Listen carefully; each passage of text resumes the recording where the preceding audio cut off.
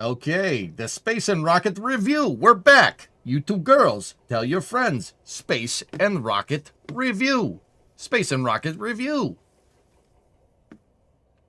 With a little bit of Facebook Marketplace browsing. Discovery. Butter, 123 month resub. What's going on, everybody? Space and Sprocket Review? Sprockets Review. And we're back. Red Panda coming in with a rate of 23 right off the bat there. Thank you very much. And Dre Knight, welcome to Mission Control. Your go with throttle up. Thank you very much.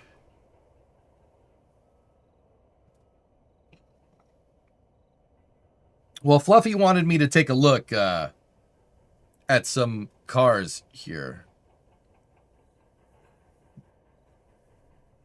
He wanted me to look at two. And keep in mind, I will do this if you want me to.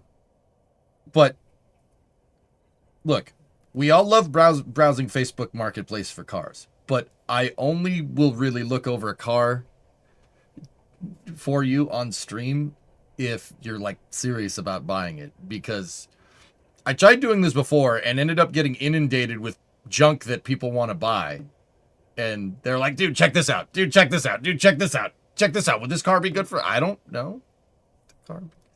It got a little out of hand, but... Did you see what ULA posted on their YouTube? It's kind of like a factory tour. Somebody has told me about it, yeah, but I haven't seen it. So, all right, with that being said, we'll start off Space News with an appetizer of Facebook Marketplace browsing. So... Fluffy, you're looking at a square body here. This is an 83 1500. It's a regular cab long bed. It has 237,000 miles, automatic transmission. It's brown on brown. All right, let's take a look. Just seeing what's out there. Would like to trade for a 99 06 Chevy or GMC pickup, possibly a toy hauler. Truck does run. Drive it regularly. Needs new lifter seals as they do leak a little. Also open to cash offers. Okay. Yeah, that's a little bit involved. Not for 6,000. Not lifter seals is you got to take the heads off. Well, you don't necessarily need to take the heads off. You have to have the right tool for the job here, though. So to do the lifter seals, you have to compress your valve spring with a valve spring compressor. Take the keepers out, take the valve spring out and the holder out, and then you got to make sure that your valve doesn't fall into the combustion chamber. So you either have to pressurize, if you're not taking the heads off, you have to pressurize the combustion chamber with air through the spark plug hole to keep the valve up and replace the seat. The seat is around the stem of the valve. That is involved. That's a lot of work. It's either that or take the head off. And if you take the head off, you need a special type of valve spring compressor. That's a little bit of a red flag. I would not pay $6,000 for this. $4,500. Discovery. Go at throttle up. The ULA tour is awesome. It shows how much hardware rich they are in both first and second stages. Yeah, for sure, for sure. That's why I said ULA's been quiet because they're scaling. Scaling takes time. Look at SpaceX. It takes time, dudes. All right, anyway, let's see. So these things rust pretty much in the same spots that every freaking pickup rusts. There's rust right there. It's on the cab corner. This is not bad for an 83. Yep, that's pretty garden variety stuff. There's a little bit on the door. They make tons of parts for this thing, Fluffy. LMC truck has, you could basically build one with all the body panels that they have. So it's got a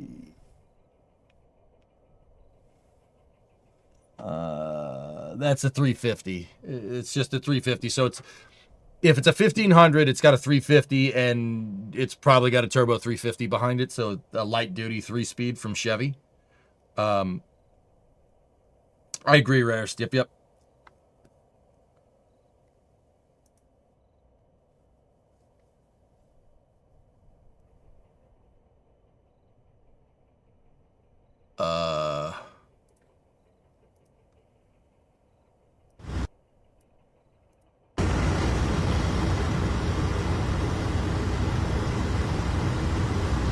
Transmission's been out of this thing.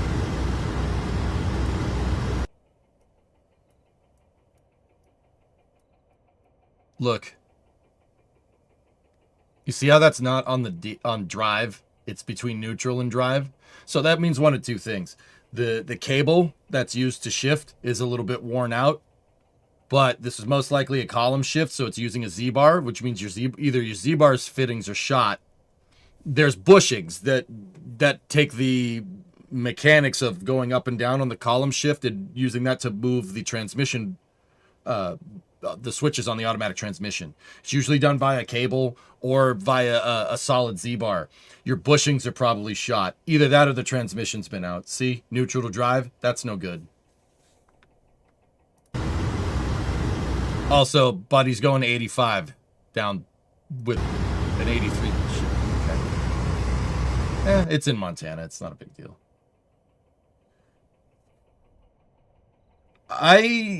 Dude, 4,500 is where I'd go in at.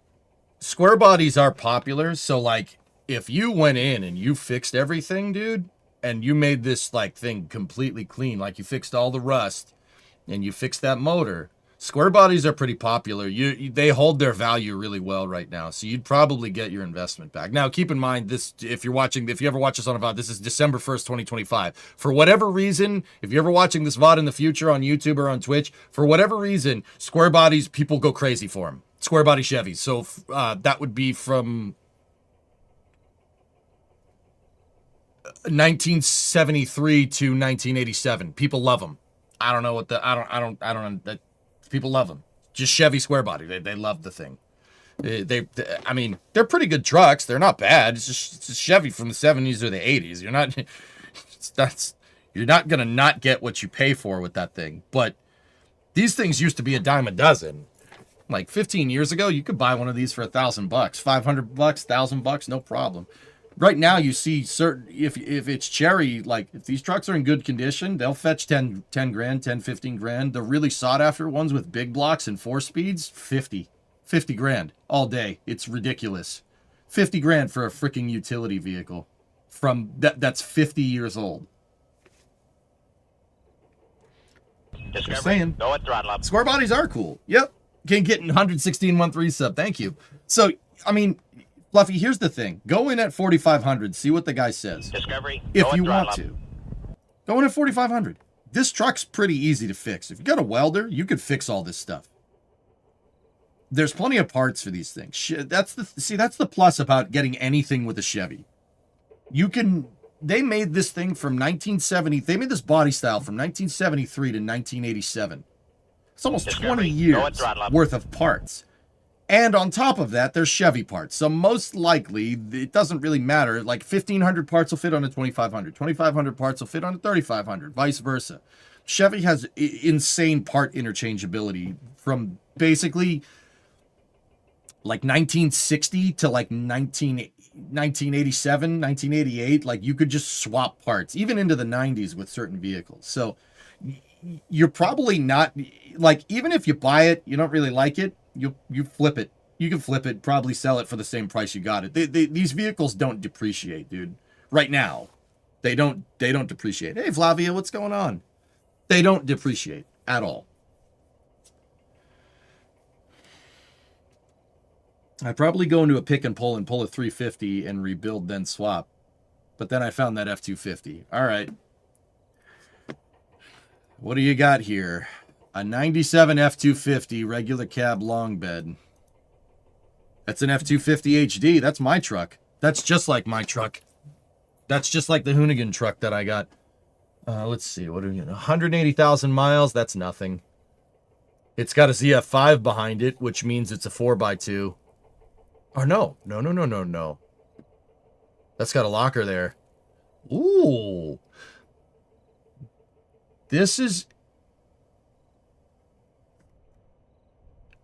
That's actually a pretty rare combination there, dude. So a 5.8 with a 5-speed 4x4, they didn't make a lot of those. That's actually pretty cool. That's what I want my truck to be. My truck's a 4x2, so it's only rear-wheel drive. Big problem here. No title. Big Big problem. Space news. Yeah, we're getting to the space news. I will help people with the cars real quick, and then we'll go to space news. This will take not more than 5 to 10 minutes. Yeah, so he said the owner passed away during COVID, who is the person I bought it from.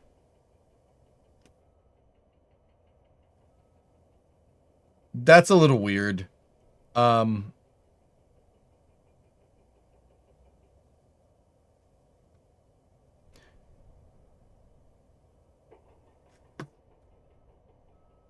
I don't think that guy's lying, but the thing is, you bought this truck, you have no bill of sale, no keys, no title. I don't, Fluffy, look, if you're getting into vehicles, like you're getting into buying old trucks and stuff, if you don't know what you're doing here, I mean, keep in mind, I don't know how the vehicle laws work in Montana, but big red flag. Big red flag. If you're a beginner, do not buy this. Don't. Even 4,500 is not too bad for a 250 HD 4x4. But getting a new title, you'd have to get a new title. And if you're going to get a new title, they're going to run the VIN. And if you buy this car to get a new title for it, like you have to buy it and then you have to go find a new title. If you buy it and you go to get the thing retitled and your RMV traces the VIN and it shows up stolen, you're screwed. Screwed. There's no recourse there. You're screwed. You just burned $4,500 to help somebody find their car. In Montana, you need a registration. If there's a registration in the glove compartment, then yeah, maybe you could probably prove it. The point is with cars is that you need the title to prove ownership or a bill of sale or something. If you have a bill of sale or a previous registration, that's fine. Previous registration is how I got the Coronet. When I bought the Coronet, it had no title. I probably wouldn't have bought it if I had known the hoops that you have to jump through for it.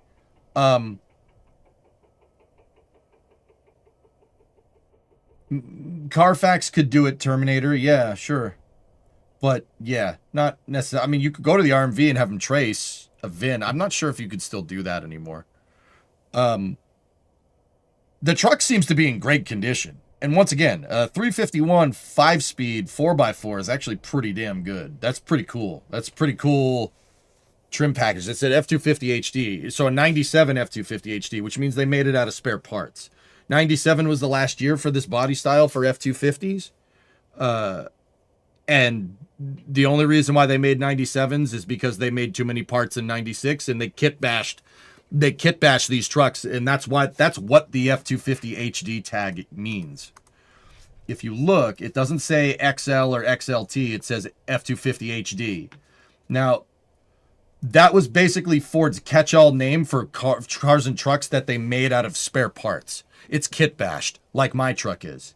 My 97 HD is a 5.8 with a 5-speed two-wheel drive, but I have an F250 rear end in mind, so it's a Sterling 1025, that's a pretty standard regular rear end for heavy duty trucks in the 90s. And I have F150 front suspension with F250 hubs. So I have twin I-beams, not twin traction bars. So my F250 is kit bashed. It's half F150, half F250, and carries an F250 nameplate. Pretty cool. You can get a VIN check with State Trooper for $50. Yeah, okay, Bossifus. So your mileage may vary by state. I can wrench and have bought cars, but I've never dealt with missing titles and whatnot. I mean, if you're willing to risk $4,500 on it, I wouldn't. $4,500 isn't bad considering the truck doesn't have any rust. I'd go in at 4. Go in at 4,000. Yo, 4,000 cash. I got it right now.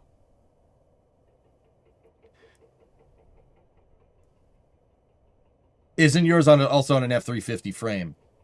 It might be, Tessa. It might be. But I don't think so, but it might be. Dude, it's kit bashed from F250s, 350s, and 150s. It is kit bashed. It's got all kinds of weird parts on it, which makes it kind of cool, but yeah. My mom bought a truck that has electrical issues. When it's running, the battery dies. That's not electrical issues. It needs an alternator. Thanks for sharing your thoughts. Yep. Indiana local PD will do VIN checks. Yeah, so you could probably call. Yeah, that's what I had to do with the Coronet, but I had to buy the damn thing first. I had to prove bill of sale to the cops. And that's how I got the Coronet retitled in Mass. It wasn't too bad, but you got to I had to get a state trooper, a statey in Massachusetts to come to my house and look at the car. And I mean, to be honest, he didn't really know what he was doing. He's like, what am I doing here? I'm like, I need you to look at this VIN and I need you to trace it to make sure the car isn't stolen. He's like, all right, it's not stolen. I'm like, okay, cool, sweet, good. And then he had to sign off on the bill of sale, and then I had to take the bill of sale to the registry of motor vehicles, and then they had to they retitled the car for some fees. But it's doable. Would Northrop before the Pegasus XL do a flight of the TriStar since it's been sitting for a while? I mean, maybe Outdoorsman, yeah.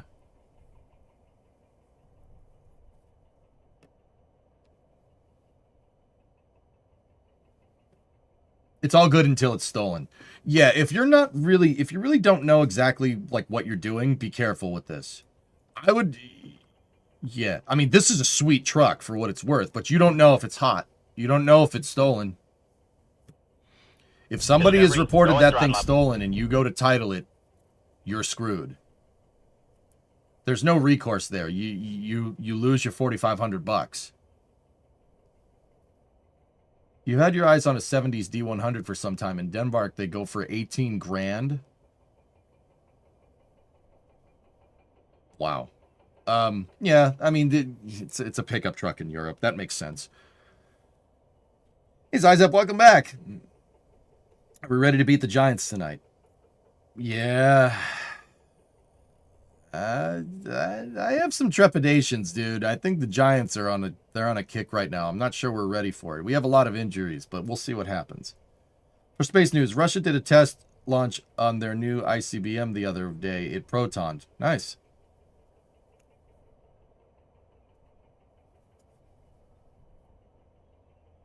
Yeah, caveman, exactly. There's things to do, Fluffy. I mean, dude, that F-250 is mint. That's really nice. It's a really nice truck. It doesn't look to have any rust on it. These trucks rust in pretty much, like I said, like, dude, any pickup truck from the 70s, Ford, Chevy, Dodge, it doesn't matter. Even Toyota, they all rust in the same spots. These trucks rust right here, right there, and right there. That's it. It's the bottom of the front fenders, the front and rear cab corners, and then right over the rear wheel. Right there. That's where every truck from the 60s, 70s, and 80s rusts. And even into the 90s. This is an 80s. I mean, Ford just kept making this into the 90s. The truck was designed in the 80s. The Isaacman hearing is on Wednesday. That's right. But yeah, are you buying a new truck? No, I'm looking over listings for viewers. I do that from time to time. But let's get into space news here. Yeah, so be wary of checking the title. If you want to go jumping through those hoops and you can verify that the truck isn't stolen, 4,500 is... I'd say that's a little bit high for a ninth gen Ford F-Series. But ninth gens are appreciating in price as well. The reason why they're appreciating in price is because people want old trucks. People like old trucks. Old trucks are worth money because they're simple. They're not a luxury vehicle like trucks are nowadays. Discovery, go at throttle up.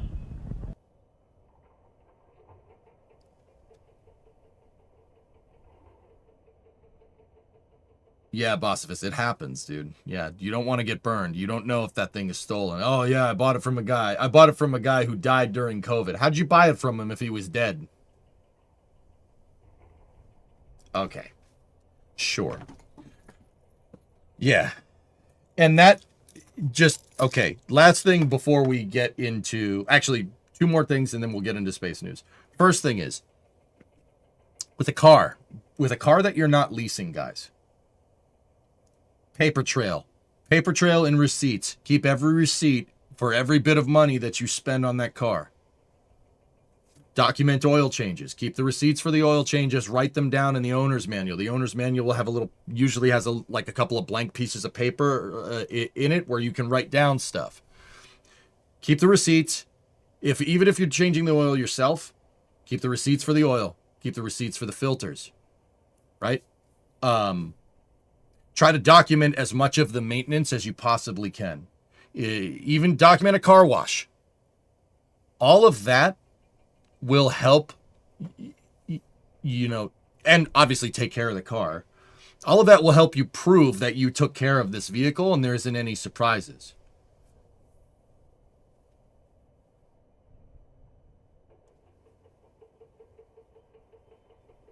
Rook's hearing is on Wednesdays, Isaac. A bunch of astronauts put their support behind Isaacman. Cool. Dratus, you've been having some serious Space and Rocket Review withdrawals. Sweats, shaking, and my toilet has been hating me. Long story short, it's good to have you back. It's good to be back, man. Jeez. Should I document a car wash if I was washing it by hand? Get the receipt for the soap that you use, dude. It depends on the context, but all of that is going to help you prove that you took care of the car. A receipt is a paper trail. A receipt for an oil change, a receipt for a new headlight, a new light bulb, anything. Anything that you can prove that you took care of this vehicle. Because, look, the thing about cars is that there can be surprises. Just because the car looks good on the outside doesn't mean it is. The paper trail proves this. Like, is the engine good? Is the transmission good? If chances are that if you have receipts that show that you bought transmission fluid, a couple of years back, for the car, and it's the same transmission fluid that the car takes, you probably flushed the transmission and you probably took care of it. Right? All that stuff counts for something. Discovery, go at throttle up. You running into any nasty weather in lower Michigan? No, Admiral, we got out before they got wailed on by the lake effect, dude. Hey, Baron, what's going on? Victory, 9213 sub. So, yeah, take care of it. Keep track of things. Receipts. Just anything that you can do to prove that you tried to keep this car in good condition will help you. Like, say you go to sell it on Marketplace, and the guy wants to buy it. And he goes, hey, how do I know this engine's good? Well, here, look, I have all the receipts. I have all the oil changes. So if the guy says, say you were offering $5,000 for a car and he goes like 3,500 because I don't know what's wrong with it. No. Price is firm, dude. I have all the receipts. The receipts are huge. Keep a paper trail for your car. It will help you. And it'll help you if you go to trade it in at a dealership too. You have a paper trail. You have all the receipts of all the maintenance that you've done on this car. Makes the dealer a lot easier. It makes it a lot easier to bargain with the dealer. Like, look. I have all the receipts for the oil change. I change the oil whatever the maintenance cycle, like every 5,000 miles was for a car, right? Or 3,500 or 7,000 on newer cars, which is still strange to me. I flush the transmission at 4,500, blah, blah, blah, or 45,000 miles. Like, here's all the receipts. Look, your trade-in price is not fair. I want more money for that trade-in, right? I have all the receipts. I did all the work and I can prove it. And they'll be like, all right, cool, sweet. Usually they'll be like, okay, cool. Or usually they'll make up something like, yeah, well, we have some extra money this week because we didn't advertise or something. And they'll pay you. Yeah. If someone crashes into you, it might help with filing a claim. If you get into an accident, it should be documented and reported, especially if you're not at fault. Okay, we'll give you 200 extra bucks.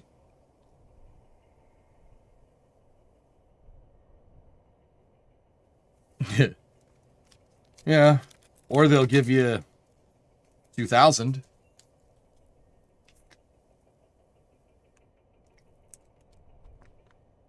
I wonder if Russia has maintenance logs to review their launch complex. They probably should. But anyway, yeah. The other thing, guys, is real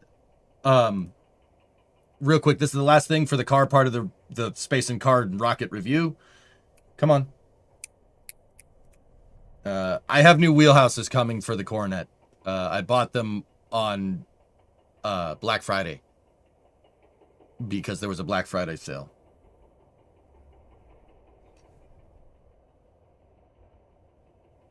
There you go, Bossifus. Yep. That's, dude, keeping the receipts and stuff is especially useful with old cars. Yeah, especially useful. Oh yeah. If you can prove a paper trail back 50 years for a 50-year-old car, it will hold its value, especially if it's the right car. But yeah, I got new wheelhouses coming. I don't have the cameras set up in the garage because I didn't turn any of that on just yet. So, on to the Space and Rocket review. Now, a lot of stuff happened over the last couple of weeks. The week that I was gone. There's three big ones. Three big ones in my mind.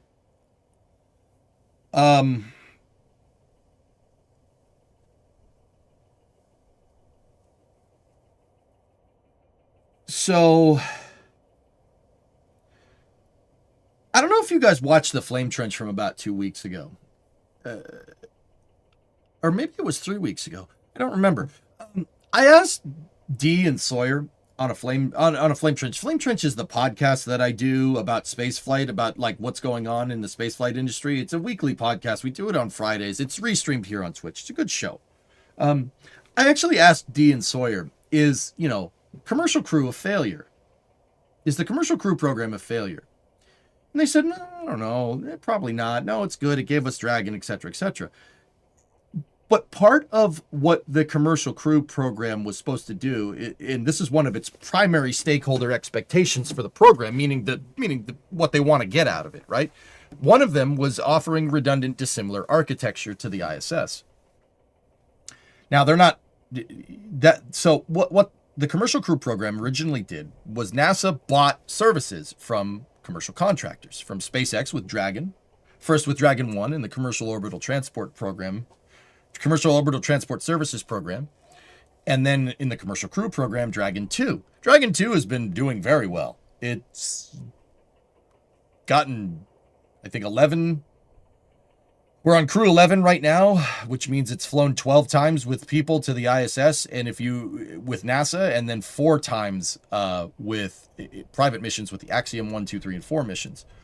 Pretty damn successful track record, considering the first crewed launch for that thing was May of 2020. Pretty good. Not bad. Now, the other commercial contractor that NASA awarded was Boeing with their Starliner, the CST-100 Starliner program. Keep in mind, these contracts were awarded in 2014. So in 2014, contracts were awarded. SpaceX got about $2 billion, and Boeing had $4.2 billion for their Starliner program. SpaceX had about, I think it was $2.5 billion for the Dragon 2 program. Now, SpaceX got their capsule up and running with an uncrewed flight in 2019, if math is serving me left. In-flight abort, and then people to the space station. Bob Behnken, Doug Hurley flew on the DM2 mission in May of 2020. Boeing, on the other hand, flew an orbital flight test in November of 2019. It failed. The capsule had a timing issue that caused its thrusters to fire prematurely, and they saved it, and they got the capsule back. But it didn't achieve its objective of getting to the ISS. Then there was the OFT-2 mission, which did seemingly go pretty well. There were some thruster problems.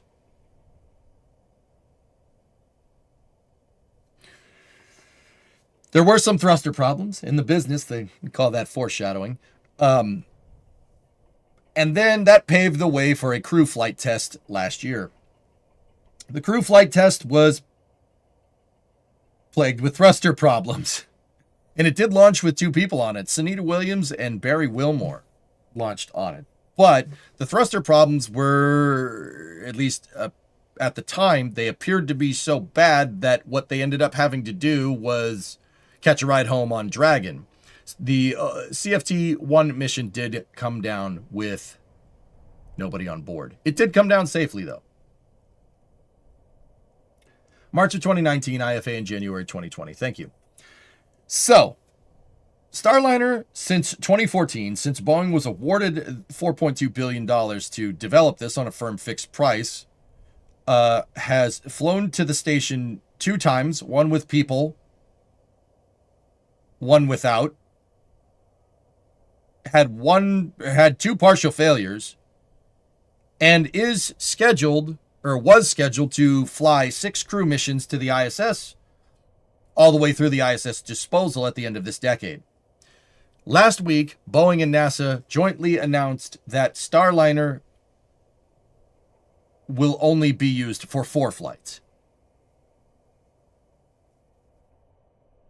to the space station, because it has been plagued with a lot of issues.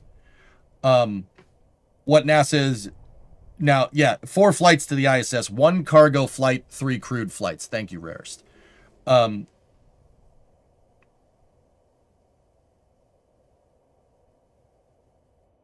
So that's not great.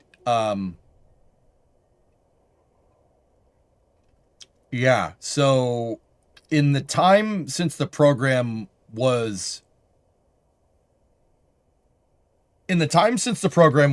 kind of, the contracts were awarded in 2014. Now, once again, for reference, Dragon has flown to the space station on 11 routine crew flights, crew 1 through crew 11. Crew 11 is up there right now. DM2, an uncrewed ISS rendezvous demonstration in 2019, 4 commercial Axiom flights to the ISS. So we have 11 crew flights, DM2, and 4 Axiom flights to the space station. So it's been to the space station 16 times in the past 11 years of the program. Starliner, in those same 16 years, has been there twice and has failed on one of them.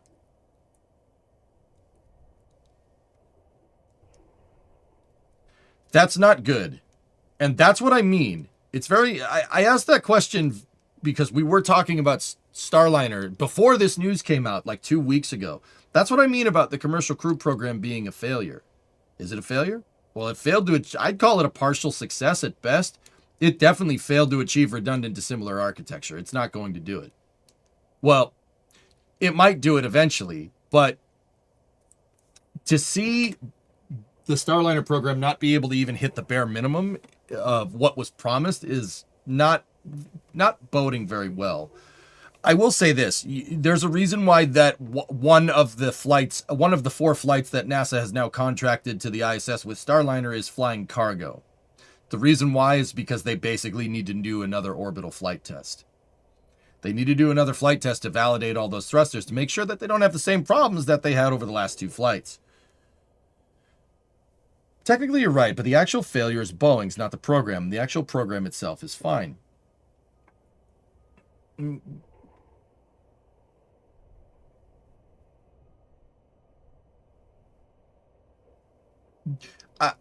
Yeah, Grab Shark, I guess if you want to split hairs, that's fine. The point that I'm trying to really get at is that commercialization is not really always the point.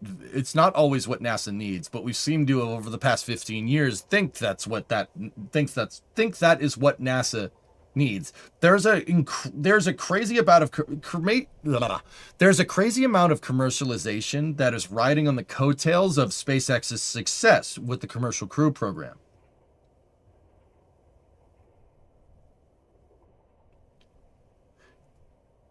And I would disagree. I think NASA didn't hold Boeing's feet to the fire during development of the capsule. They basically left them to their own devices and said, you'll be fine, and then put a magnifying glass up SpaceX's butt with Dragon. And that really came back to bite them. They did not hold them to equal application, and they're paying the price for it. I don't think it's entirely on Boeing either.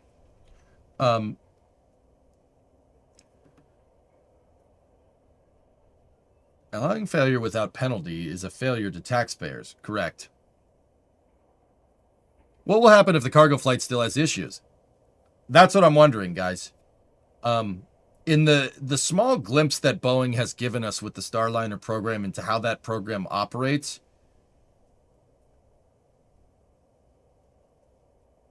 I would be remiss in saying that there's probably other things, other unknown unknowns that they're going to encounter on other Starliner missions, hopefully with nobody on board.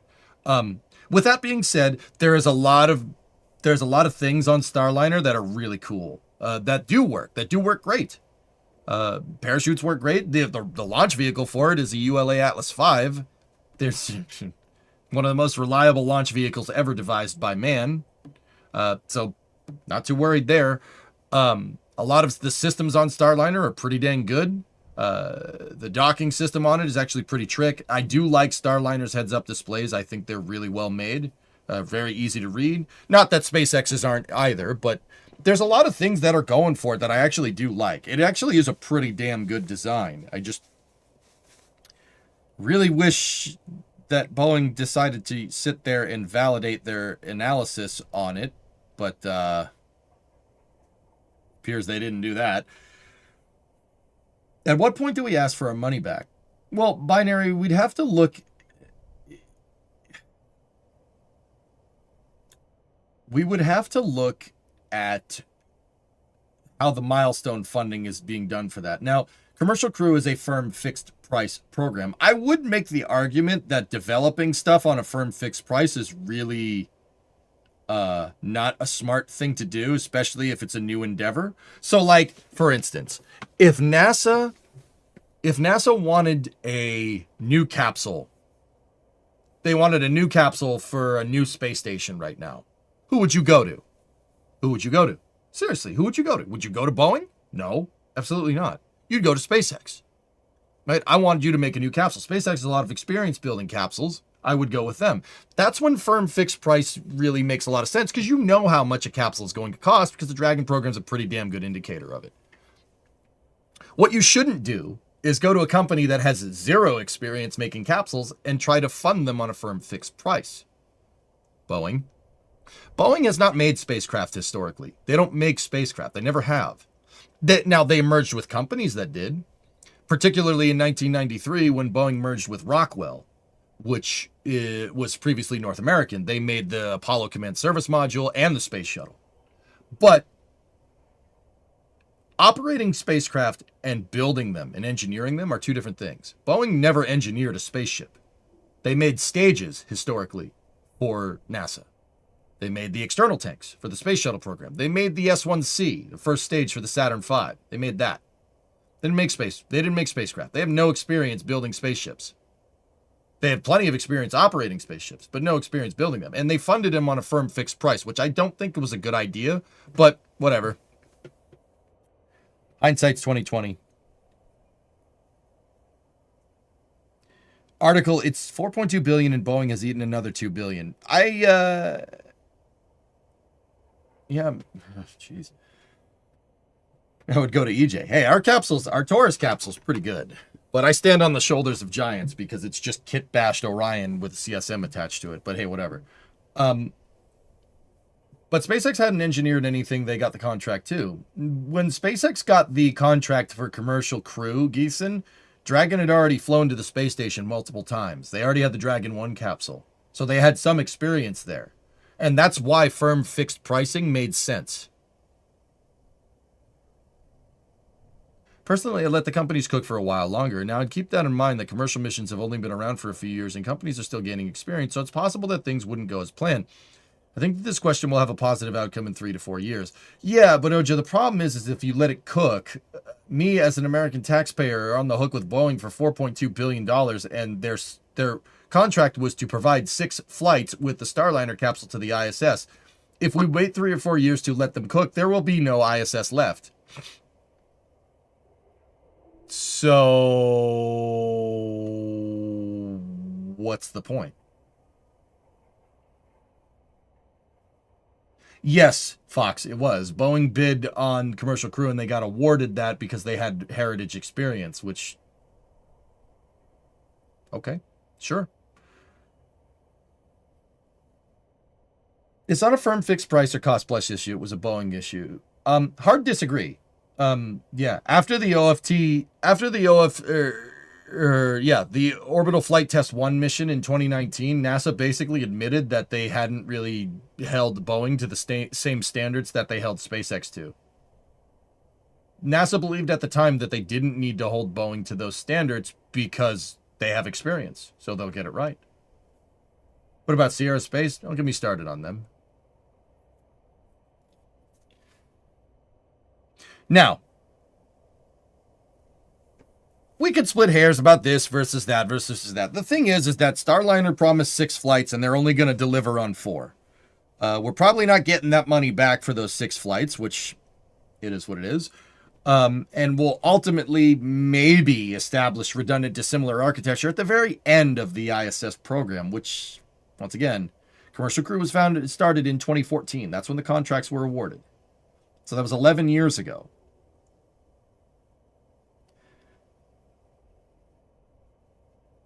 The reason why, the reason why I'd say commercial crew is a partial success is because one of its primary goals was to establish redundant dissimilar architecture. And it arguably did not do that. It arguably hasn't done that. And it might do it by the end of the program. Maybe. Now, with that being said, the positives of the commercial crew program cannot be ignored. We have the Dragon capsule, and the Dragon capsule is fantastic. It's a fantastic spaceship. And there's no doubt in my mind that Starliner won't be a really good one either someday. I'm sure it will. But as you said, you probably got to give them time. The problem is that if you give them enough time, there's going to be no ISS. There's going to be no destination to go to. And then what was the point? Right? I'd say they held to the same standards, just not the same level of scrutiny to ensure those standards were met. I mean, NASA... That's a... What? Say they held them to the same standards, not the same level of scrutiny to ensure those standards were met. I don't know what that means, Entropy.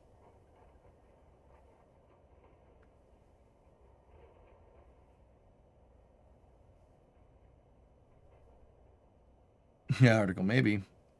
Are you going to be listening to Jared's hearing tomorrow? It's on Wednesday, Trey.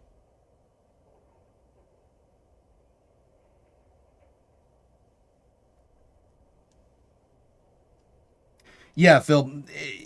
Sorry, I was just being pedantic. You made my brain hurt there for a second, dude. Let's not lose sight that because the Starliner failure, Dragon is the only human-rated spacecraft that launches to the ISS. Binary, that's where I'm going with this. Failing at redundant dissimilar architecture, a key stakeholder expectation of the commercial crew program, is just that. That's a big fail. Now, we do have success in lowering the cost to get to the ISS with Dragon. Sure, absolutely. And Dragon's an amazing spacecraft. But here's something else to consider. Are we really saving money?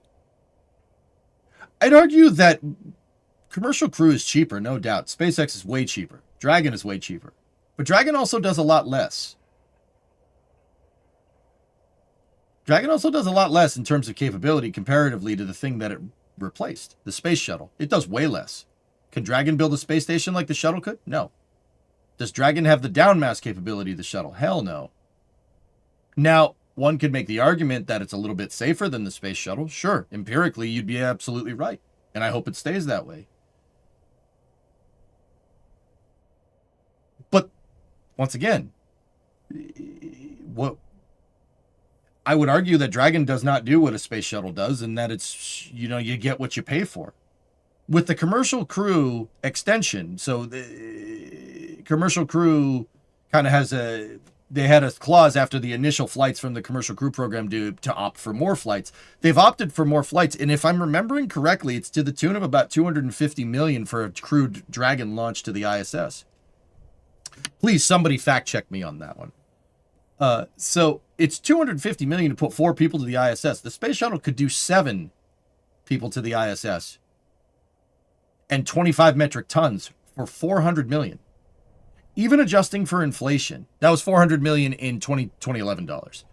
Even adjusting for inflation from 2011 to now, that capability scales with price. Interestingly enough. Please start in page 6, I beg you. Stop.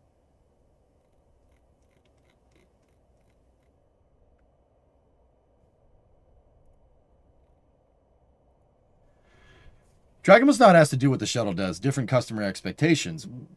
Sure, absolutely, Andrew, but it was seen as a shuttle replacement. Look, the point that I'm trying to... okay, let's get down to brass tacks. The point that I'm trying to make is that commercial is only really good in certain applications here. I would argue that redundant dissimilar architecture in a public-private partnership, so Starliner and Dragon, has ultimately failed. That's not a good idea. So the only real good redundant capability that you'd want here is government to private. So have Dragon be redundant to Orion in future spacecraft endeavors, or Starship be redundant to Orion. Whatever, pick your poison. If we had been flying with Orion, we would always, with Orion to the ISS, with Ares 1 or whatever other vehicle you choose. Pick your poison. Personally, I think Orion's going to find its way onto New Glenn at some point, and I will welcome that. That'd be fantastic. You're comparing marginal launch cost to total launch cost, though. No, I'm not. I'm comparing unit price to unit price, not total cost involved. Said. Yeah, I've made this argument many times.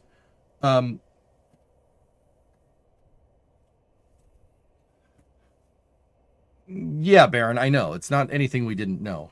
But now, because of this Dragon, the entire weight of the ISS logistics program is relying on Dragon. And that's it. That's not great. So we have the same capsule flying, arguably safer than the space shuttle, but way lesser in capability, as our sole way to get to the ISS. We have less ways to get to the ISS now than we did when the space shuttle was retired.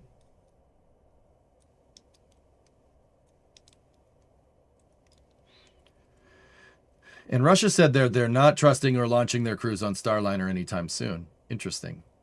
Orion was never going to service the ISS, though. It was always too expensive due to the requirement to need the Constellation SLS launch. What do you mean? What do you mean, Fox? So you don't want, if you were using Orion to start pioneering going back to the moon and doing deep space missions, you wouldn't want it launching to low Earth orbit to the ISS, just maybe to shake down the capsule to I don't know, maybe make sure there's nothing wrong with the heat shield? Or the life support systems? No? Not a good idea, huh? Too expensive? All right. Yeah, no, you're right. That's too expensive. It's a bad idea.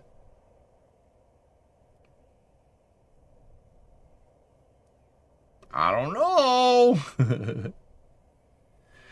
Anyway, Orion has problems with its heat shield, by the way. And those problems with the heat shield are due to lack of flight tests. For just context for the joke there.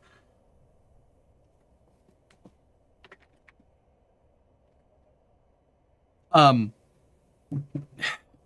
yeah, so guys, it's, you know, I think you could make the argument that the commercial crew, SpaceX in the context of the commercial crew program has been a saving grace. That's been really, really, really beneficial. Because considering that's the only way to get to the space station right now, that's kind of important. But yeah, I would say that the commercial crew program in retrospect now, and I probably wouldn't have said this 5 years ago, has been pretty much a partial success. I wouldn't call it a complete success because look at Starliner. Look at what happened. And you could say that that's on Boeing, but it could be up NASA. It could be about, I think it has a lot to do with NASA as well, not holding their feet to the fire. Commercial crew is a mixed bag. I would say partial success because I'd say the benefits of the Dragon program outweigh the failures of the Starliner program by a long shot. So I would say partial success. I wouldn't, you know, but that's the reason why I brought it up. Now, once again, this is all in regards to NASA announcing last week that Starliner is only going to move to the space station 4 times instead of the original contracted 6 times, with 1 cargo mission and 3 crewed flights. And the reason why they're doing that is because Starliner is not ready. It keeps having problems during test flights.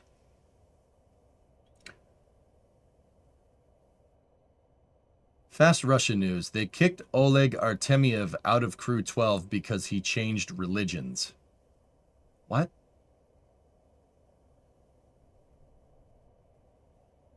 So should Starliner even be allowed to visit the ISS? I don't know.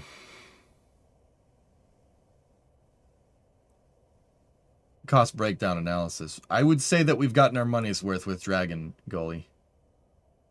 Where did you hear that, Baron? Give me a source. What do you think would have happened if NASA had gone old school cost plus for the ISS crew servicing? I don't think, Fox, that the commercial crew program should have been entirely firm fixed price. I would argue that, once again, commercial crew,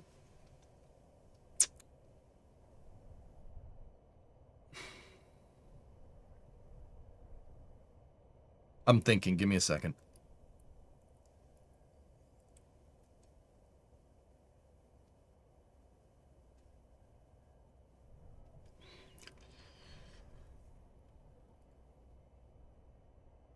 Yeah, Squareby, you pick your extremity that you want. I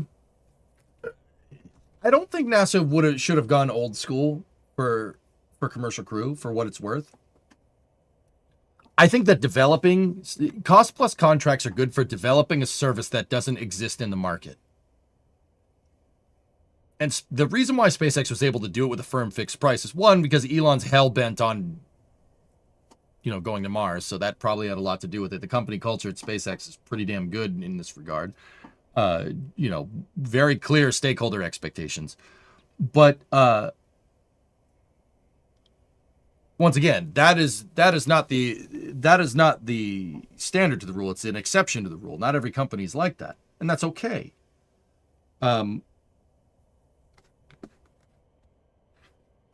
Is anything stopping another company from building a second astronaut vehicle? Ash Bazdon is really the big one.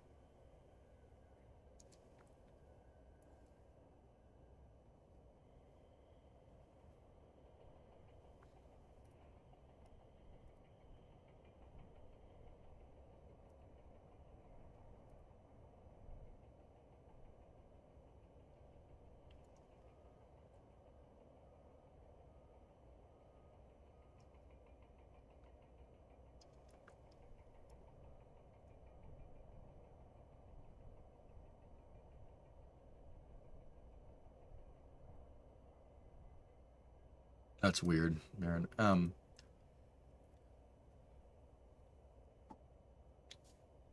I'll check into that later. What was I saying? So development for the capsule is probably would have been a good idea, and fixed price for services after that once development has been established. Once again, SpaceX succeeded despite this.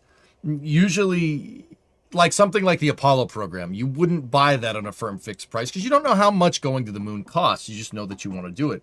You're not going to be able to establish costs until you get there, which, once again, as much as people hate cost plus contracts with like SLS, for instance, it does make sense. That is the right application for contract there. The problem with the SLS program is that it has no goal. There's no goal. What does this rocket do? That's always been its problem. And I would argue that incentivizes a cost plus system to just be abused. But that's another story. I think the real redundant, Fox, the point that I'm trying to make with this is in regards to this whole Starliner thing, and this is very much my opinion. People can defer your opinion with me. That's fine. You can disagree. That's totally cool. I very much think that redundant dissimilar architecture should be done through commercial. So NASA having their own stuff and commercial contractors having their own stuff. It shouldn't be between commercial contractors. If there are more than one commercial contractor for a market, that'd be fine. I wouldn't mind if Starliner had succeeded and Dragon had succeeded and they did all their they met all their goals, right? Dragon basically did. If Starliner had also proved its worth, right, and it was flying routinely to the ISS at this point, I would still argue that NASA should have their own way to get to the ISS. Public-private partnership, redundant dissimilar architecture in the applications of public-private partnership is the most sustainable way forward in my mind. And don't get me wrong, fellas. I do like Starliner. I think Starliner is a very good design. I really do. I really don't mind it. It's the thruster blocks, the way they engineered the thruster blocks in the capsule is actually very, very, very well thought out. The testing regime for it was not, but it's okay.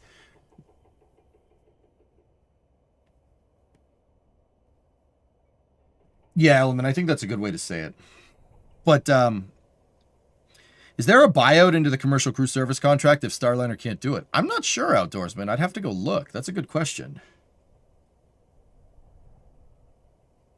Remember that the contract did have stages, payouts for development and testing. Honestly, I agree that NASA dropped the ball on ensuring Starliner was up to scratch, but I think the bigger issue is that Boeing management had no idea how to cost it.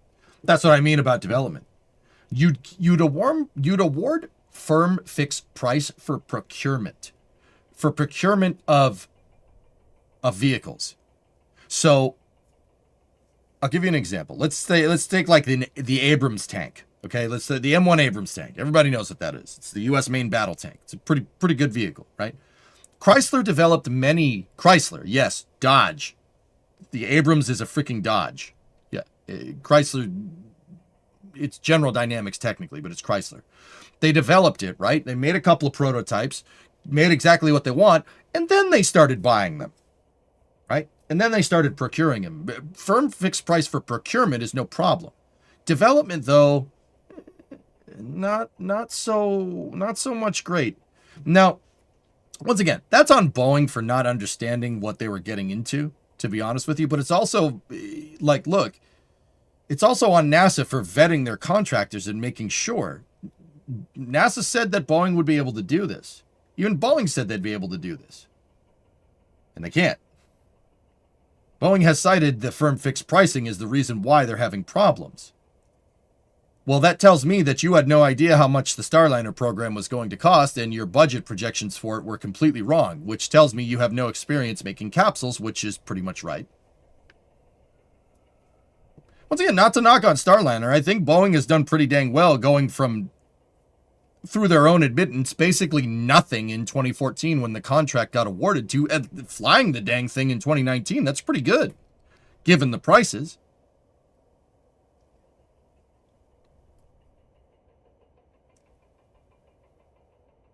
Honestly, capsules aren't an unknown, though. They're pretty much a solved problem. I mean, Fox, you say that, but clearly not. Starliner and Orion are pretty good case scenarios as to the opposite, right? Would you say? I mean, clearly it's not known. We hadn't made a capsule for 50 years.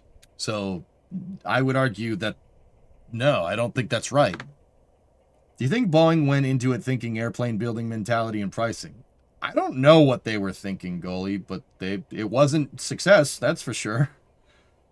I don't know. Just an interesting thought exercise. I still think to this day that NASA needs to have their own redundant capability that's redundant to a commercial market with redundant dissimilar architecture over there. Basically, I want Starliner, Dragon, and Orion. And if I can't have Starliner and Dragon, and we just have Dragon, I would at least want Orion. The reason why is because it's always gonna be a good thing to have two different ways to get to the space station. Now, one could make the argument that, having Dragon is fine. If Orion doesn't go there, that's no big deal. If Starliner doesn't go there, no big deal. We always have Soyuz, right?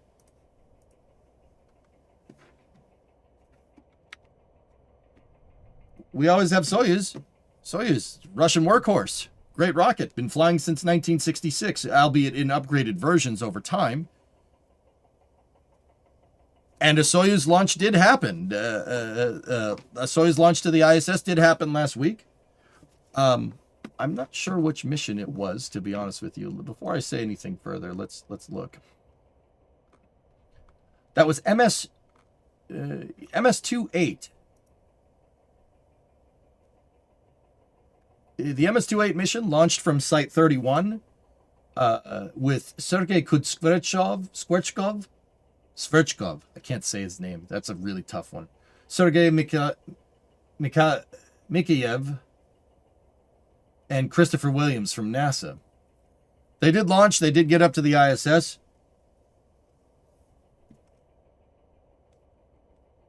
Something went wrong during launch.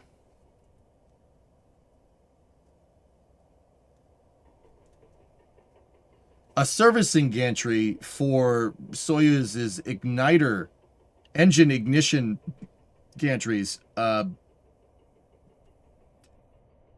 rolled out of its mount and landed in the flame trench. That piece, see that thing that's over there, that wreckage, that belongs in here. See how there's a hollow space in there? It belongs in there.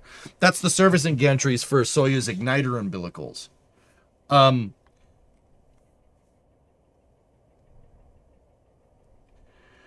That's bad.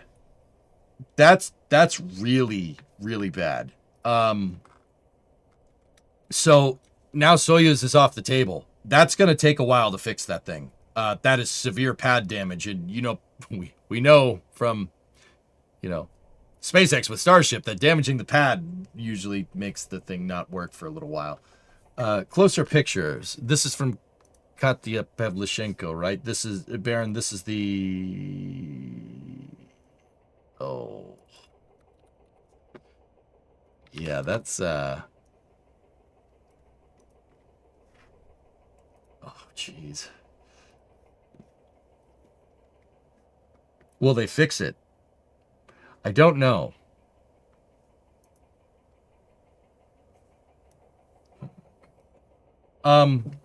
So now, think about, the reason why I point this out now is think about what I just said about redundant dissimilar architecture.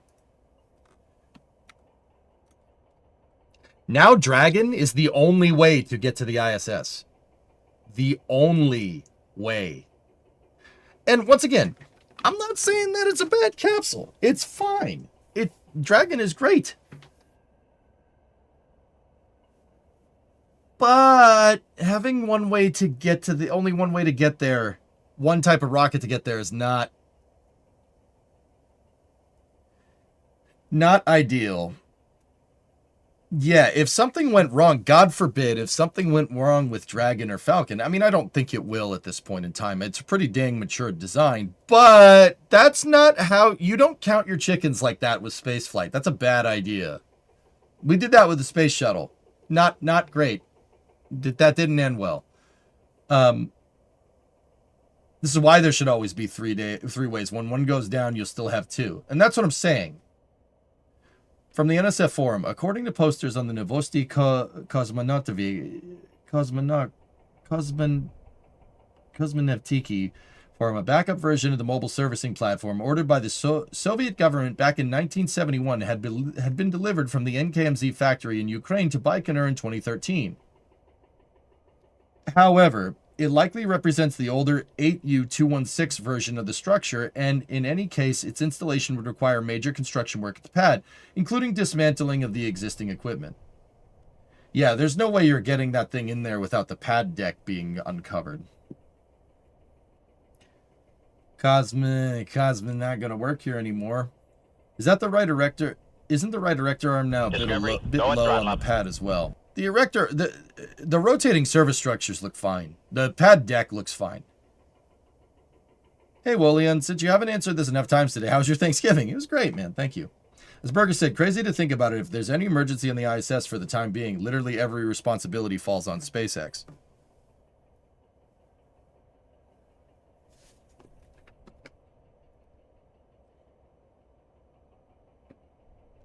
Do you see why I made the point that I made now? Yes. Would having Orion be able to get to the ISS, would that have been expensive? Would it have shouldered some of the development cost of Constellation? Yes, absolutely.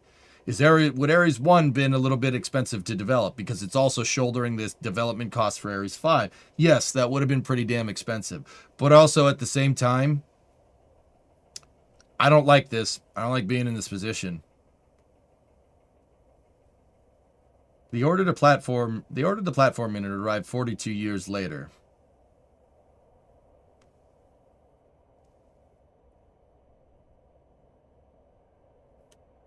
Let's say Dragon can't fly to the ISS because of issues before docking. What should they do? Fly Dragon anyway? No, that's how people get hurt.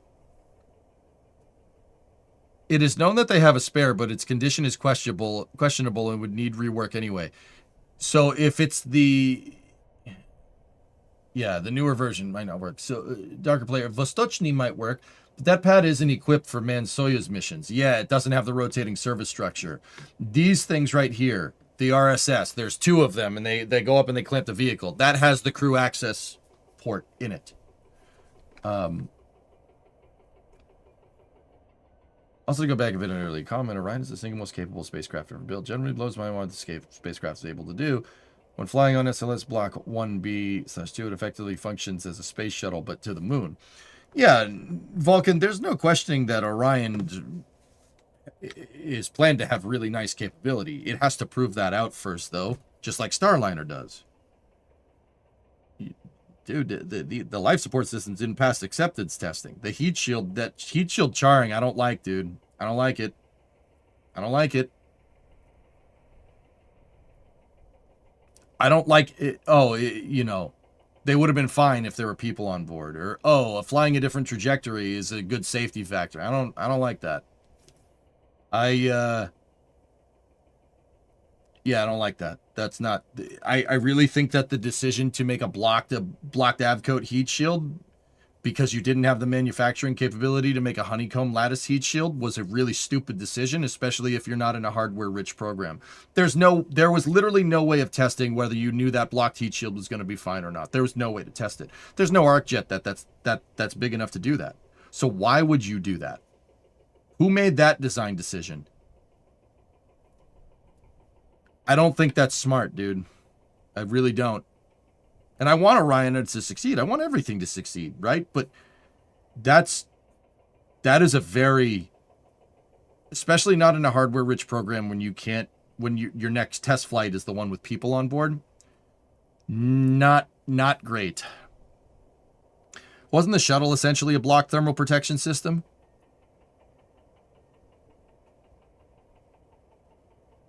I don't visually understand where the platform can be. I'll talk to you about it in a second, Jeff. The shuttle, a block TPS, the shuttle used tiles. And those tiles were block-shaped outdoorsmen, but comparing a silicate tile reusable thermal protection system to an Avcoat blocked ablative thermal protection system is like comparing English to Russian. Like, yeah, there are some similarities, but that's not the same language at all. It doesn't even come from the same, like you trace the roots of each language. They don't even come from the same thing. Russian is descended of Greece. It's descended of Greek. And it's an amalgam of a bunch of different languages that's kind of centered around Greek. English is Germanic. It's a Germanic language. Not even the same part of the world.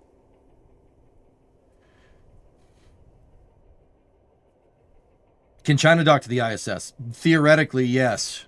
Probably, no. They did make one. They just said it's too hard to make. Yes, Norath. I still think that was a really bad idea, but whatever. I have to strongly disagree with you on that one. We can have built honeycomb, and we have also flown Avcoat blocks before with success. The actual issue with the Avcoat was not due to the block design itself, but the irregular permeability of the Avcoat. The issue seen on Artemis 1 would have materialized in a honeycomb design as well, and had even been seen somewhat on Apollo.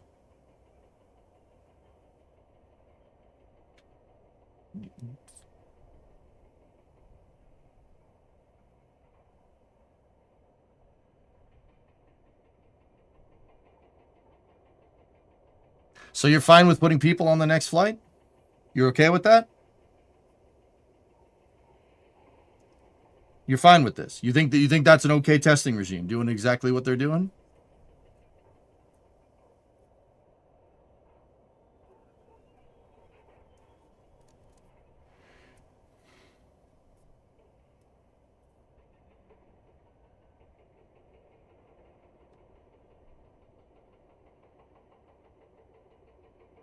You'd be fine riding on Orion, goalie? Okay. Given the 1 year of testing and investigation into the heat shield and evaluating the exact mechanical method for what happened, yes.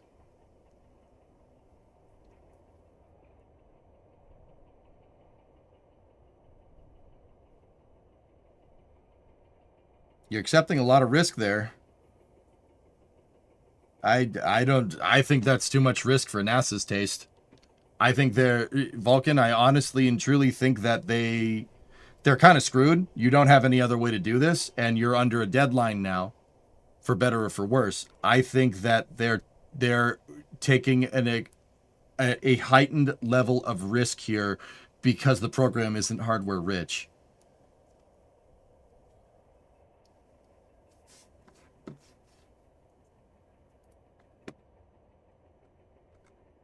I'll get to the Soyuz pad back here in a second.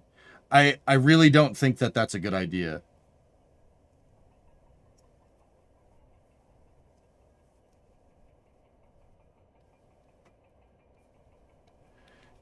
Vulcan, I disagree. I don't think that's right.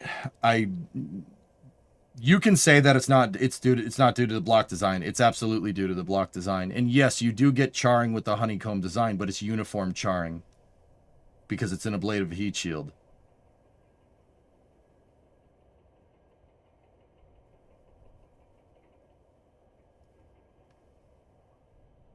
Boss, walking down an empty corridor is too much of a risk for NASA. You might slip, trip on a tile, it could ruin the fall, etc., etc. Yeah, Tessa, what you're trying to say there is that NASA is too risk adverse.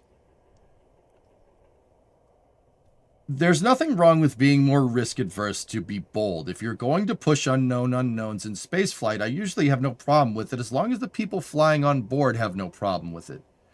But the thing is here is that that's not what's going on here. NASA is accepting heightened risk because they don't have a choice.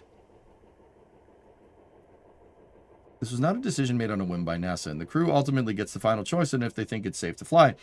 They delayed the flight for a year to directly investigate and ensure it understood what happened, and explicitly cutting out the part of the flight that saw the issue. And you absolutely get uneven charring on honeycomb, particularly visible on Apollo 16.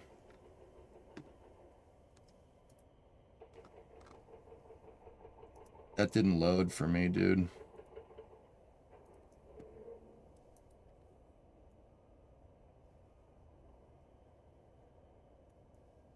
I would not fly on Orion as is without further testing of the heat shield.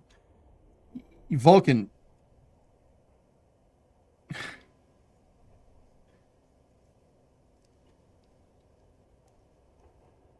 Now, that link didn't load. I'll just take your word for it that they did get charring. So, a honeycomb, an Avcoat honeycomb ablator has charring on the exact same trajectory that the block heat shield is supposed to fly on Artemis 2. Artemis 2 isn't doing the skip. They're going to fly the, not a skip like out of the atmosphere. They're going to fly in a trajectory very similar to Apollo. Now, that's commendable, going with what you know. I don't have a problem with that. That's fine. But also at the same time, if that's going to char a honeycomb Avcoat heat shield, it will absolutely char a blocked heat shield.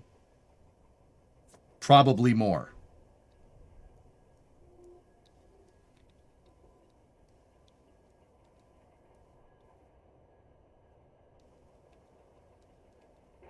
Discovery, go at throttle up. Yeah, goalie, sure. And once again, Vulcan, I suppose my problem really isn't with flying people on the next flight. If we want to get back to the moon, we want to beat China to the moon, you're gonna have to take that leap. And I don't necessarily have a problem with that. But my big thing is that I hope that we understand the risk here.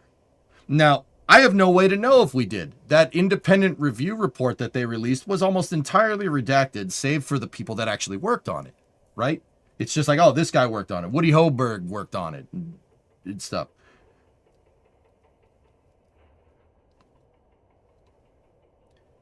It's not about charring, though. It's about heat cycling and gas getting trapped when the shield cooled during the skip in Orion's case.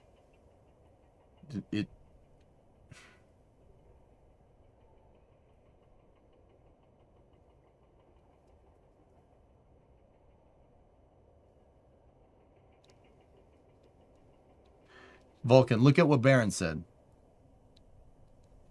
Barron, you're saying your chief engineer was arguing that the cracks and ablation irregularities from Artemis 1 is a sign of inconsistent thermal response under load. In that new trajectory might shift peak heating zones or alter stagnation point dynamics and potentially hitting untested stress limits of the heat shield structure. He has 40 years of experience in spaceflight. I do believe Vulcan because he's more informed about Orion than you, but I'm still worried.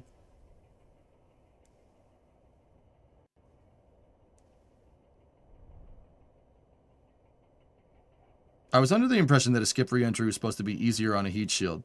Is it the opposite?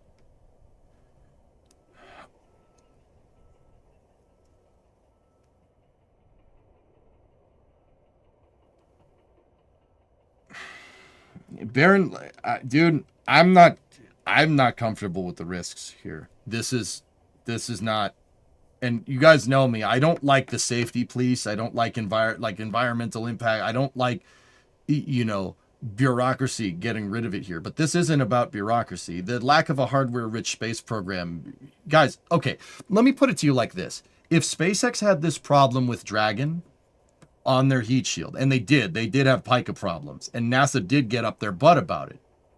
If SpaceX was building something analogous to Orion, and they had this type of charring problems, NASA would not put people on it.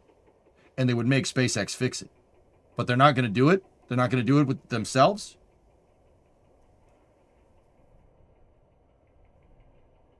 The person Baron talked to entirely didn't understand the problem Orion had. The heat loading is not what caused the spalling. It was gas buildup under. But the gas buildup happens from the blocks. It permeates in between the blocks, dude.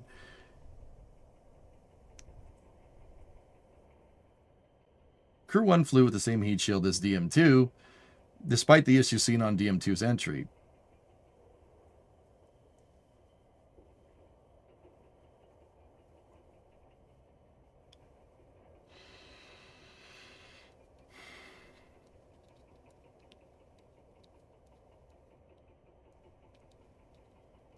Well, dude, I've read those reports. Having the entire independent review team report be redacted does not.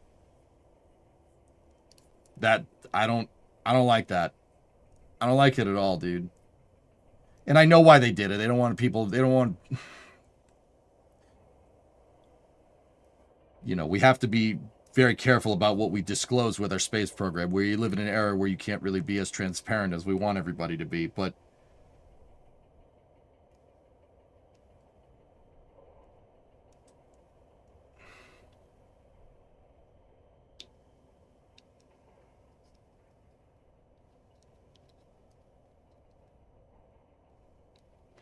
Resistors objectives for to our warhead stuff. That definitely sucks for us. So Vulcan, the point is that I with the information given from the press conferences and everything, there's clearly something that they're not telling us. And don't get me wrong, I'm not trying to go schizoid here, dude. I really think we need another uncrewed flight test. I want to see that heat shield work exactly as intended. And I do not want people on board when it does that. That's just good engineering, dude.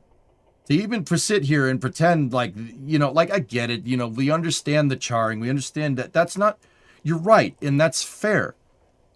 I would not put people on the next one. I would want a flight to make exactly sure that that thing works with people on board. I think, at least, well, like, dude, here's the thing. There's no way to test it. There's no way to test that heat shield down here. And yes, the behavior supposedly is well understood. And that's all fine and dandy. But the behavior was well understood for Artemis 1, too.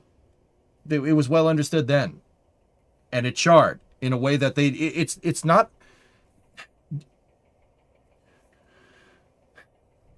Look. It's not about whether Artemis 2 will work or not. And this might seem like I'm shifting the goalpost, dude. Everything you said seems to make sense. It seems to be right. But, look. What we're about to do with the Artemis program is difficult. It's difficult in ways that we do not understand. And sending it like this is... Look, if you're not retiring risk now, you're going to run into problems later. Does that make sense, dude? Albeit with commercial, with Orion, whatever.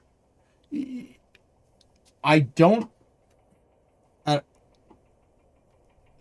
NASA just came out and said, look, we're stuck between a rock and a hard place because we can't launch this thing unless there's an SLS rocket. You know, if they said something like that, I'd be like, okay, cool. You have a heightened risk, but they don't. They don't say that. They said, no, it's fine. It's fine. It's fine. Well, you don't know that for sure. You don't know that for sure, dude. You can't say that you don't know what that heat shield is going to do. We have a pretty good guess, but there's still, I think, a considerable, there's a considerable amount of heightened risk here. This is very, very, very not risk adverse. Like you're sending it. You're very much sending it. You don't know for sure. Heat shields are one of the hardest things to test.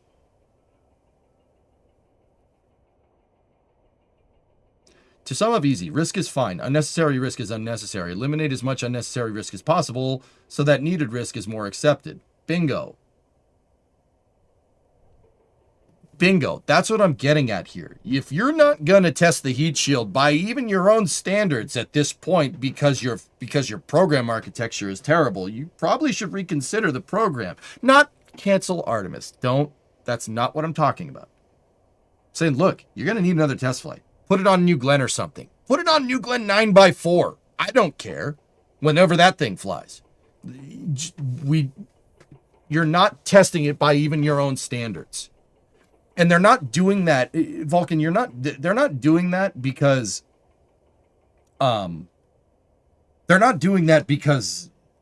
we could sit here and you could say that we know as much as we know about it. We know why this happened. We know exactly why this happened. We know exactly why this happened. Yeah, that's fine. But in any other scenario, dude, this heat shield should be qualified. It would be qualified. You wouldn't want that much deviance in your engineering. Even if you understand the deviations, right? Like, I would want another flight test. Dude, I want another flight test because you don't know for sure. Your analysis bodes well. But the analysis for Artemis 1 boded well too, and look what happened.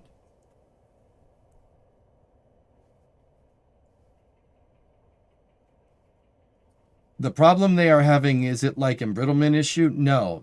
Gas is getting behind the heat shield and liberating chunks of heat shield. That's the problem. That's the short answer. There's spalling and then there's charring. There's a couple of different things.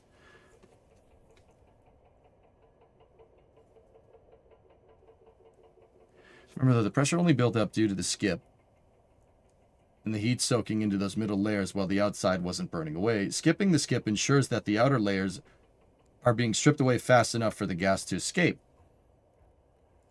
So, see... Now, Vulcan, hold on a second. Let me ask you a question here. So if that's the case, why was this new skip trajectory even why? Why did we change it? Do you see what I'm saying, dude? Could Orion be stuck on a Falcon Heavy? It is a little bit heavy to do that. I do understand you. We had a discussion about this. We know that the cause was material in the middle layers of the avcoat that had air pockets form after an extended period of heating. Our only worry is that changing the trajectory could affect other points of the shield that are not tested enough. That's what I mean, dude. Why were these design decisions changed? Like, switching to a block one is... I don't really agree with that. I don't think switching to a block one heat shield was a good idea, or to a blocked avcoat heat shield was a good idea. Just because the honeycomb heat shield was too hard to make. Sure. Now, you can QA test block heat shield components a little bit better than you can with the honeycomb ablator, for sure. But also at the same time, they changed its re-entry trajectory. They changed the heat shield composition from EFT1 to Artemis 1. Why? Why change all this? You're elevating risk by changing the design post-test flight. That's NASA's own rules. I really, really think that, NASA in Vulcan, we could sit here and we could say till we're blue in the face that, oh, it's fine. We know. No, you don't. You don't know that it's fine. You have a good idea that it's fine. You have a good idea that it'll work. A pretty good idea, but you don't know for sure.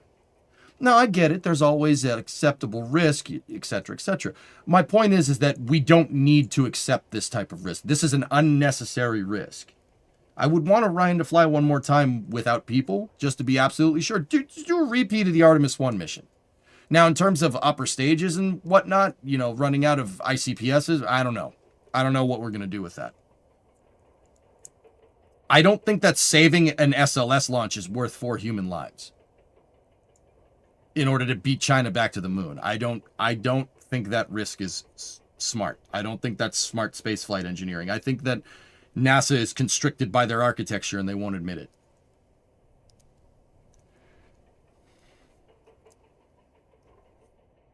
Just fly EFT-1 again on Falcon Heavy. Sure. I just don't know what drove these design decisions to change literally everything about the heat shield between EFT-1 and Artemis 1. Do you feel the same way about tossing people on the space shuttle's first flight, or was that different? I'll answer that in a second, Jasper. NASA right now is in the position that they have one more Block 1 SLS rocket than they do missions to the moon right now. If they wanted to fly this mission uncrewed, they could and would. There's another ICPS.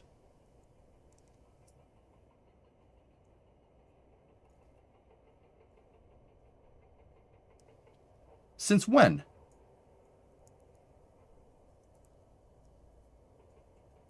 Artemis 3 right now has no functional mission.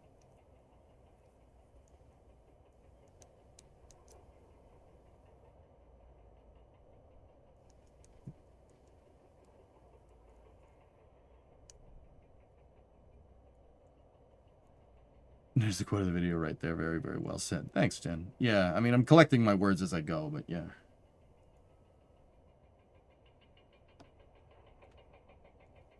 No, Artemis 3 is supposed to be the first human landing.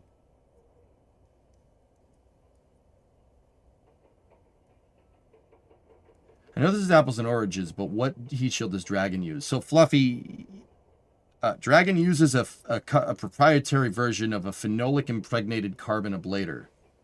It's called Pica for short. SpaceX has their own blend of Pica. It's called Pica X. So they put an X next to it.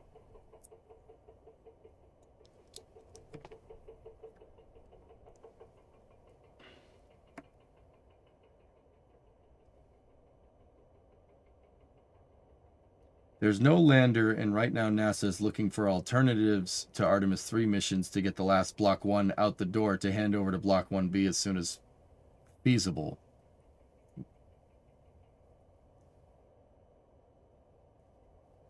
Vulcan, I'm not following. I'm not following what you're saying. So, if Artemis 3 has no mission, per what you just said, because there's no lander, why not use it to test Orion more without people on board? Why not have Artemis 2 just repeat what Artemis 1 did, and then do Artemis 2 on the Artemis 3 ICPS, and then switch to Block 4 for lunar landings in 2028 when Artemis 4 rolls around? Why do this? Why? What's the point?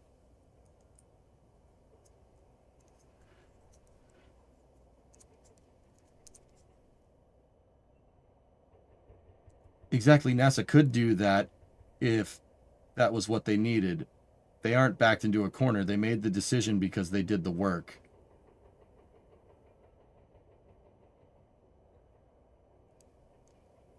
Vulcan.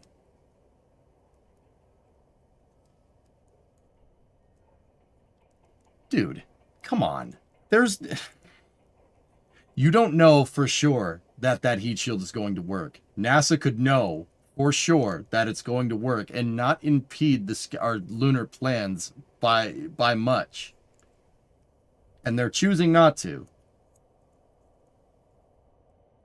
Hey, Magnus, what's going on?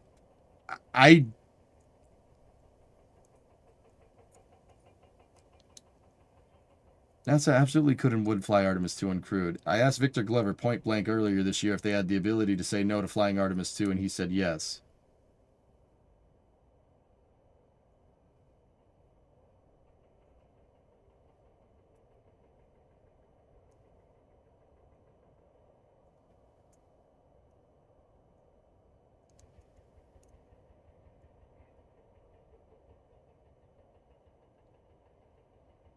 It's their spacecraft first and foremost.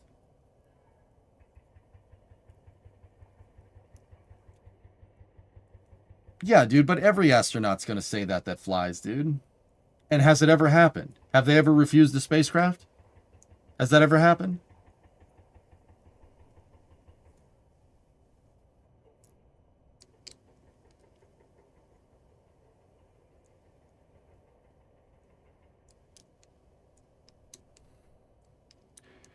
Encourage Blue Origin to crew rate 9x4. As far as I know, Kane, New Glenn 7x2.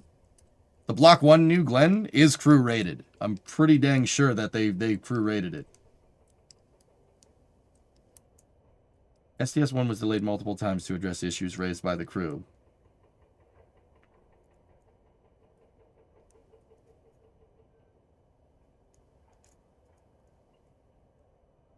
Well, that's good to know, dude, but there were issues raised by the crew on STS-1, and the space shuttle still didn't had some problems with its body flap, if memory serves me correct. And had John Young known the problems with the body flap, he probably would have aborted the mission.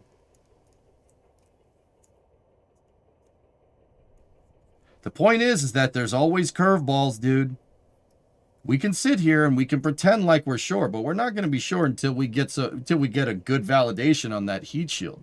Dude, I'm happy that Victor and, and I like Vic. Vic's cool.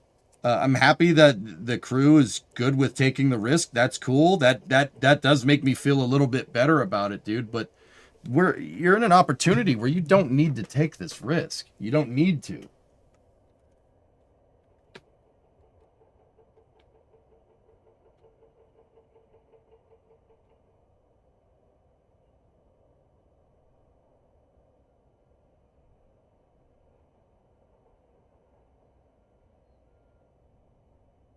Mercury capsules were rejected by the crew. Well, that's good to know.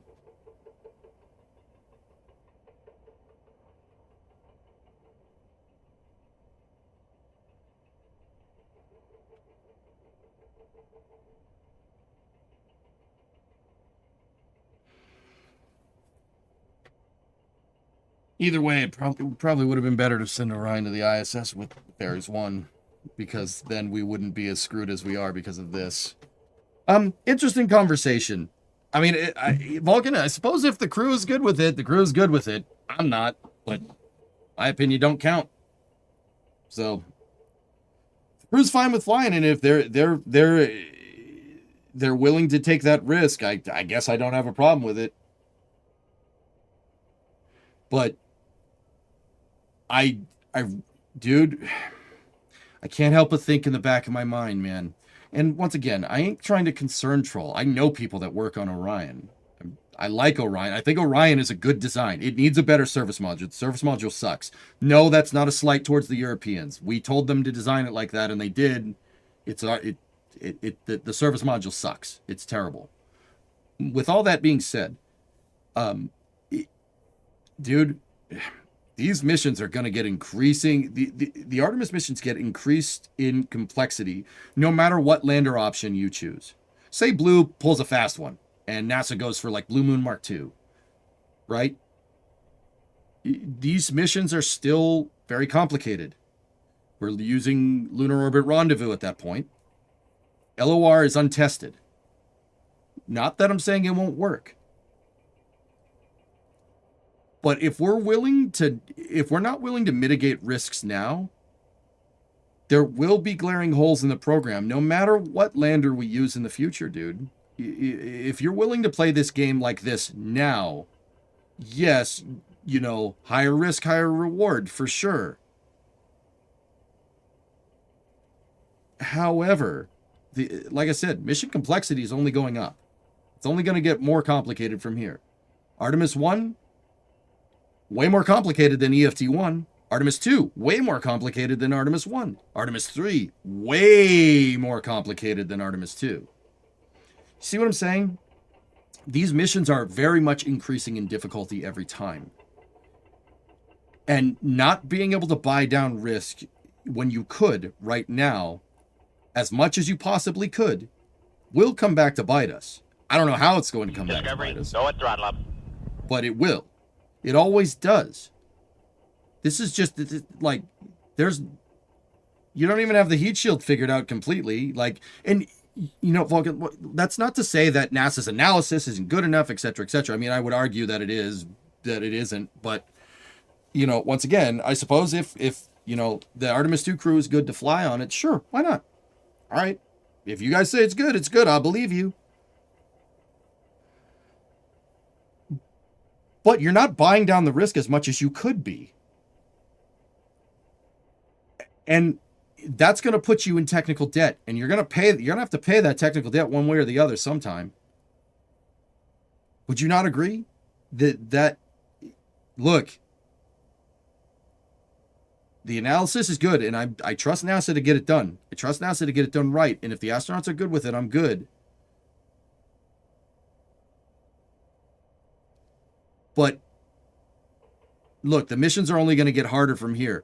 At what point does not buying down the risk come back to get you? You know what I mean?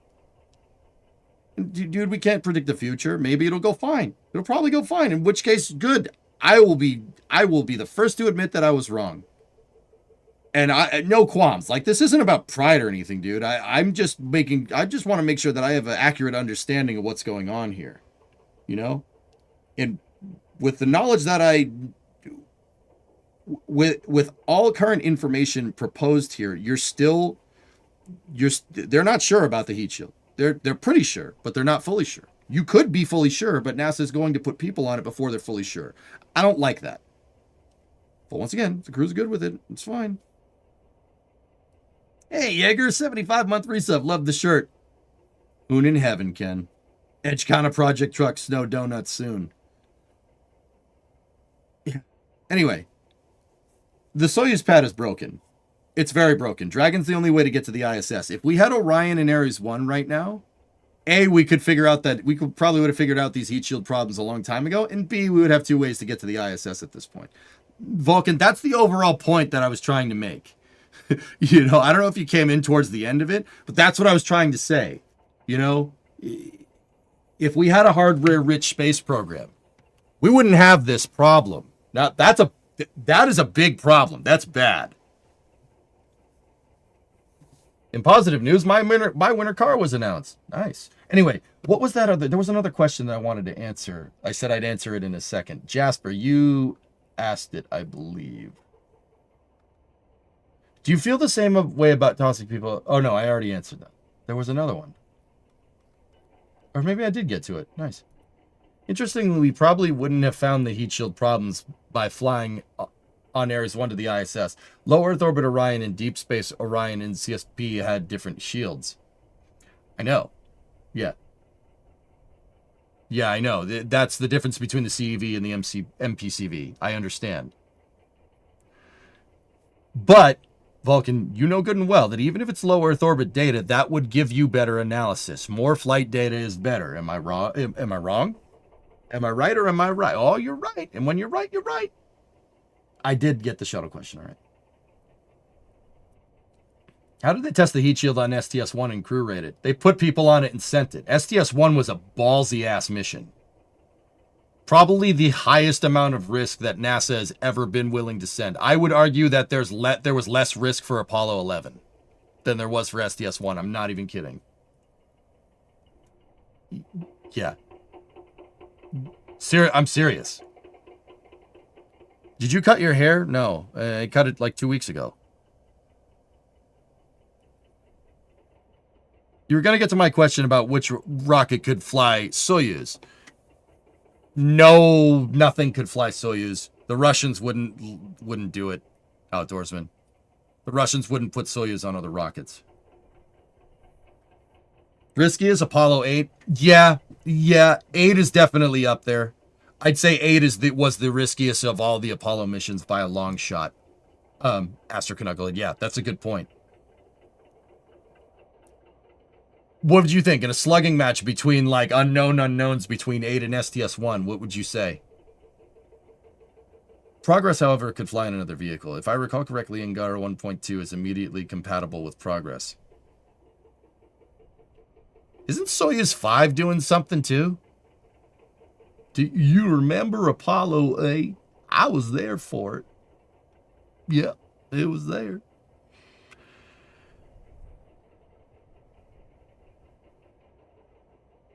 It's supposed to have a test flight this month. Okay. An RD-171MV flight would be fun to see. Sure. Yeah, the Zenit, not Zenit rocket. Yeah.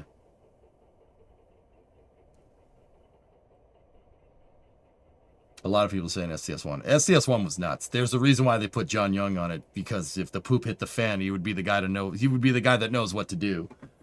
But anyway, good conversations, dude. Interesting. All right. So, Site 31, like I said, had some problems. So I showed this a second ago. People are having trouble figuring out what the heck this is. So that's the service gantry for the igniter arms for Soyuz. Okay, so let me give you a little bit of a background on the Soyuz rocket. This is a Soyuz 2.1 right here. Soyuz 2.1. That's the current modern version. I think it's a 2.1A, if I'm remembering correctly. So Soyuz 2.1A is used for crew flights, and 2.1B is used for progress, if I'm remembering correctly. Somebody just fact check me on that one. This is all off the top of my head, so bear with me.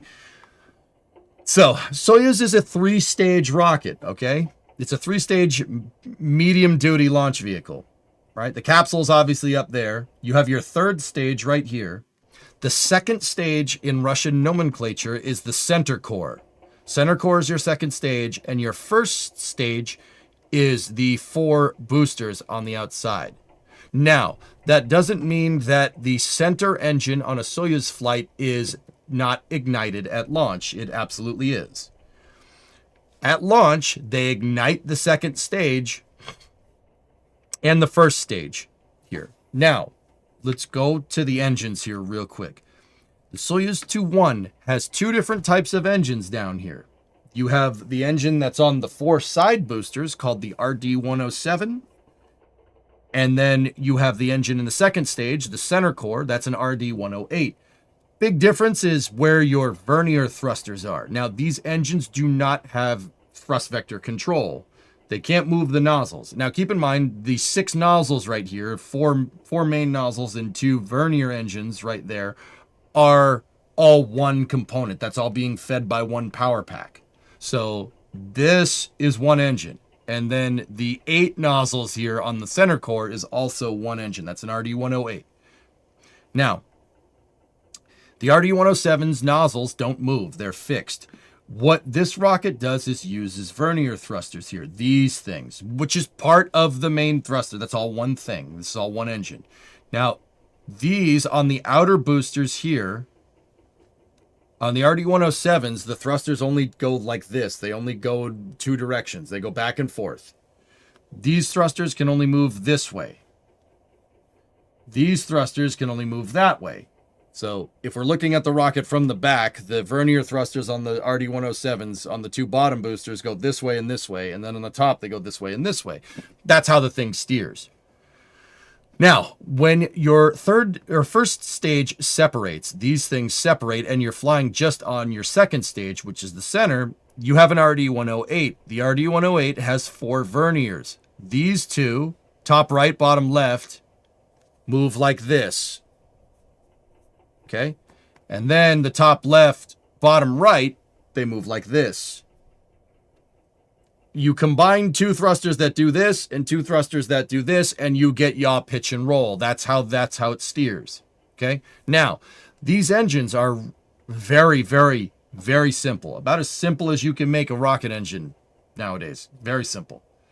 They are old school design. The RD-107s and RD-108s design dates back to the mid-1950s in the Soviet space program. These are the engines that were developed for the Soviet R-7 intercontinental ballistic missile called Semyorka. Okay? They're very simple. No thrust vector control. It's just these things that kind of move back and forth, that kind of wiggle back and forth to steer the dang thing.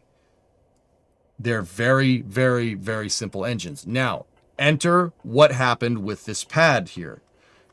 This right here, the pad puking its guts out, is puking out a service gantry for it's a service gantry for technicians, for Roscosmos technicians to be able to access the igniter arms in the launch pad for the vehicle. The reason why is because the starting mechanism for these engines is not on the rocket. It's not on it because they needed to save mass. Name of the game is, making the thing as low mass as possible. You want what's called a low final mass with rocket design. Basically make it as light as possible. But you got to remember, it's mass because where you're going, there's no weight because you're in microgravity, right? So make the rocket as low mass as possible. So Sergei Korolev was the guy that designed this. He decided that the starter mechanisms, the actuator mechanisms, would be GSE, ground servicing equipment for Soyuz, right? So how do these engines start? You guys ever watch the science experiment where they have there's a steel flask or not a steel flask, a glass flask, and it's full of like methane, and somebody throws a match in it, and then it kind of catches on fire, and the flames go all the way down, or the flames go all the way up, and then when they get all the way up, the thing just shoots out a jet, basically. That's how they start. They stick a match up the nozzle, and basically, the resulting kind of vacuum that's created from sticking a match up an engine with the valves open, basically causes not a siphon, but that's basically how it starts. Light fuse, run away. Bet you can't stick it. You're on. So, there's matchsticks for this. The matches are on giant service gantry arms that kind of move up and into position. I do believe I have some pictures of it here. Let's go to here. Katya has some pictures. Now, if you look here, this is coming from Katya Pavlichenko. She kind of covers Russian spaceflight news. Now, here is the gantry platform. This whole dang thing that these dudes are standing on is now about 100 meters that way. The service gantry has the servicing platforms, and if you look up there, see that bar that's going right there? And then there's another bar that's going right there. Those are your igniter gantries. You need this servicing gantry so someone can go replace the match, basically. And the servicing gantries need to, after the rocket gets integrated, it needs to turn up and into position. Here, let me see if I can get you a better picture of this.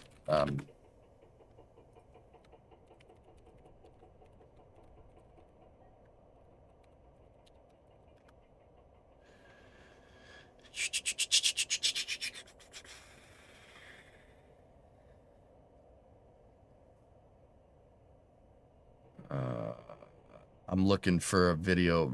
Roscosmos usually has a lot of B-roll footage. They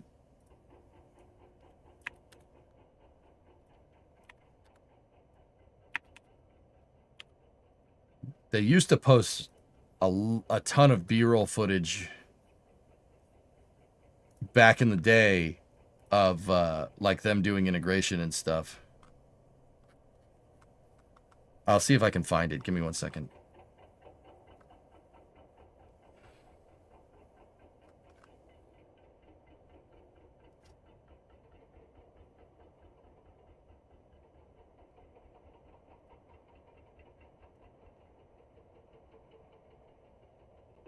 Oh, that's a good picture, Spoiled, yeah. All my saved YouTube links are removed. I had some good ones. Yeah, we're going to have to go sit here and sift through them.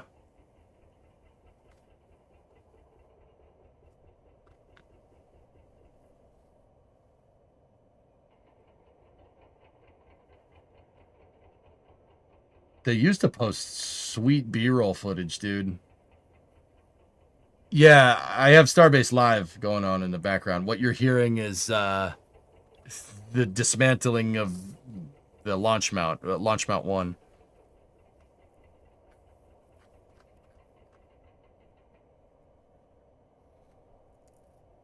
That's Proton.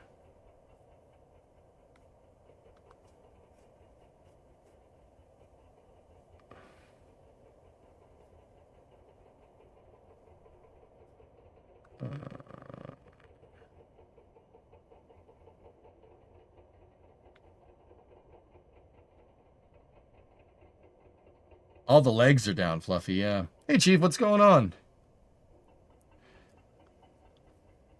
That's the only pad that could reach the ISS. Yeah, Site 31. You know what? This progress footage should show it. This is, yeah, okay, here we go. So this is a progress rocket. It's pretty much the same thing. It's just their uncrewed resupply version. Non-reusable, or well, none of it's reusable, but you get the idea. Progress doesn't come back down. It doesn't have a heat shield. It's just disposed of. So Soyuz is built on the erector piece right here. This erector piece, the erector is carried via a train here. This is Site 31. This is the pad that popped. And the erector, see, there it goes. It puts the rocket into position. Now, from there, they attach the hold down points. Right? You can see there, they're moving the hold down points into position. These are people walking.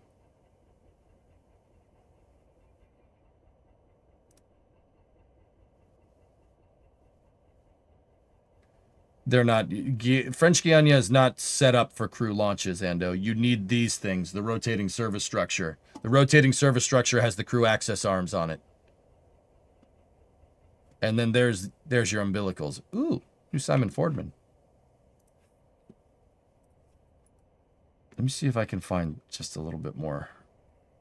It's tough to find any footage because, you know.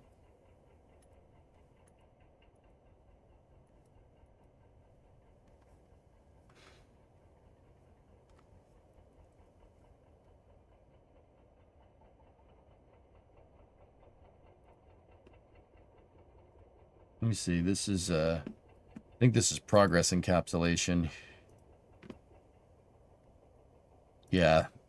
It was footage like this. That's vacuum testing right there.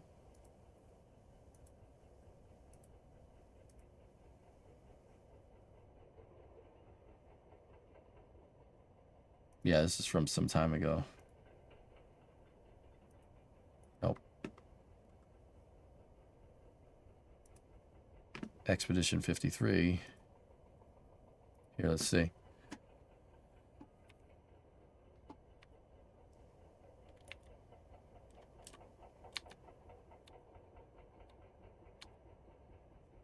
So yeah, there's the erector. The erector goes vertical, and then they attach the hold down points, and then they pull the erector away. Now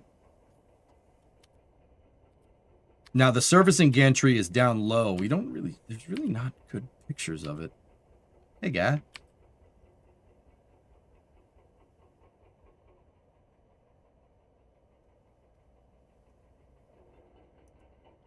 Hey. Look who's at the end of it. The Gerstinator. Cool. Good view of the service gantry retracting. That guy works for SpaceX nowadays. Ah, there we go. Go at throttle up.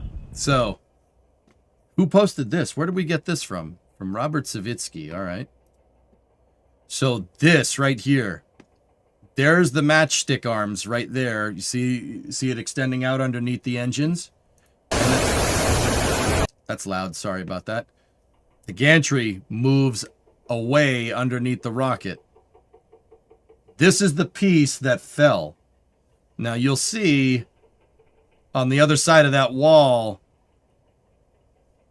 where these dudes are. Yeah, it's a long way down.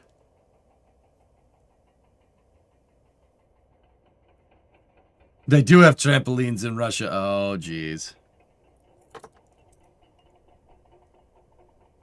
So this is needed because none of these, all these umbilicals, see, Soyuz is old school. All of this stuff is hooked up by hand, dudes. It's not like, you know, new space where you have umbilicals, like, it just finds the umbilical and hooks up to it. All this is done by hand.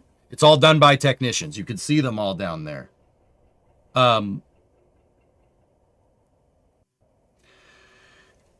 So this platform retracts underneath the pad. All right. This is another shot of the platform right there. And it goes underneath and it's on rails like train tracks, but it's pretty wide gauge. Now, This thing retracts all the way down, or underneath the pad.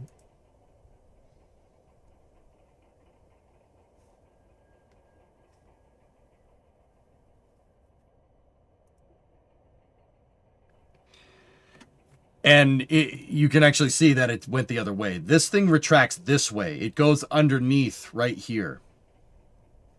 And you could see that during the launch, it seems to have rolled in the opposite direction.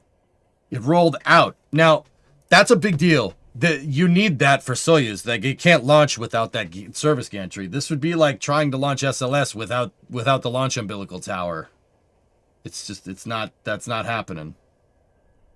Actually, it would be like trying to launch SLS without the VAB. That's a more apt analogy. Yeah. Trying to put together SLS without the VAB would be a little complicated. You don't need to worry about concrete ablation. Yeah. Yeah. You know what, dudes? I want to see this flight. I want to see the MS-28 launch. Do we see this thing pop out? Let's see. This is the Sci-News cut of it right here.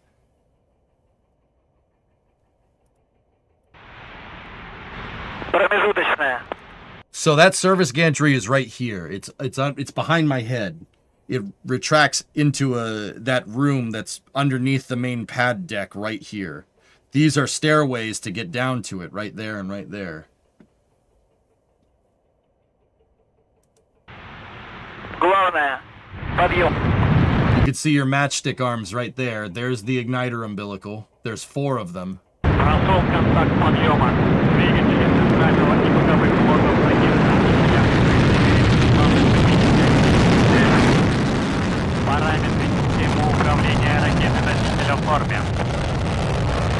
That looked great. The ignition and launch looked fine. That looked good to me.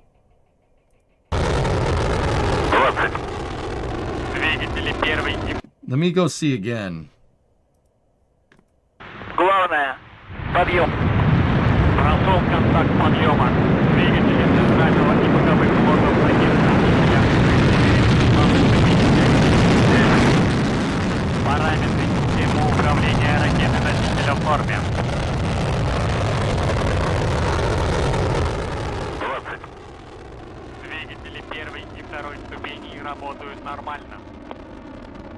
Guidance on the vehicle is good. Oh, intermediary. Geez. Second umbilical tower. T-minus 4 seconds. 3, 2, 1. Flight speed, engines at maximum. And liftoff. Holiday travel underway for the rocket ride of the International Space Station.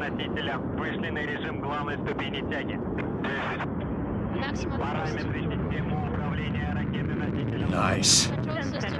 See the Vernier engines doing their thing right there. They're the thing. That's what's steering it right there. See these? The RD-107 Verniers and the RD-108 to an extent. Flight, all onboard systems are nominal. All onboard systems. Now these visuals are fantastic, dudes, but okay. Look right here at this shot. See this slab right there and that slab right there? Oh, those are in really bad condition. Look at all the concrete erosion that's going on here.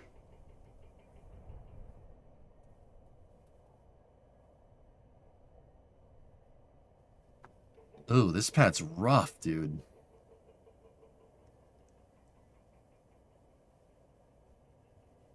So, look. See this little nubbin right there? That's the stop for it. That's the buffer. And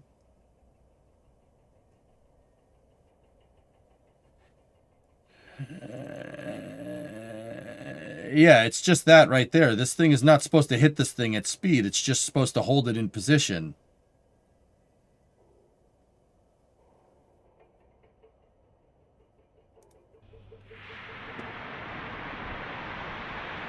Предварительная. Промежуточная. Главное. Подъем. Прошел контакт подъема. Двигатели центрального и боковых блоков задействованы. Well, it's very clear that it didn't fall out. It didn't fall out there. We would have seen it. because it's definitely sitting down in the trench right here, like right there.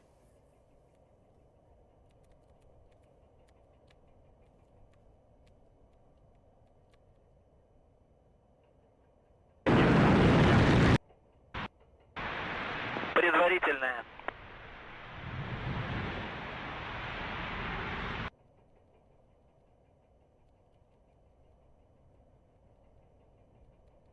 Yeah. I'm trying to see what do you look. You're looking over here, right?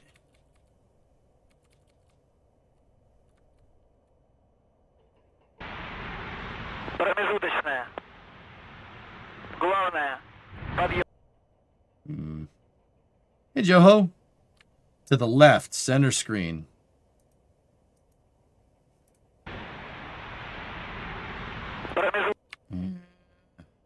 Discovery, go at throttle up. 72 months, Joe. Thanks, man.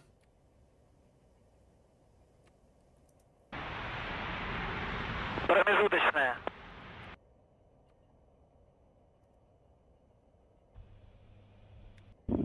Hang on. Давление в камерах двигателей в норме. 50. Do you think that concrete broke a little more?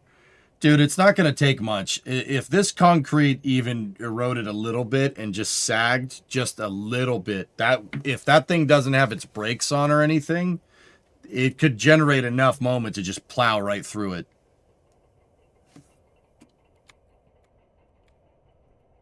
Here, we'll watch it slow. Let's go playback speed 0.25. Shut the sound off.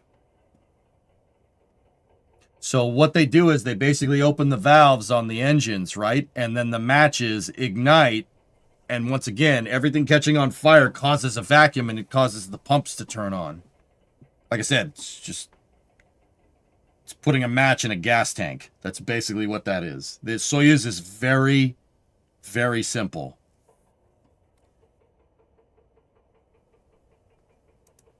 Wait a minute. I saw something right where the mouse cursor is. See that? Something's going on. Something's right there. See that? Now, this is the engines taking the pumps taking time to build up thrust. Right? Oh, no way, dude.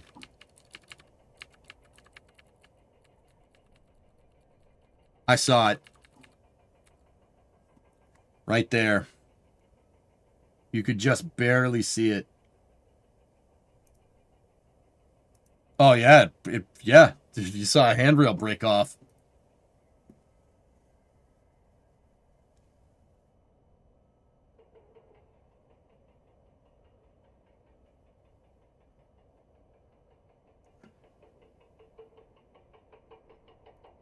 Yo. Ow, look at this. Look. Did you see it? I saw it. So at ignition, right? Soyuz takes some time to get going, and then when the engines just boom, they turn on. There's a lot of flames coming out. Watch right here. Something shoots out of the trench, and it goes that way. Watch basically right where my mouse cursor is, right there. See it? Uh-oh. Yeah, that's something that's on fire. And it goes that way. Uh-oh.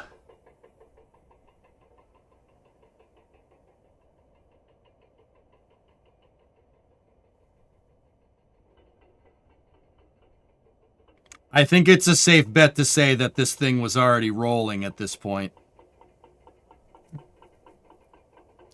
Could it be the match itself? Possible. Yeah, dude, Reaver, I'm kind of amazed that this thing didn't break. Normally putting something like right below a rocket and then firing the engine is going to make it pop. That's what I mean. I don't think the thing was rolling into... I don't think the thing was like right under it when it fired its engines. We would see the flames go out sideways. I think it's... Discovery. The rocket started firing and then that thing started rolling. And it rolled a little bit right at liftoff. And then by the time we see this, it's probably rolling towards the edge and rolled off. Now, maybe someone didn't put the brakes on. Maybe it broke. Guys, it's on train wheels after all. Train wheels have very, very, very low rolling resistance, so it wouldn't take much to overcome the brakes. It'll just slide down the rails. 62, 66-month resub. And Haikley with a 17-monther. So this has been a very long-winded way of saying that the sanctions are working. If sanctions being crippling our international space program, yeah, it's real good, man. There's only one way to get to the ISS at this point. It's Dragon. Take with that information what you will. Or the locking pins per Scott Manley. Tessa, even if there was locking pins or some type of detent on it, if the rails that this thing is on, which looked like crap, even if they eroded just a little bit and started to go down, it would easily overcome the moment of inertia of something that high of mass would easily overcome the detents, pins, brakes, whatever. It would just slide down the rails. Like in The Fugitive, man, where the train steps on its brakes, you know what I mean? We had the same situation for a while with the shuttle out. We did fine.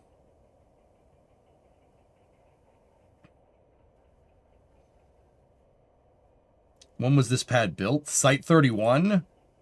The 70s? Probably 70s if I'm... No, dude, maybe even the 60s.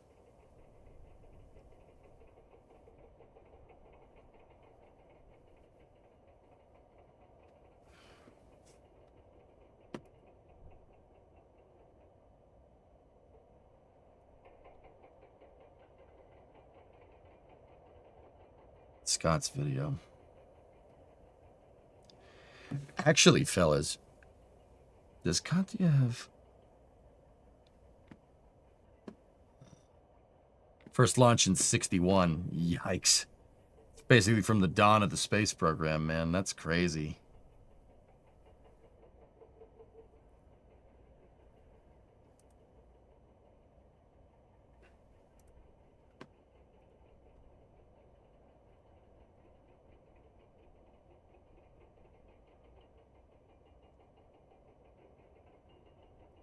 Interesting.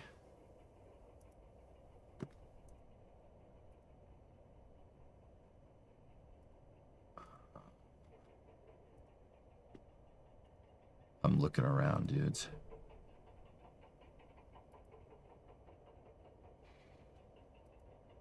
I saw him, Fluffy. I saw him. Yeah.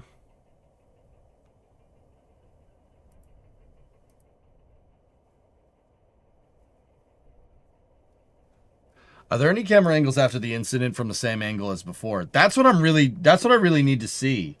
Hilness, I need to see a shot like from that somebody took from like over here, looking back this way. We're probably never going to see it because it's Russia, but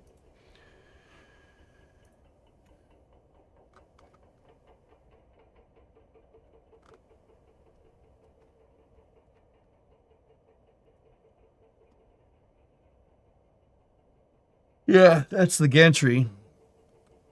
NSF has renders. Oh, wow, that's broken.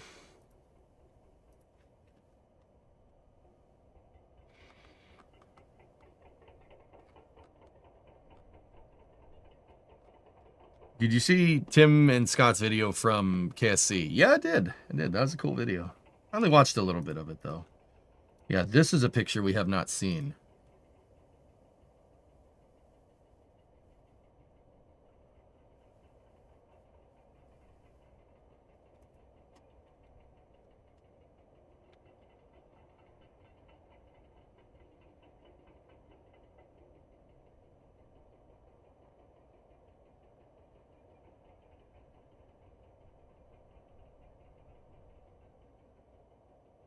I'm trying to look if there's any...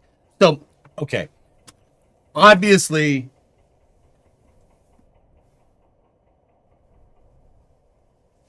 Hold on a second. Where's that picture? Sorry, guys. I'm just doing a little bit of digging here. Okay, these pieces have the speed holes in them. All right, where are those pieces in that picture? They're right there.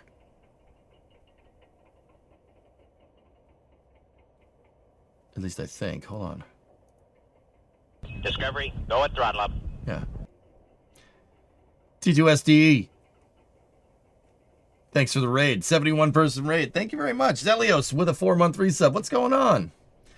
So, it's clear that there's deflectors on either side of this dude.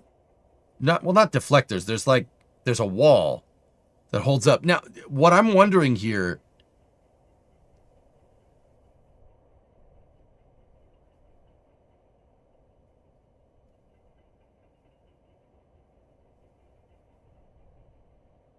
welcome Raiders. T2, what's going on? Okay, see this piece right here? This piece. The one with the diagonal bracing on it. See this thing right there? So fellas, take a look. The wheels. The train wheels. They're train wheels. That's what they are. This thing is on rails. See the wheels? The wheels are facing towards us. They're facing that way. Okay? They're facing that way, which means that this piece right here is the bottom. Right? Because obviously this thing wouldn't be riding upside down on the train. It didn't flip upside down, Ivan. This piece, this thing down here, came off first. And then that thing landed on top of it. So I think that this piece right here, this one, see how it has the gantry right there? Like here, let me zoom in more on this picture. Anyway, T2 Raiders, what's going on? How you doing? I'm probably not saying T2's name right, but if there's a correct way to say it, let me know. See right here? Ivan, check this out. See the staircase? The little bit of stairs, and see the flat panels right here? That's the floor. That's the floor that matches this, which means that if we were looking at a side profile of the pad, this piece is like this, and then the gantry is behind it. And this piece came out and fell, and then the gantry fell on top of it.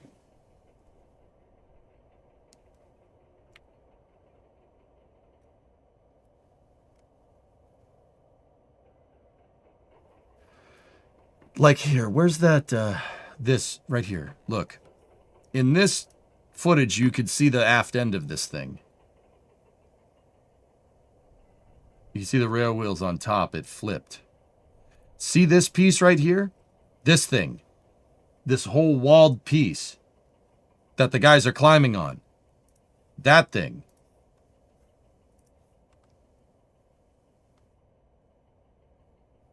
Oh, damn, it is upside down.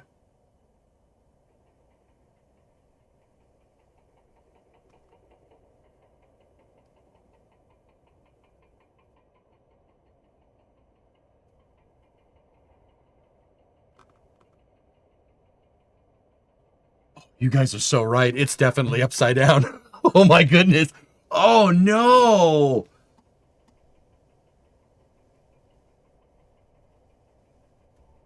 Yeah, so Mutter, my theory about the flat piece is still right. So the gantry is like this, the flat piece is like this. This thing's rolling off the end of the pad. It goes off the end of the pad. That piece breaks off and falls, right? And then the rest of it comes off, lands like this, and then flips over on top of it. Look, you guys are right. Look at the bend marks right here. Right? See this triangulated part right here? Look, it looks like something slammed into it because the thing slammed into it. Look at how bent out of shape this piece is.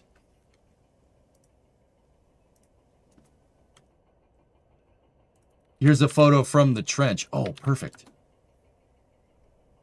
It's from that same dude. Oh. That's not Site 31, though. That's a different pad.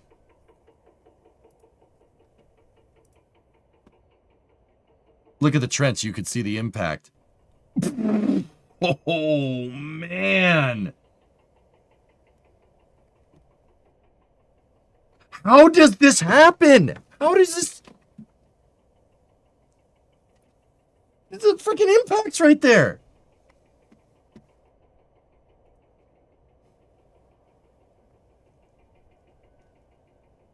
Yeah, see, look.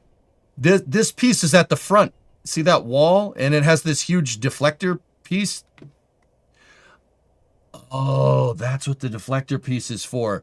When this thing is in the retracted position, right, it's part of the flame deflector. Okay.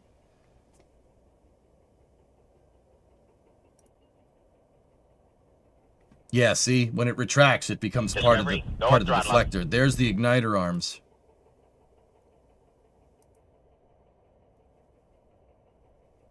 Oh my word. Yeah, you guys are right. The staircases are all upside down. Oh, that's bad. Hey, Smithers, 11-month resub.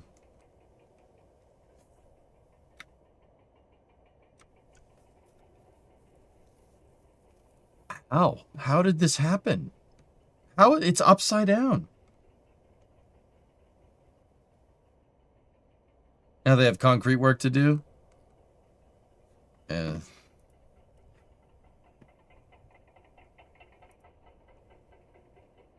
It is upside down. Holy crap, that thing is toast. I mean, it's not anything we didn't know. Goalie, I think you're right. These pictures aren't Site 31. That's not the same launch pad. This is a newer launch pad. This is either Kuru or Vostochny.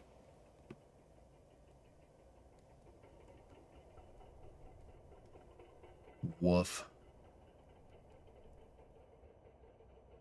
Tiny Victory wants to say hi. Hi, Tiny Victory.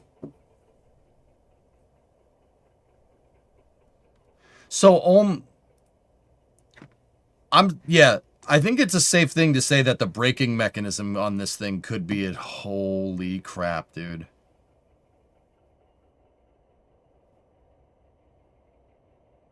Dude, it folded that deflector like a pancake. Look, it's perfectly conformed to the concrete right there. Oh my goodness. Kuru isn't painted like that. It looks like it overextended and ran the end of its rails. Yeah, like they didn't have any hard stops in it. Well, yeah, that was my first thing, Aqualex, and that's what everybody keeps saying. Like, oh, they didn't put the brakes on. They didn't put the brakes on. All right, so this is Site 31. This is the launch pad. This is footage from the launch the other day.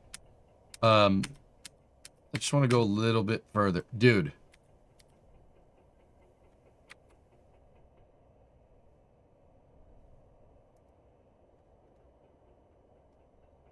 Look at the footing. It's not a footing. I guess it would be a concrete gusset, I suppose. The NASA footage has, like, pre-ignition. Dude, look at this thing.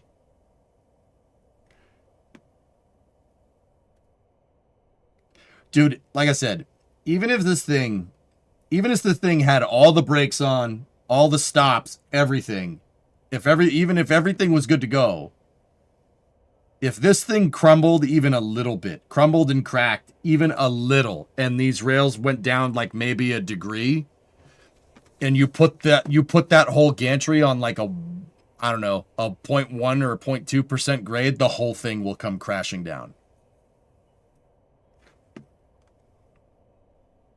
That's what I mean about the locking pins. The one that kept it in its little cubby hole either failed or weren't set, or the initial vacuum of the engine started it rolling, and then when thrust ramped up, it was pouring into the other side of the plate. It acted like a sail. It's possible, Tessa. Yeah, that's possible. Sure. I think vibrations probably did it too. But once again, if the initial ignition crumbled this or cracked anything in any way, shape, or form, I mean, dude, look at that thing. You could see the rebar. Look at this whole pad. Site 31 is junk, dude. Look at it, dude. It's crumbling. Quite actually crumbling. Dude, this looks like sticks of butter, not concrete. There is a hard stop. It's right there. You can see it. But it looks like, Aqualex, that it's about this big. Like maybe a foot tall.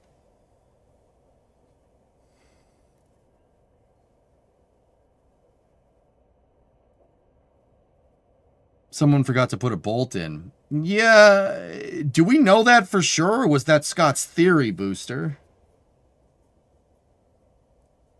It's so small. It's not designed to have a freight train come at it, Ivan. It's just designed to be a stop. This thing's not supposed to be rolling incredibly fast. It's theory, yeah, yeah. Okay.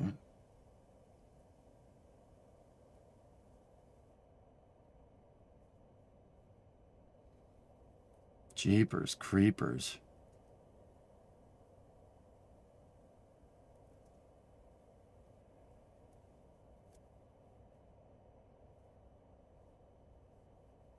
The wheel chock stops from moving, not momentum. Exactly, Norath. That's a good way. That's what I was trying to say. You're right.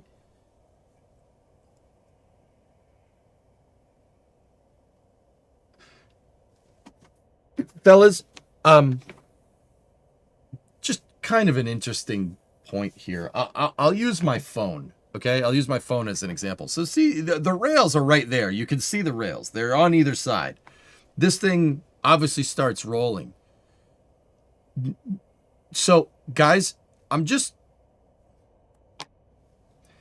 trying to point out that if my phone here is the gantry, okay? And the gantry is rolling, right? And it gets to a point where it starts to do this, right? It obviously rolls off like that, right? Don't you think the gantry would hit the bottom of the top deck here? Wouldn't it? Right? Wouldn't it hit that? If it was rolling like this and it, obviously there's that big flap at the front. Wouldn't the back end come up and hit this? Now, if that was the case, wouldn't there be an insane amount of concrete in the trench?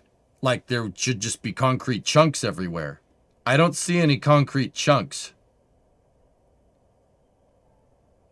The stopper would not be there if it was hit, yeah.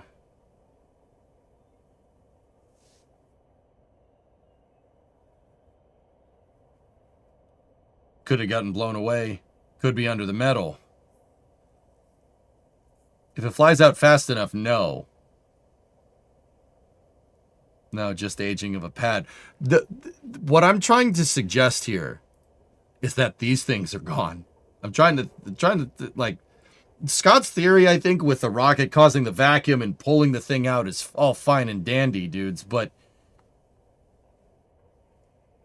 I mean, dude, did it just suck this thing completely out? And wouldn't it like scrape the bottom of the pad? Wouldn't there be concrete everywhere?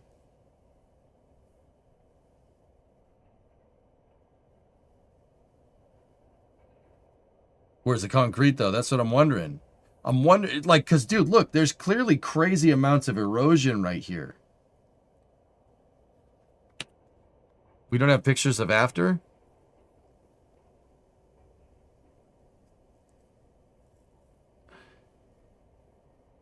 The thing is 100 plus tons. Even if it was rolling 2 or 3 miles an hour, wherever it falls off, it's going to fly 10 feet forward, not just straight down.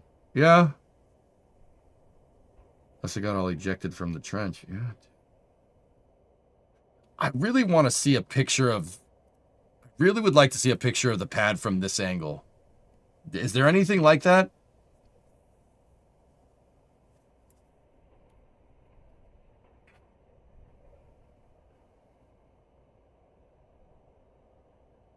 Yeah, Aqualix, it's very clear that this thing it was starting to roll when the thing left, and then probably about 30 or 40 seconds later is when it fell.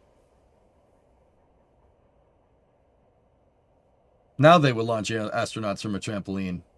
You know, Pixari, I'll be honest with you. I thought that joke was going to get made a lot more than it has been. You're only the second person to make the trampoline joke. This is Site 31, Pandalope. Was this a danger to the crew? No doubt. Sure. Having a piece of launch pad get liberated from the launch pad is not good for the launch. I mean, I would say that they got lucky.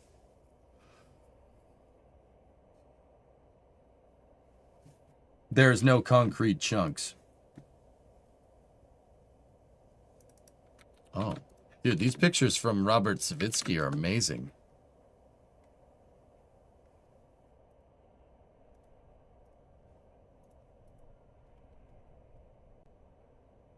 Nope. Things straight up just rolled right out.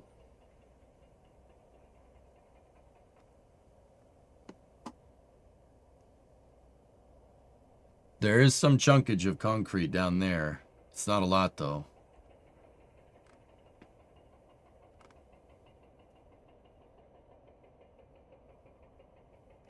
Wow.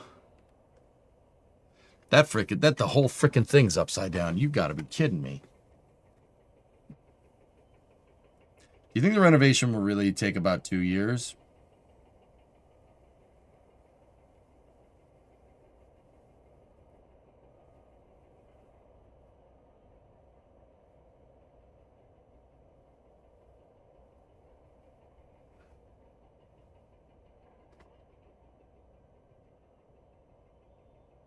What's all this? This is from the pad deck. It has rails on the top of properly cantilevered before falling out. Yeah. Oh, dude, look. It buckled. Hey, fellas, another thing that I'm noticing. Look. You know, remember in my phone analogy, right? You know, when if it fell out, wouldn't the top of it hit the launch table? No, it buckled. Look. So the thing partially fell out, bent, partially fell out again, bent, and then flipped over. See the buckling right there? And right there? Yeah, it bent down.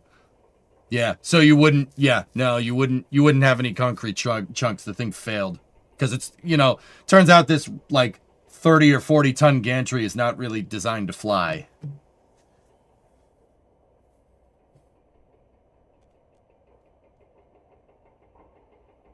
It's 6, Renee. There's another set right there, see?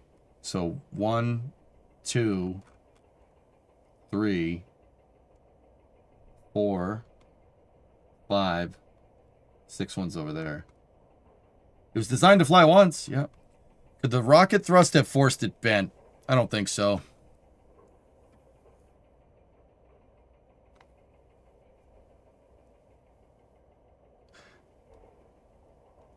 Oh, fellas, you know, I just noticed something. I noticed another thing. You can tell in this picture. Look. Look. Burn marks. See them? Burn marks. Look at all the scorching that's going on over here. Compare that to over here. That's what color it should be. Oh, yeah. Scott's theory is looking a lot more plausible the more we look at this. This thing definitely got hit by the rocket. Oh, yeah. It definitely started, like, that pretty much seals it, dude. This thing definitely popped out during ignition. So Scott's theory is that this front flap thing, so Ivan, like, if you're looking at the gantry from the side, this is the service gantry, right? There's a flap at the front that when it retracts, it basically becomes the flame deflector.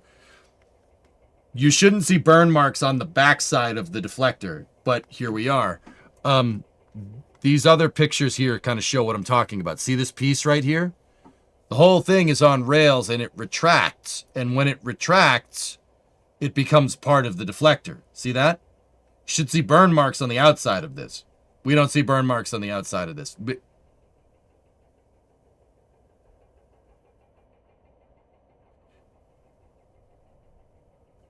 you see burn marks on the backside of it, meaning it was something like that. It was in that position right there, basically, when the rocket went off. Meaning it didn't fully retract. It's possible that it didn't fully retract, but it's possible it just started rolling because somebody didn't attach the brakes to it. Isn't that the newer pad? Yeah, that's the newer pad that I just showed. So that's not Site 31. This could be Gagarin's start. That could be pad 1.5. This is Vostochny. This is not that's not Baikonur. I'm pretty damn sure.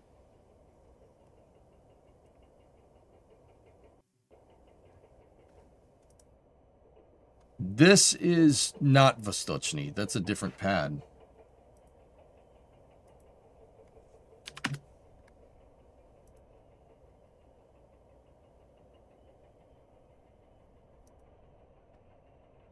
Vostochny has blue arms too.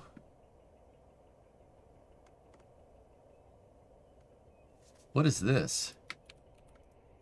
Dude, yeah. No, that thing... That thing went out like a slinky. Do you think the deflector liberated itself from the gantry at some point? No, I think the whole thing came out in one piece. It started buckling, came off, and then the cart buckled again, and basically, Fluffy, think like if you had a slinky, like sideways like this, and you went like that, and it kind of went zzz, basically that.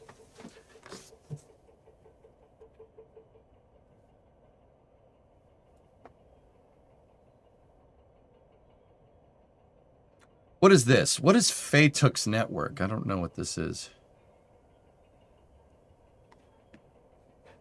Per the Wall Street Journal, Russia proposed joint Mars mission with U.S. SpaceX in meeting with Witkoff.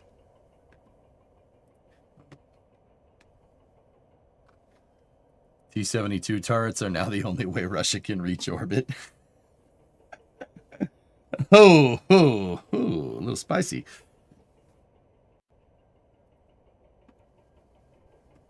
Yeah, that thing's toast.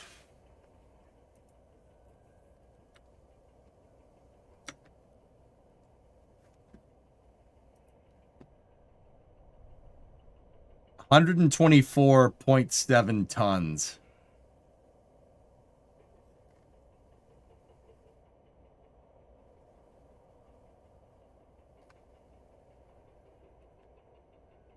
Oh. So, okay.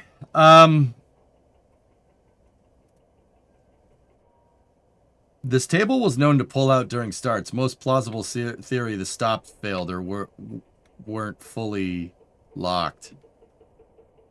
Cold coffee, guys, I'm going to go ahead and say the stops failed. You don't miss that mistake. Like, okay, all right, this is going to sound really dumb coming from me, but I say a lot of dumb things, so don't worry about it.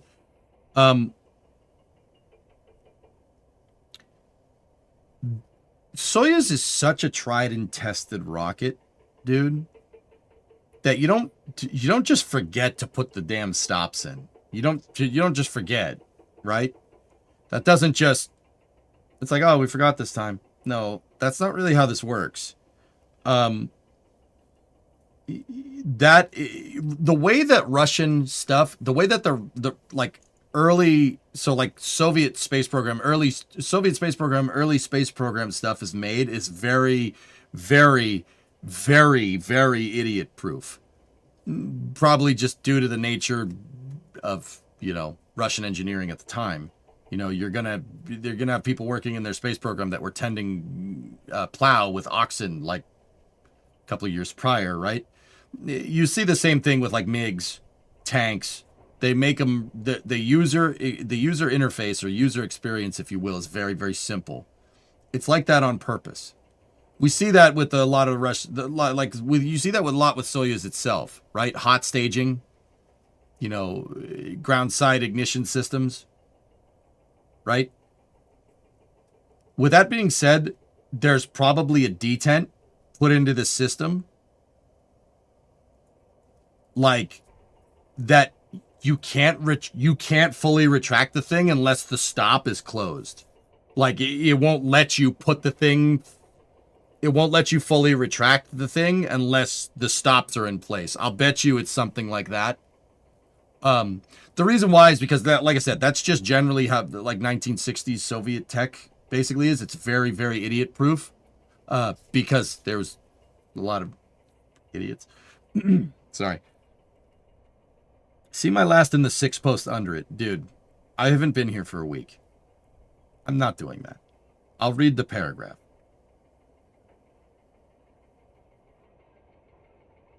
The square section is only held up by the corners. It wouldn't necessarily pivot on the middle and hit the underside of the pad above. More likely it bent the edges up on the rail beams to only have them flattened back into place as it conformed to the concrete. Yeah, possible. I'll say again, I'm forever sad that the 90s proposal to bring Soyuz to the Cape never came true. Would have been awesome to see it flying here for ISS missions. Yep.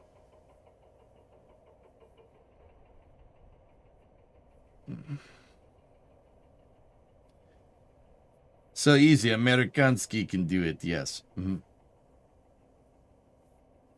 Oh, okay. On the same day, they did a replay of the Proton M failure.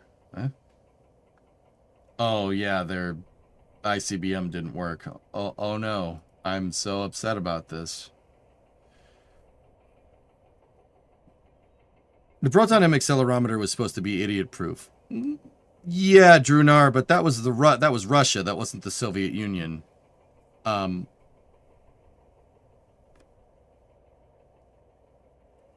main mistake here is assuming that that you assume in the past there were not idiots. There still are.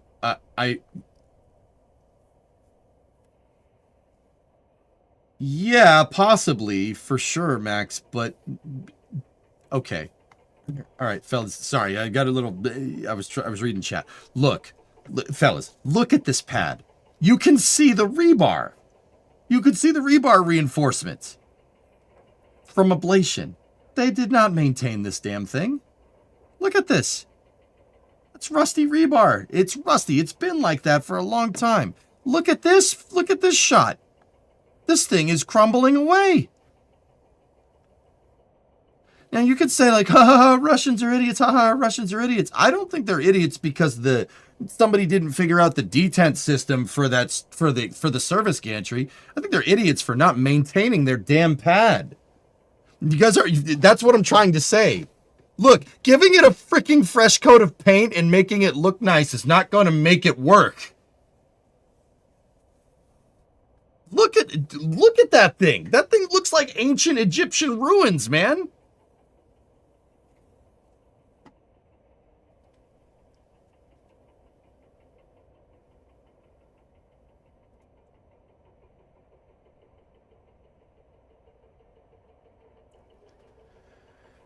Tartarian ruins. That's what I'm getting at, bros. Like, I'm not trying to say like, oh, the Russians are just smart. No. You should probably maintain your pad, dude. Even look at the deflector. It's cracked. This whole thing is cracked. This whole thing looks like snot. We call it rapid unscheduled disassembly.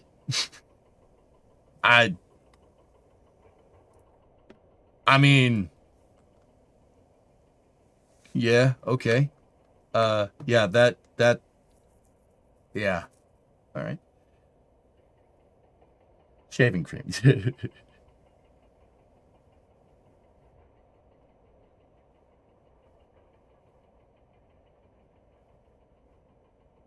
They were planning to replace Baikonur with Vostochny as their launch site years ago, but that never happened because corruption stuff prevented Vostochny from being completed. And now the war's draining their budgets to the point that they can't fund the work on either side. Yeah, like I said, guys, this is much more likely a mechanical failure than it is somebody failing to figure out something. Like, this is much, much more likely that something broke. That's what I'm saying, dudes. I think something broke. I don't think somebody forgot to put the brakes on, or it's like Proton where some idiot hammered the guidance system in upside down and the rocket thought it was upside down, so when they launched it, it tried to correct and nosedived into the ground. Yes, that did happen. I think this is just, the pad's just old. And guys, that's the only operable Soyuz pad. That's the only operable crew-rated Soyuz pad, I should say. There are other operable Soyuz pads. Yeah, that's not good, dude. Like, don't get me wrong, haha, it's funny because it happened to the Russians. I'm American, I'm supposed to not like them, etc., etc. Like, war is terrible, invasion is bad. I just want to precurse that with all this. No, I don't want to talk about it, and I don't give a frick what your opinion is about it either, okay? This cripples NASA pretty badly. I mean, somebody said at the beginning here that when we first started talking about this, that, you know, we survived with just using Soyuz to get to the ISS. It was fine. Yeah, sure. And now the only way we have to get there is Dragon, right? But also at the same time, having only one way to get to the ISS, I don't think is wise. It was not wise when we retired the space shuttle in 2011, and it's not wise now. Now, with that being said, they do have other pads here. They're The other pad here is, this is Site 1-5. This is Gagarin Start. This pad was supposed to be under refurbishment. They were supposed to be upgrading this pad to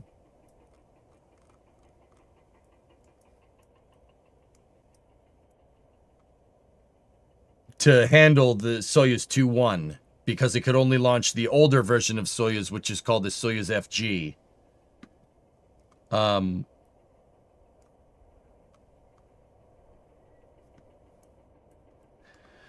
Yeah, I'm gonna go ahead and guess, you know, the plants growing in the flame trench, that's probably not happening. Yeah. So Site 31, believe it or not, is actually way over here. That's Site 31. That's the pad that hadn't.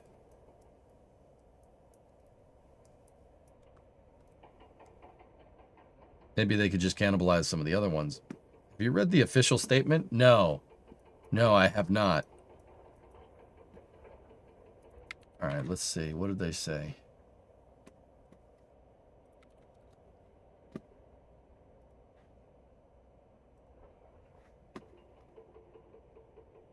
Get that off the screen. Question, will this upset with this? Will this upset with the Russian pad accelerate decommissioning of the ISS? It's possible. It's possible, bloody. Yeah. I mean, dude, this is going to take some time to fix. This is not good, man. This is not good for the ISS. It's pretty bad.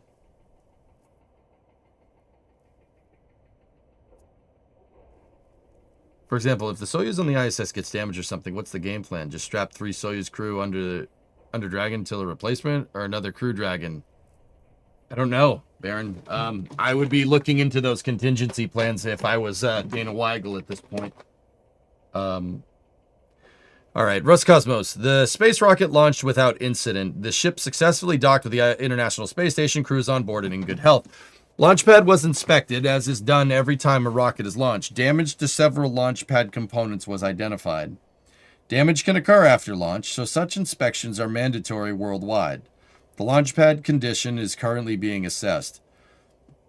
All necessary spare components are available for repair, and the damage will be repaired shortly.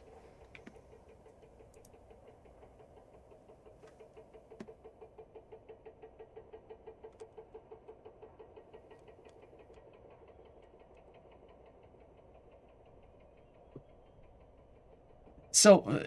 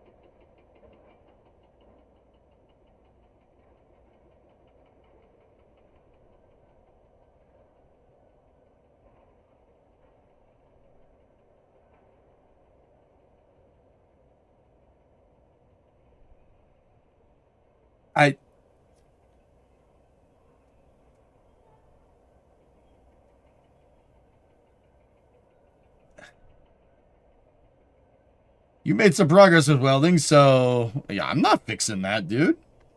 I'm not fixing that. I can't make that. You think they might decide not to fix this? And no, they're. I think they'll fix it. The question is how long. So, guys, getting that gantry in there is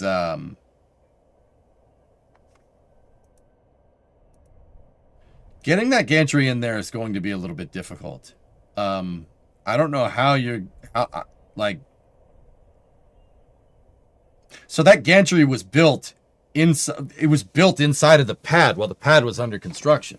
Like it was fabricated Actually, no. No, it wouldn't have been fabricated. It would have been sub-assemblies. Hold on. Where's that picture from the dude? Hold on. There's a picture of it.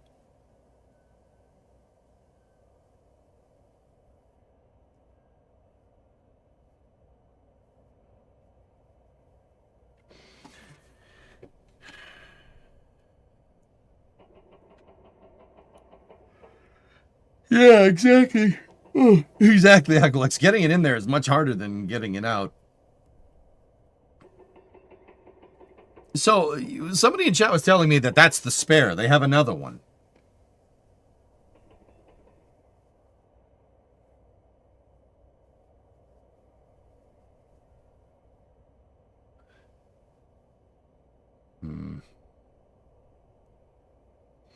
Russian analysts said repairs to the launch pad could take a week or longer. Roxic, don't tell me that's what they said. Oh, jeez.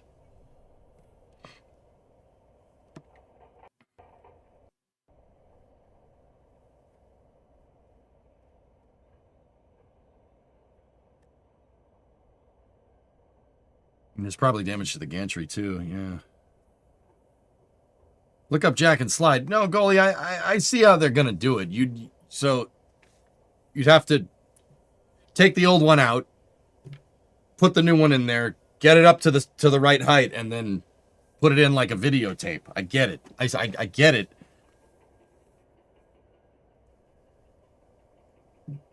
I mean, dude, there's no way that's getting done in a month.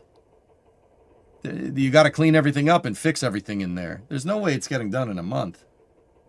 This is probably going to be, dude, like, even if they put it, like, let's say Russ Cosmos stops doing everything else and just works on this, right? Like,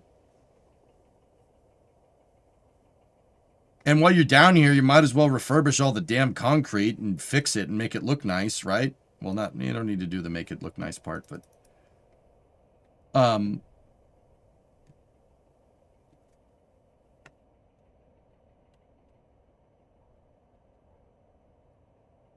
jeez. I don't want to know, Aqulex. I don't want to know, dude. Guys, that's 6 months. That's 6 months downtime. Like, maybe it's less. Maybe. If we put it in a week, cleanup will be what takes time. Yeah.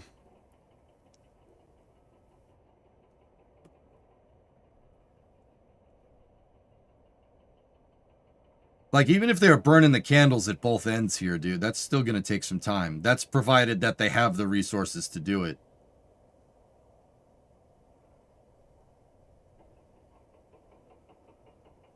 Does Russia have the heavy lift cranes to get it lifted up? Yeah. Yeah, they do.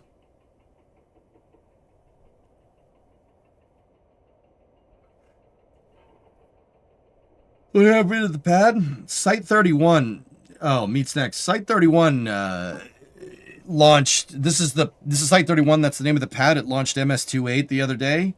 MS-28 went off without a hitch. Everything was good there. The pad, not so much. The servicing gantry for getting at Soyuz's aft engine section decided it wanted to be a roller coaster. And it's on tracks underneath the main pad deck. The rocket launched and it, for whatever reason, stops, failed, brakes, weren't applied or whatever. It's on rails and it rolled out and ejected itself into the flame trench during launch. Over under on them just leaving the old gantry in the trench and letting the problem solve itself. They wouldn't do that. They wouldn't do that, Aqualex. NASA wouldn't let them do that. Oh, nice, Mutter. Where'd you find this? Oh, heck yeah. There you go. So see down here, fellas? There's your servicing gantry. This thing, this piece right here can extend itself up and down, right? It goes up and down, and it can retract. It can go this way. It will retract into this compartment right here. Funnily enough, the center that built this is in the Ukraine. Oops. And the gantry, which is supposed to go this way, during launch rolled this way, and it is now down here, upside down.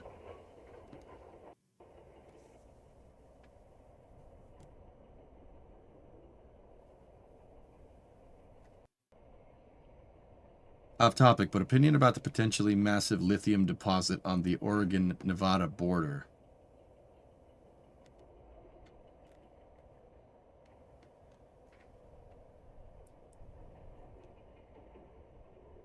Send it?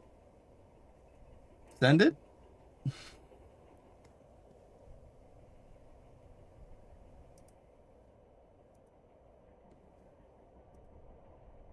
It's a giant Pez dispenser. Yeah, kind of.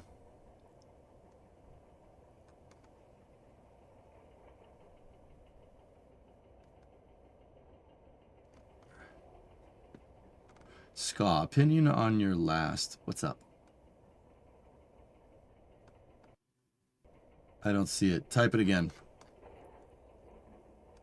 We need some DOS art like Monday Night Football commentary. Yeah, right?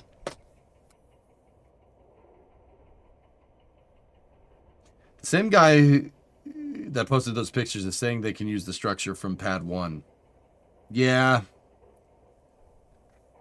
I never got a chance to ask you. I have not watched the documentary. I detoxed over Thanksgiving break, dude, from just tech for a little while. I haven't gotten a chance to watch it yet, Vulcan. But, yeah. I will. We will. The cause of the damage is being investigated. Preliminary assessment suggests it may be related to incompatible cabin retraction or failure of the protective plate designed to withstand the gas dynamic loads.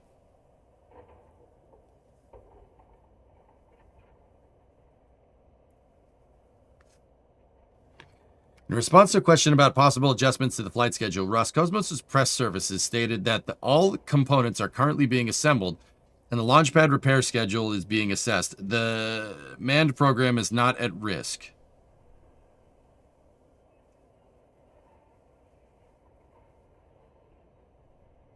I saw it, Outdoorsman, yeah. I have not seen the ULA rocket tour, no.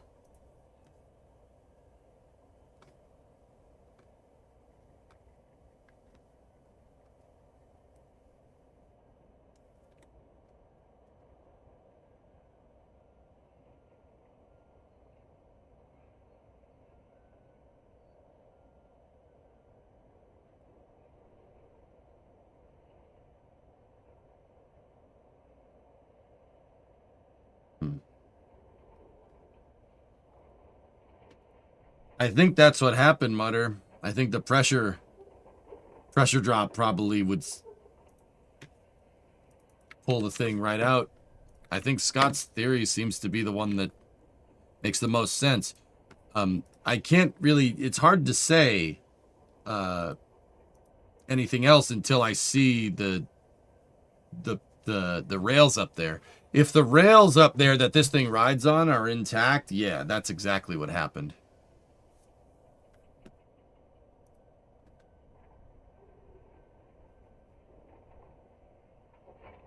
Discovery, go at throttle up. Red Wagon, 5-month resub. Thank you. So, okay, pressure drop. People are failing to understand this. All right, Drunar, we'll do it. Here, let me save this image.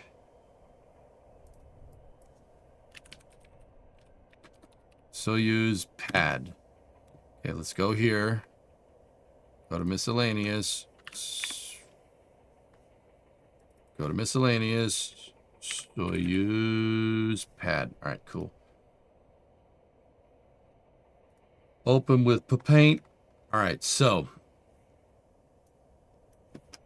this piece right here, this thing, the gantry is on wheels right there and right there. Those wheels move back and forth. So no, it needs to be a little bit bigger.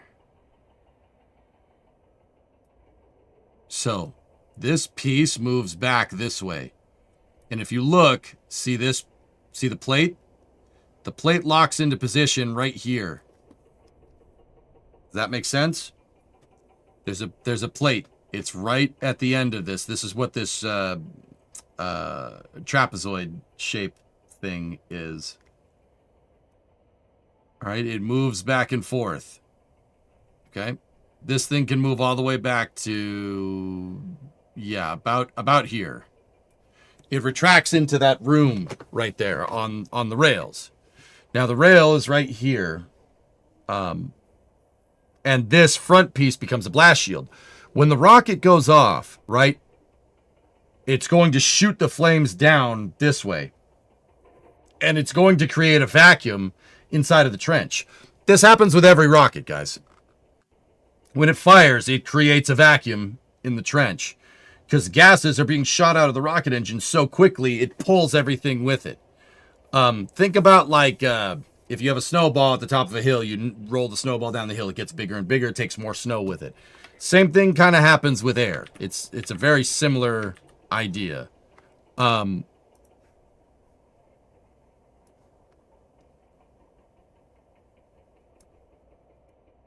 So when this thing is in the retracted position like that, right?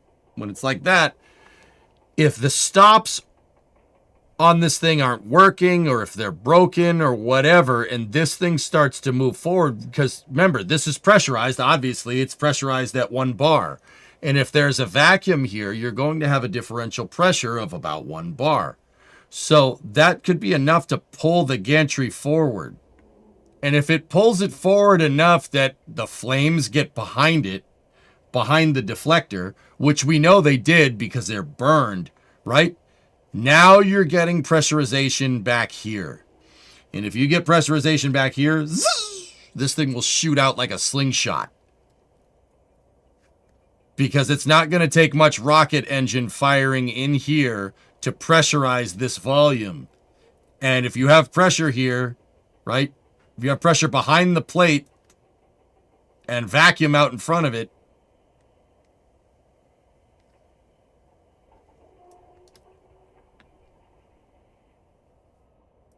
actually, this thing landed more like this. It's upside down. It basically came out and flipped over and crashed.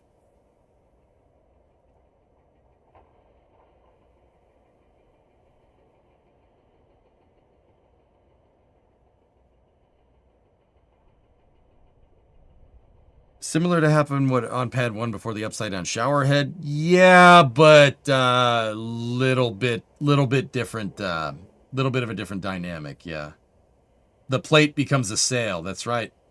Could it have compromised the launch? It could have, but it didn't. So lucky. Someone forgot to set the parking brake. I don't think so, dudes. I think something failed. I think a component failed. It's no, that pad is not in the best condition, dude. Seriously, all the pictures that I'm looking at of Site 31, look at it. It's junk. Look at all this.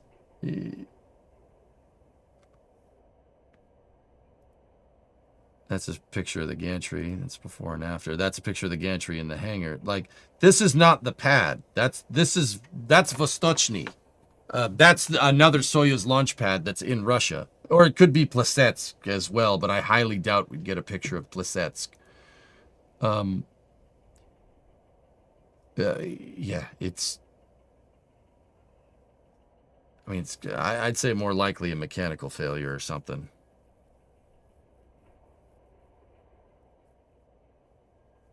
What if earthquake made pitch the land at an angle?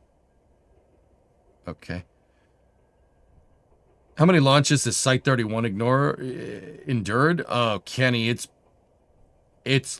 been seeing launches pretty much since 1960. Yeah, see how the concrete is all bladed away? Just go back to this shot of ignition, guys. Here, over here. Look at this. Look at the pad. It's crumbling. I don't think that this is somebody forgetting to put the brakes on, dudes. I really think that the pad's just old. Site 31 has 444 launches. Thanks, Darker Player.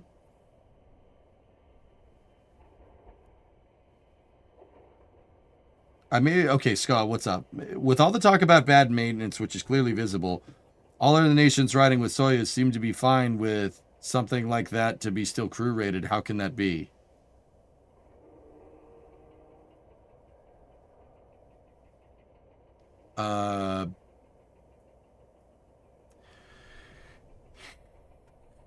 I think that's a very pertinent question to ask at this point, dude.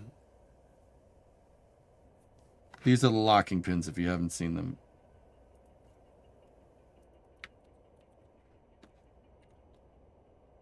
Let's see the pins.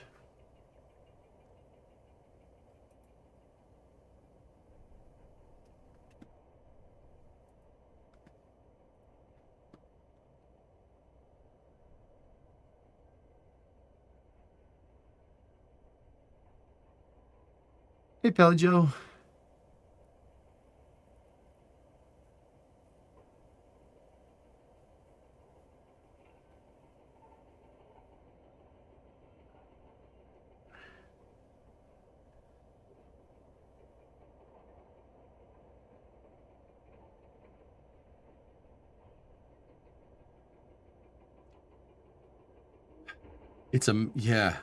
It's a manual pin.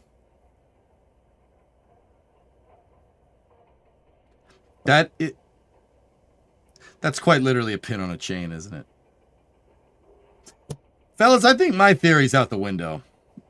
I don't think anything broke. That metal gusset is beefy. Somebody forgot to put the pins in. Yeah.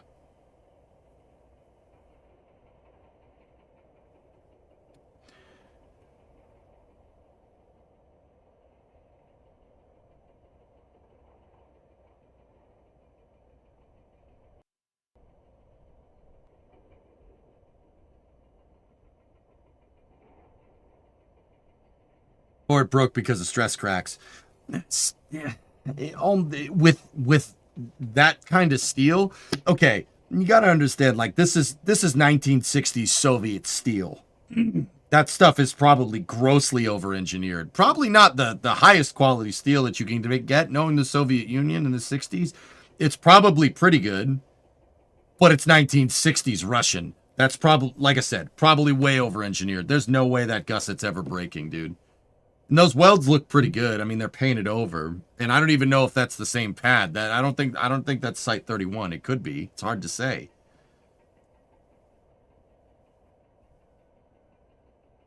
I don't think that would crack. I really don't. I mean, maybe.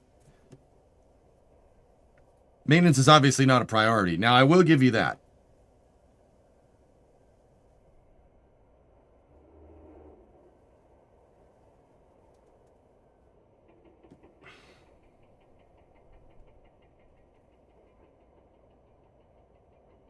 That's not, you can see the new circles below the rails.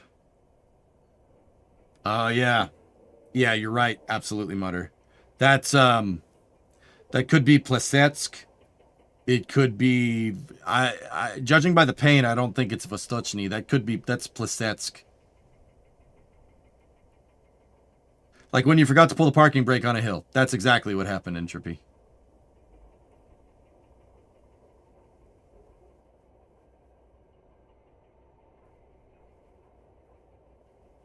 That he could even be Kuru, but it's not painted the right colors for it.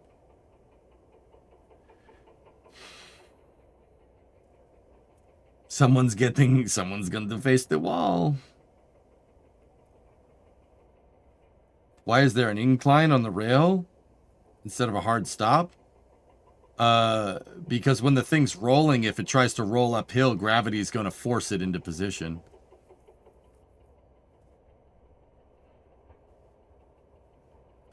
Yeah, it's a keyed pin, dudes. That's and there would be a pin on the opposite side too, right? Yeah, of course.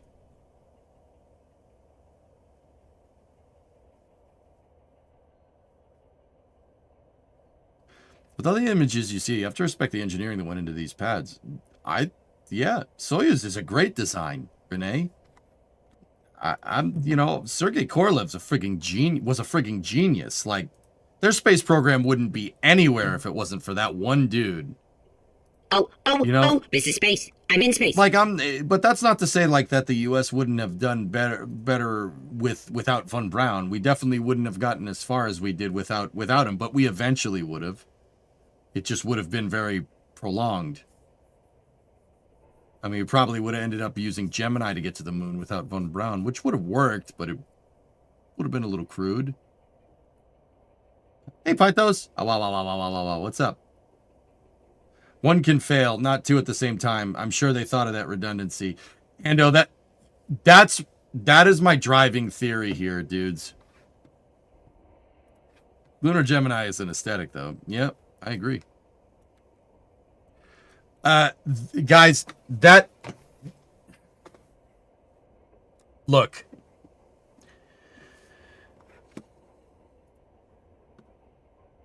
Hold on, bro. Look at the shockwave. Oh yeah, the sun burped. It burped pretty hard the other day.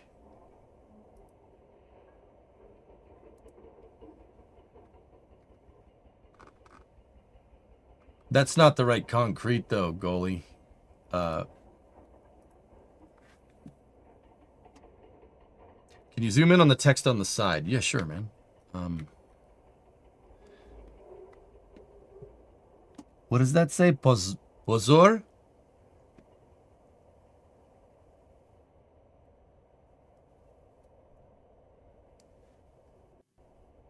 It's been a while, dude.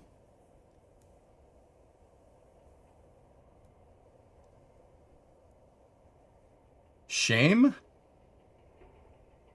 Am I saying that word right, dudes? I forget what letter that is. It's not P, is it? I don't think so. It might be...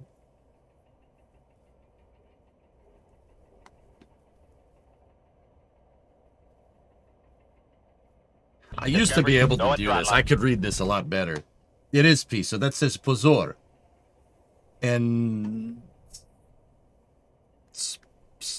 I see S-P-E-C.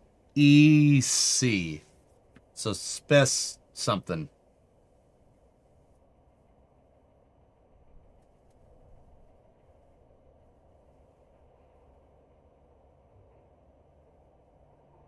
We're also assuming the older pad at 30 watt had the same locking mechanism. Yeah. How was Thanksgiving? It was great, Alucard. Yeah, it was fine. Kelly, 82-month resub. Thank you.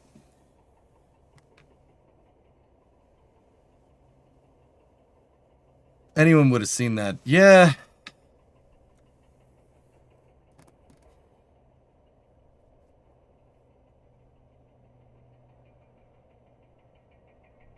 Yeah, I'll desert that solar flare. The sun burped the other day, and yeah, that burp is like 20,000 times the size of Earth. That's a made-up number. It's gigantic. Hope you gained some pounds. I did.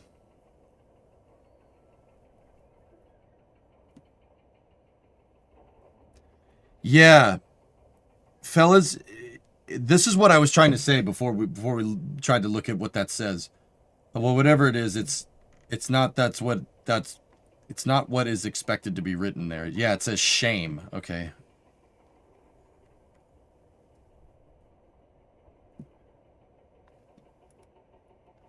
Interesting.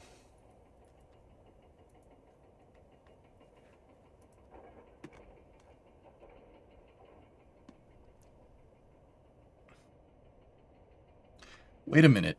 Fellas, we'll be able to see where the pins go in on this side, will we not? What's the highest res version of this thing that we have?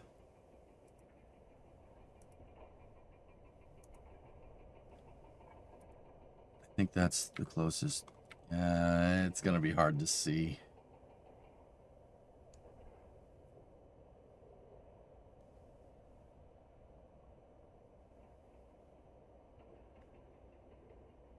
Maybe that. You know what? Can we get a 3/4? Oh, there's a strut. Right.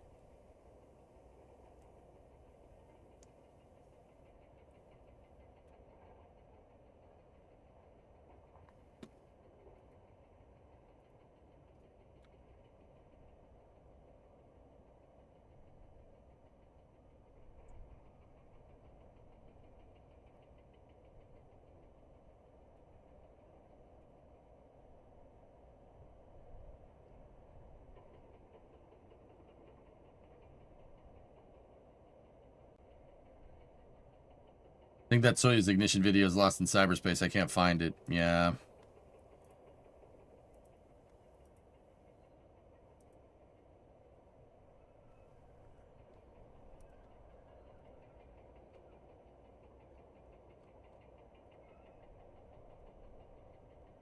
Let's see. Katya might have more pictures. Hold on.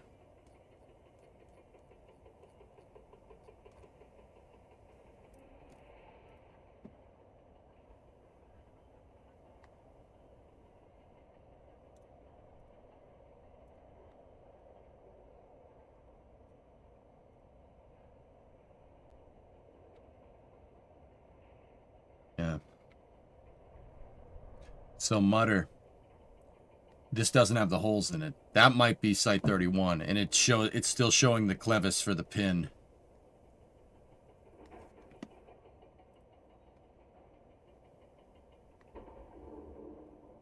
We've seen that before, Baron, yeah.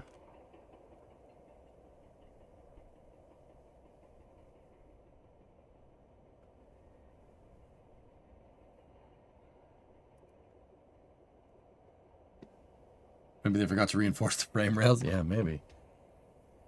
So I think it's safe to say that the shot from Anatoly of the pin right here. See, there's no holes. There's no holes in the picture that Katya posted.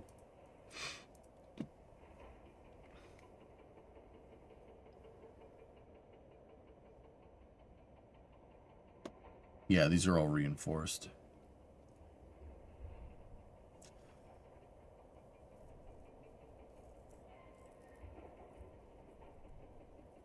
So the Russian forums speculate that Pozor's Spestroy.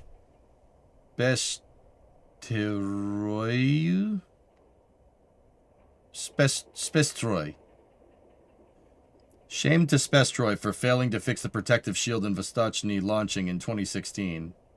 That makes sense.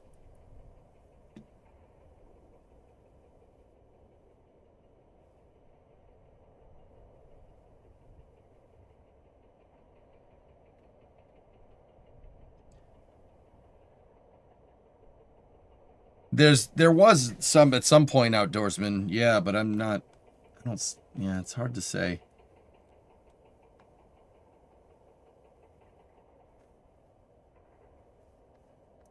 Guys, all right, so here's what I'm thinking. Dude, there's multiple pins for this thing. This shot kind of shows it. You can see the clevis right there and the clevis right there for the pins. There's pins on either side.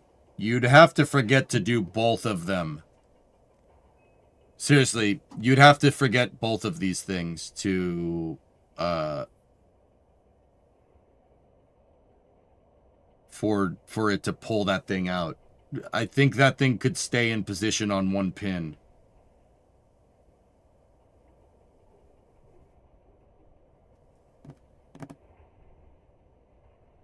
That place looks like it would make a decent battlefield map. There's probably two more on the other side. Yeah, it's hard to say.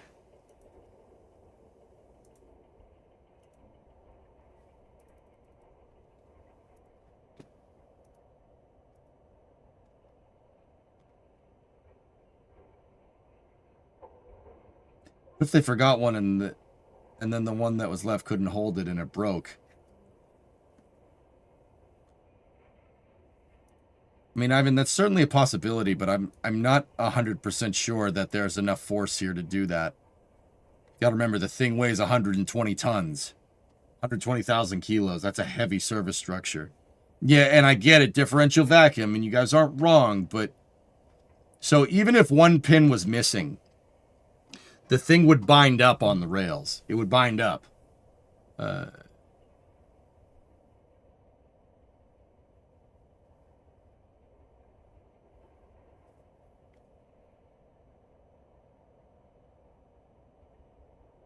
And also, fellas, I don't think that that's breaking. I really don't. You guys got to understand this is a keyed pin. So you put the pin in and you turn it also. It's keyed. See how there's a slot right there? This pin, there's a reason why the end of the pin is curved, right? Because you have to you put the pin in one way and then you lock it like turning a key almost. That's why that's called a key point. I really don't think that would break, guys. And even if it did break, it would probably jam before that thing pulled that thing out like that. Enough force after 444 launches. Steel fatigue is a thing. What? Dude. That thing is this thick. That's got to be at least 3 or 4 inches thick of a locking pin. There's no way in hell that thing snapped. Yeah, Pixori, it says, yeah, pozor. Spestoy.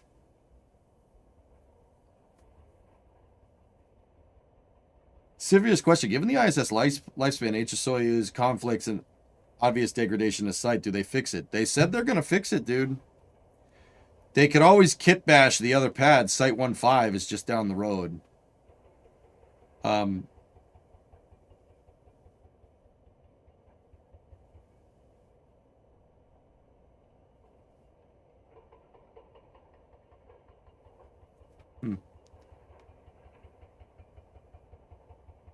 After 400 plus launches, I'm tipping there was not much maintenance. Fatigue, fractures on the welds. Paul, like I'm not writing it off either. That pad was clearly not maintained. The question is, how many times has that launched with fewer than all the pins in? Normalization of deviance. Now, Aqualex, I find that very easy to believe. That was my original thought. My original thought is like, dude, there's the detent is probably idiot proof because it's Russian, right? Their detents are idiot. Like they have the pin on the chain, right? The pin is on chain, so it does not leave Levis, right?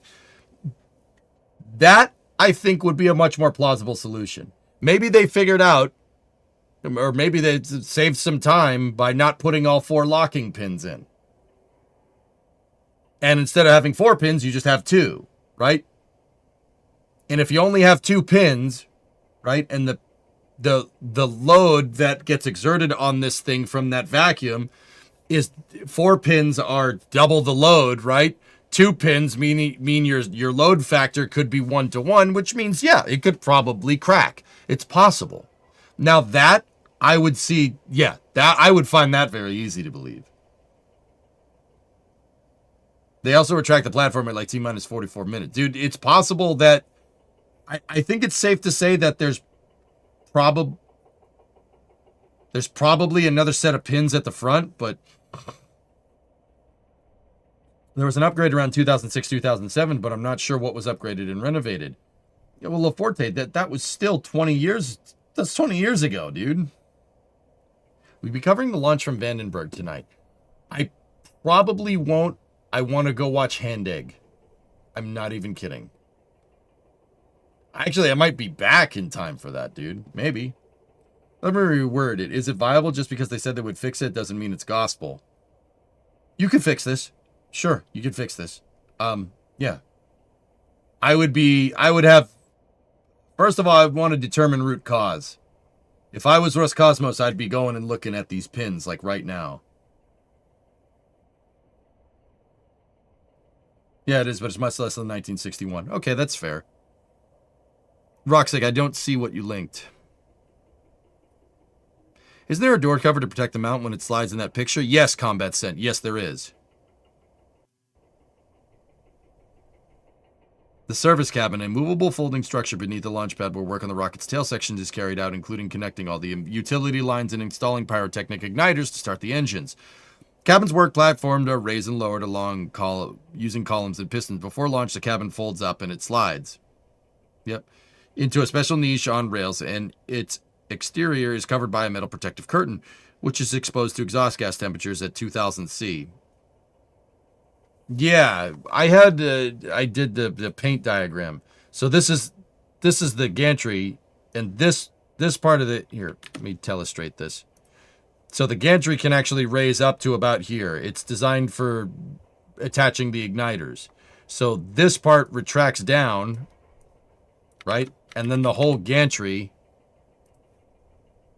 there's the deflector plate right there on the far right. And this whole piece goes back this way and stays right there. Those pins that we know about are right here. Now, I don't know if there's another pin up there. But we definitely know that there's 2 pins here on either side, and I'm going to guess that there's probably 2 there.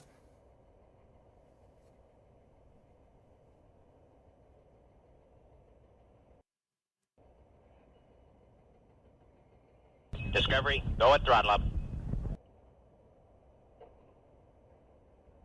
Yeah, Talon, but that, if what you're saying is right, that means there's another pin right there. Why would there be a pin right there?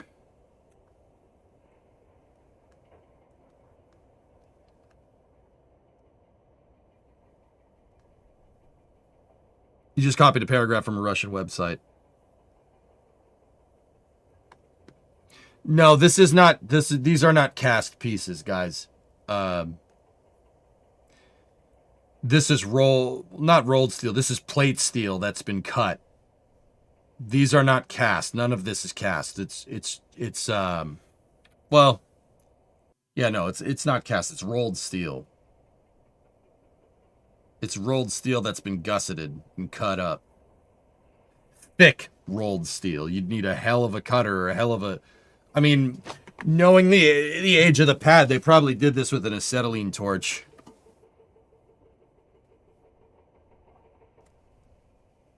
And that's some big old stick welding right there. And it's reinforced over a couple of times.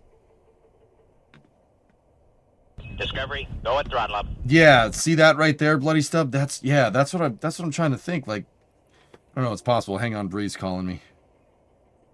What's up? Hey, You're on stream. I need your help getting Titan out of the car. Okay. I'll be down in a sec. Alright. Yeah.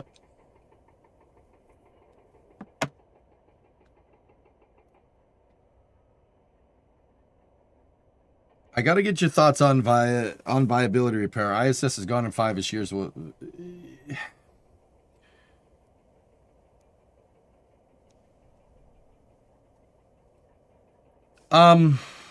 Okay.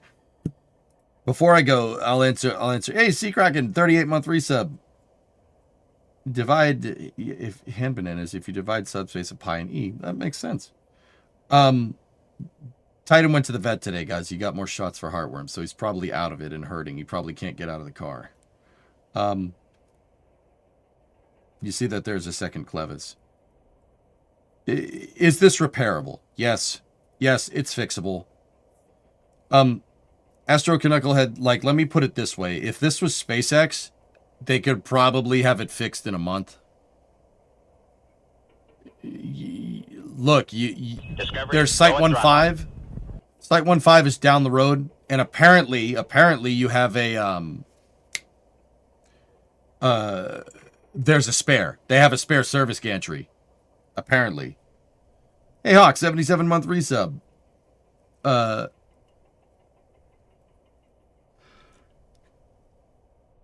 So you could excuse me, you could kit bash the spare, or you could part out the other pad. Site 1-5 is not operable. It's broken. It can only launch Soyuz FG rockets. It can't launch Soyuz 2-1. They are in the process of upgrading it, or not. They said they were upgrading it. It's been in a state of upgrade for years. Hey, Hawk, 77-month resub. Thank you. So if it was like, let me put it this way. If this was SpaceX, if this was SpaceX pad, probably a month. This is not hard to replace this service gantry. It's not a big deal. Like SpaceX has the cranes to do it, etc., etc. Definitely have the personnel. Now the question is, does Roscosmos have that? I don't know. I don't have the answer to that question.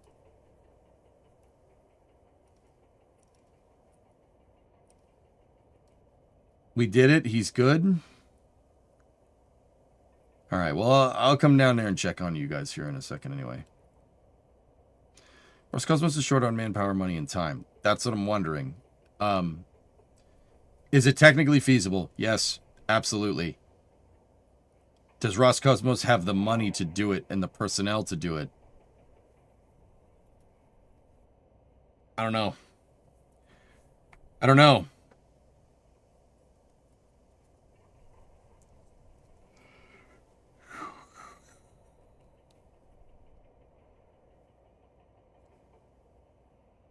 They can fix it. Your question is why?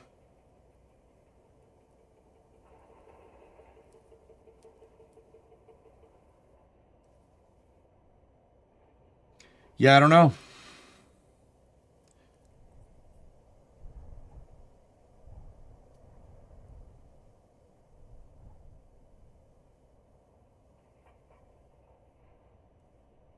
I think they'll have everything they need because this is a question of pride at this point. Yeah, Ando, that's a good point.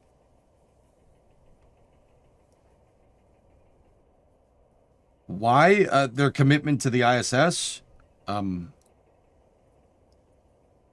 Guys, look.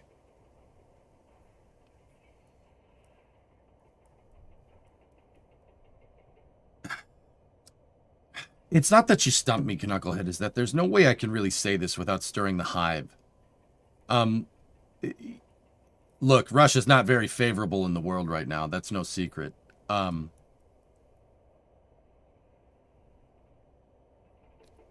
With that being said, guys, despite the invasion of Ukraine, etc., etc., NASA and Roscosmos have basically been, the situation hasn't changed there, and it won't change there until current event notwithstanding, it was not going to change until the end of the program.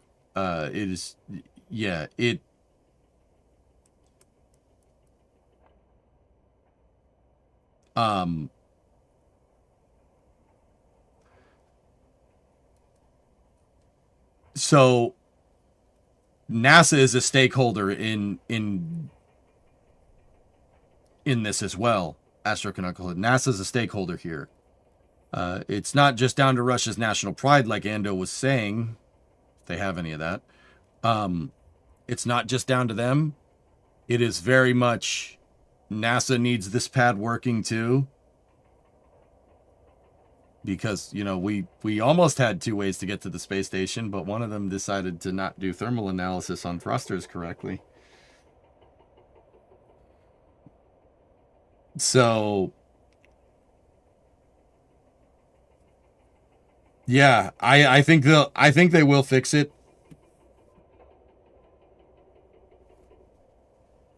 Yeah. Hey, Pop.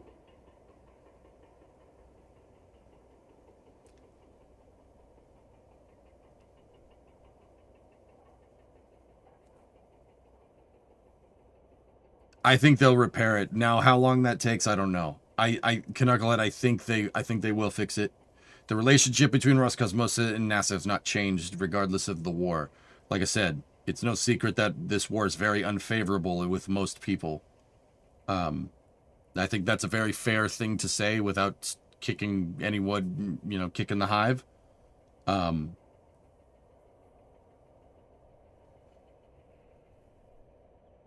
But yeah, how long that's going to take, I don't know. You're going to need a lot of resources to fix that. You need a lot of cranes. You need a lot of guys with acetylene torches going at this thing, like how SpaceX went at OLM-1. You're going to need a lot. You got to get you can't put the new one in without getting the old one off the ground. They're trying to keep spaceflight out of it. Yep. All right. I'll be back in a second, dudes. I'll just throw Starbase Live up here for a moment. I just got to check on Bree and the dog. We'll continue with more space news. These are great conversations, dudes, for what it's worth. Yeah. I'm going to go check on the dog, make sure everything's good down there. I will be back momentarily.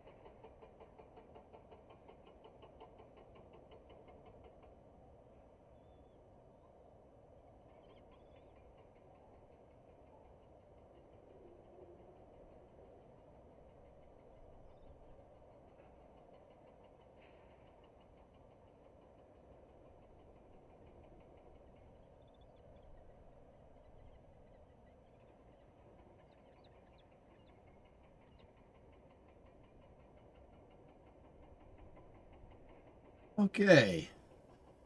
All right. Titan is okay. I am pleased to report. Titan is just fine. Okay.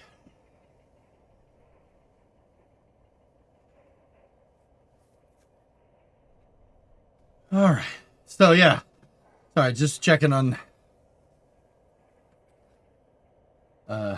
Bree and Titan. Everything is good down there. He is the okayest. He is definitely out of it, though. That dog does not know what planet he's on right now. He's just kind of sitting there going,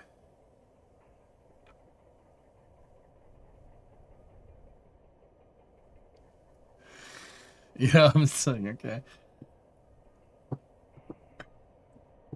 He was at the vet. Yeah, he's getting shots for heartworms, and he's gonna do it again tomorrow.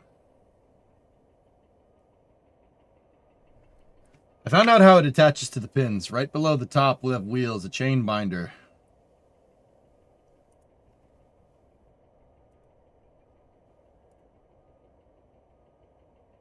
Which would attach to the second hold down on the rail.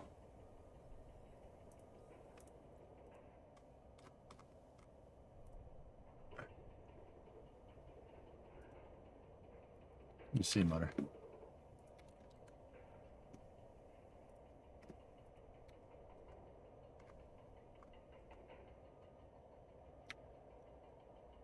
This thing right there, right?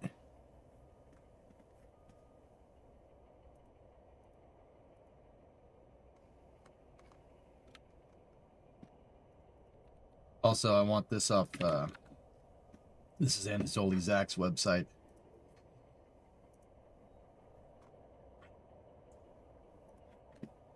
They're red.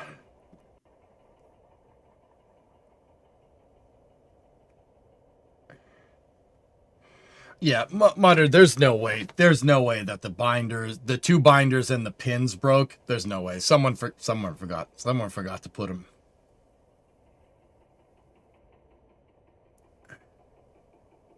It's about the spare parts on hand to fix it. They have another launch pad they can cannibalize for parts, William.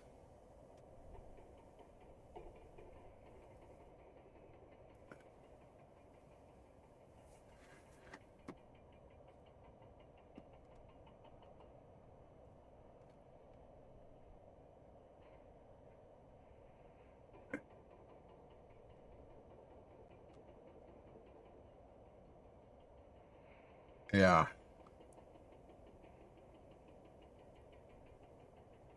Yeah.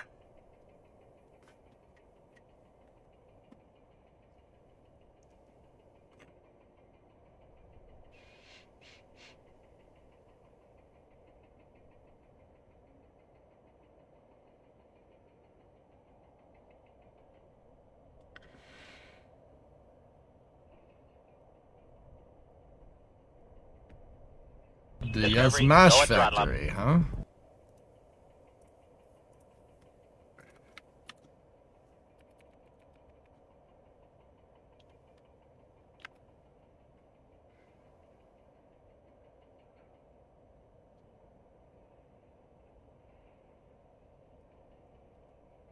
Here.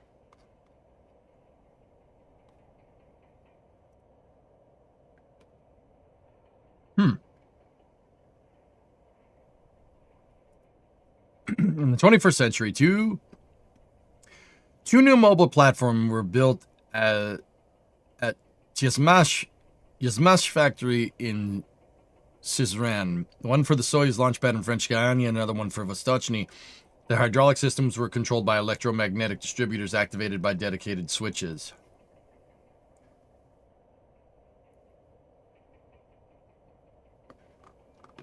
First built in 1956, the movable service platform is common for all Soyuz pets in Baikonur, Plesets, Kourou, and Vostochny.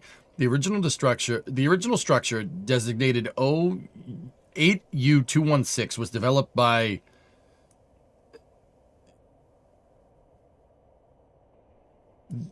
it was designed in Moscow and built in the Krematorsk machine building. Kramatorsk machine building plant in the Ukraine. Okay. Factory provided the platform for a total of 6 R7 pads. Discovery, And at least one go at backup throttle up. structure is known to be ordered in 1971 and delivered to what became the Baikonur Cosmodrome in 2013.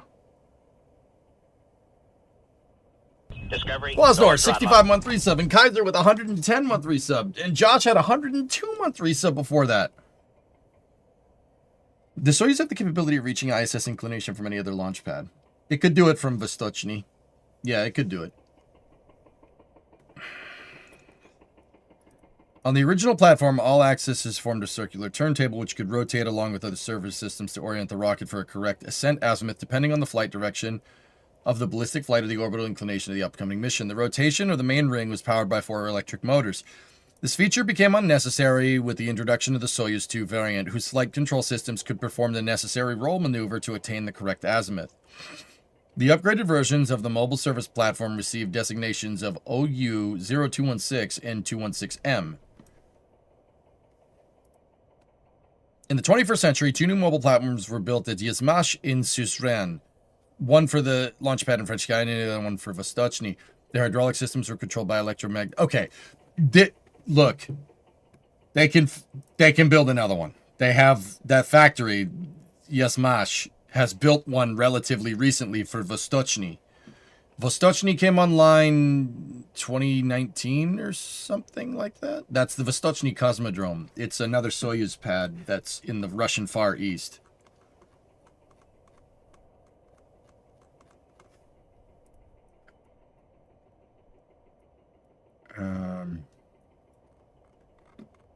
It's over here.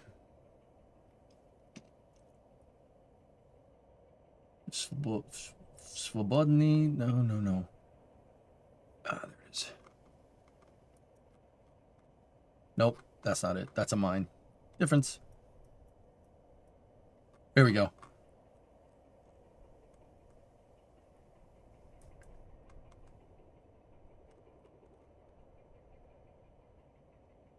No. No, that's not right either. Okay, hold on. It's got to be right around here. It's not very... I mean, you'll see it. It's a freaking launch complex.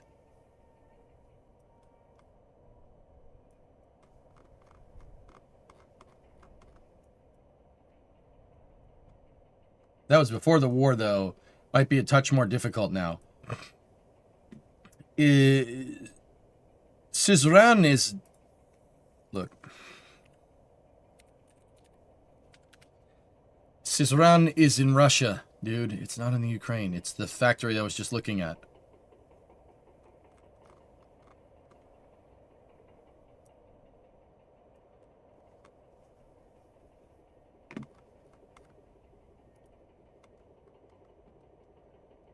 Ironic that you could see Russia's launch pad on Google and not France's.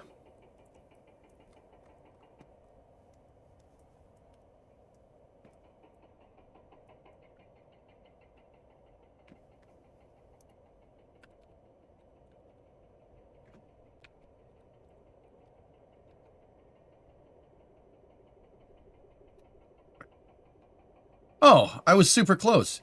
Dang it. Yeah. All right, so when did this thing first come online?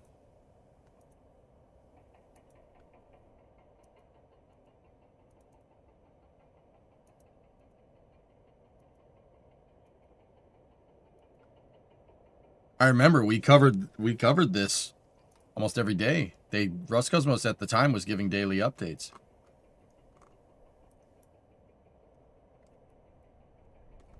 That's Ingara's pad. That's not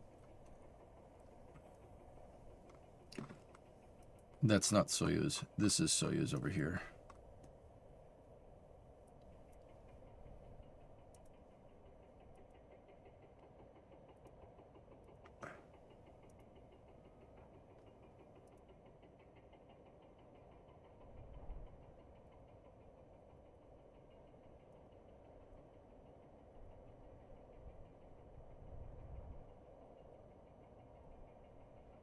Yeah, so as recently as what would you guys say, like 2016? Yeah, I'm pretty sure they could build another one, but they'll most likely kit bash off 1.5 if I had to guess.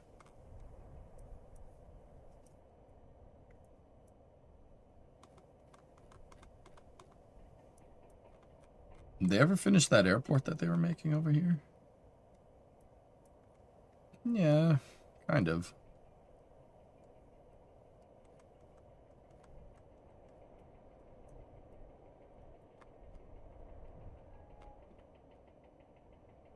They're still playing workers, dude.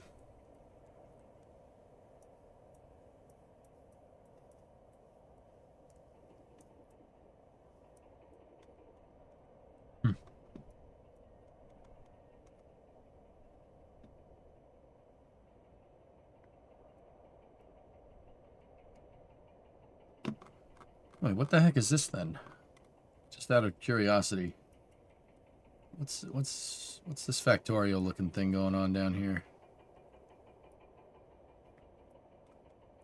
So how screwed is the ISS? It's hard to say right now, dude.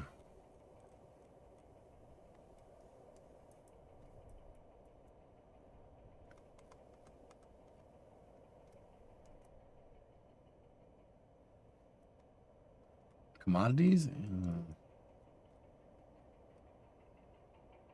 I don't know, man. Hard to say.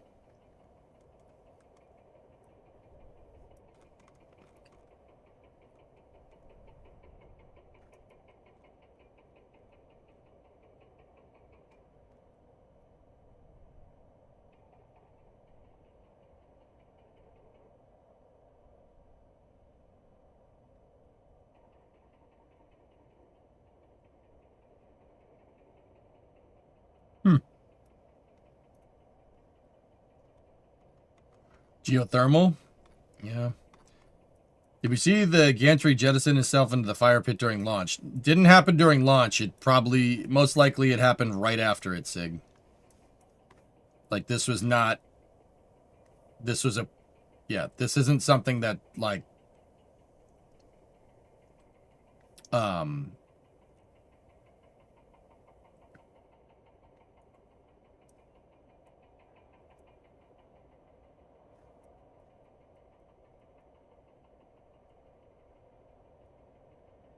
this isn't something that just like happened during the launch or before or after. It was definitely, it was just, no, it was right after. Sorry.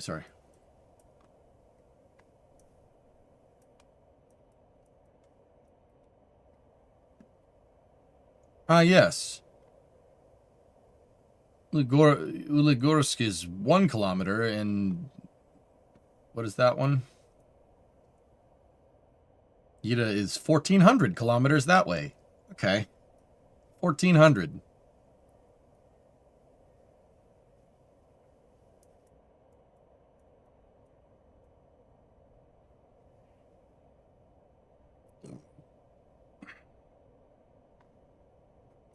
This is all new. They built this not too long ago. It's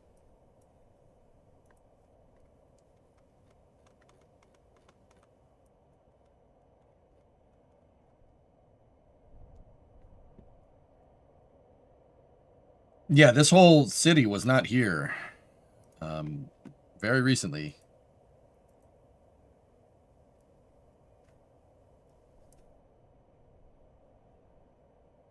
Wait a minute. No. I must be thinking of something different.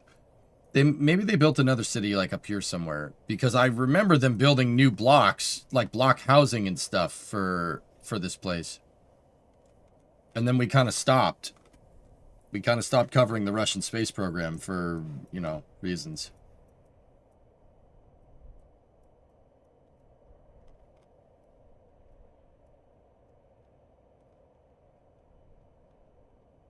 Yeah, it's only 1,400 kilometers that way. Very convenient. Cheetah, yeah.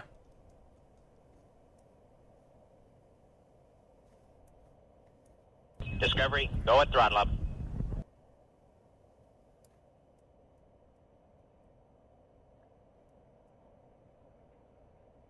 Interesting.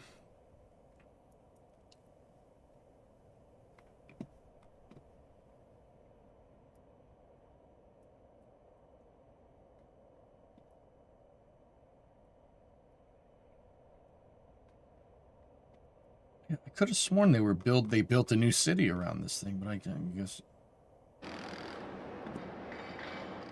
Starbase Live is back. They just cut the audio back in. Oh, that's old.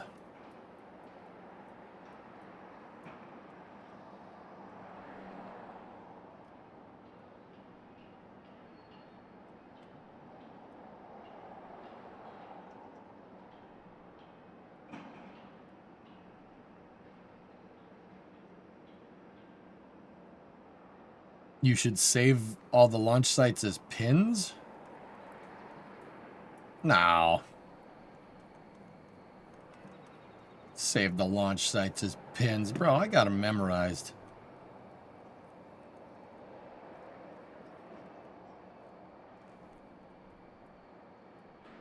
Psh. Pins. Give me a frickin' break.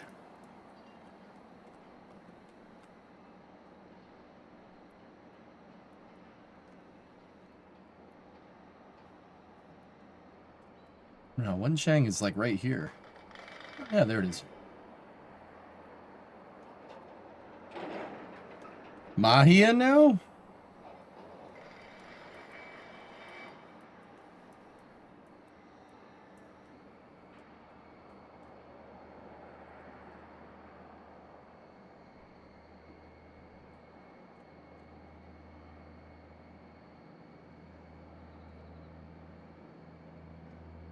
Find the Scottish one. Is that a trick question?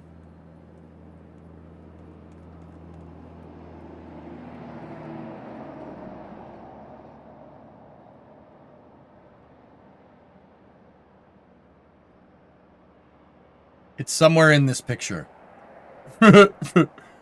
It's somewhere in this picture. How's that?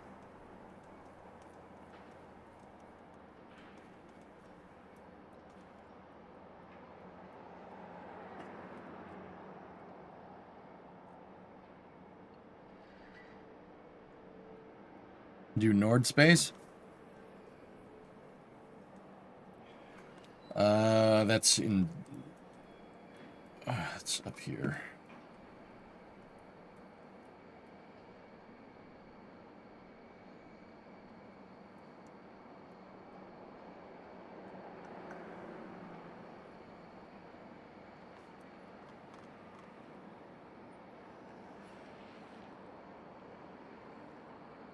Oh, which one is it?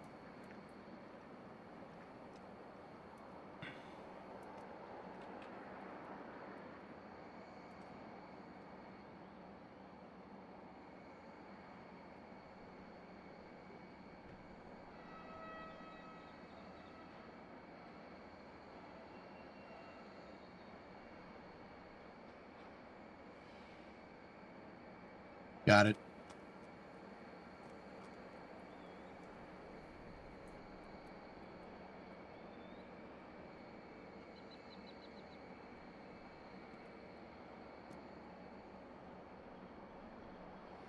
It's somewhere along this coast.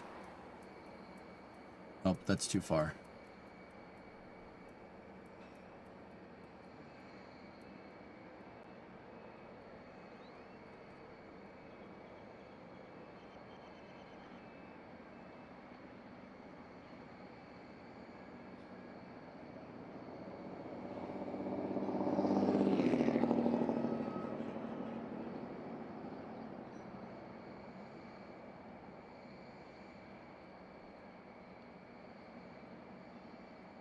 What the heck is it? It's somewhere in here, guys. I know. I remember I've looked at it on the maps before.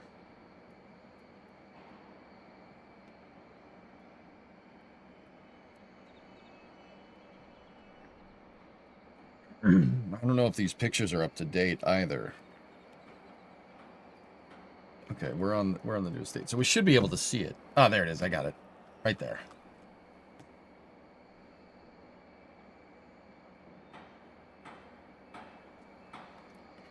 And right there is where it crashed.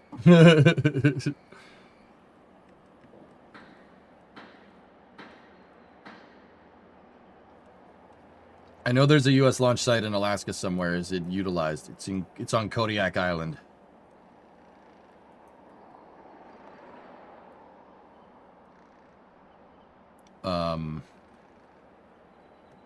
Give me a second. I'll find it.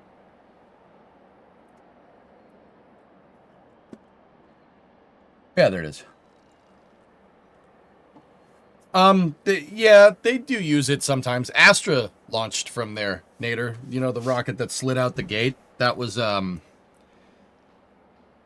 over here somewhere.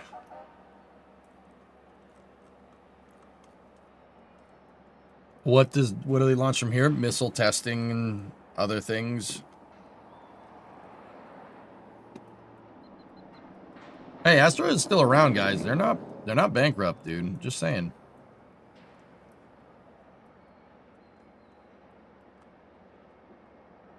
I think that was the pad right there where it slid out the side. It went out the gate. Still pretty cool.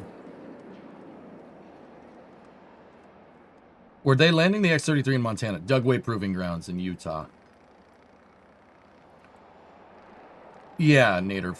Yes. Where's JAXA? That was one of the first ones I looked at. That's Tanegashima. It's right here. It's a good ways, or a little ways south of Kyushu.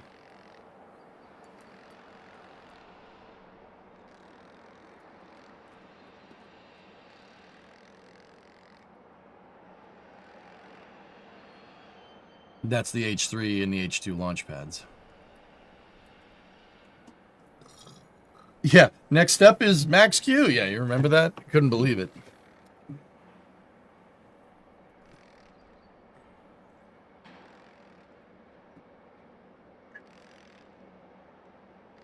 Yeah, Cyborg, I don't think that thing would have made orbit if... Yeah. No, I don't think so. Tanegashima is a beautiful launch site, for what it's worth.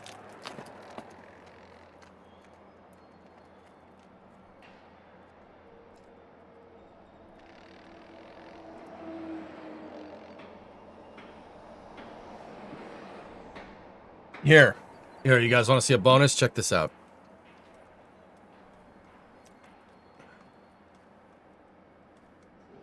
How about Kuru? Oh, yeah. That's easy. It's over here.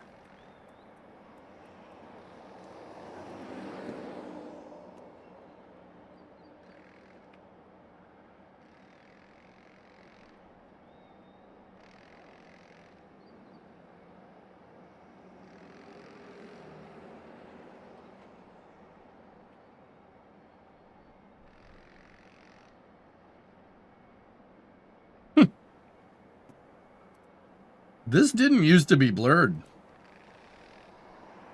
Guys, that's super funny that it is, actually.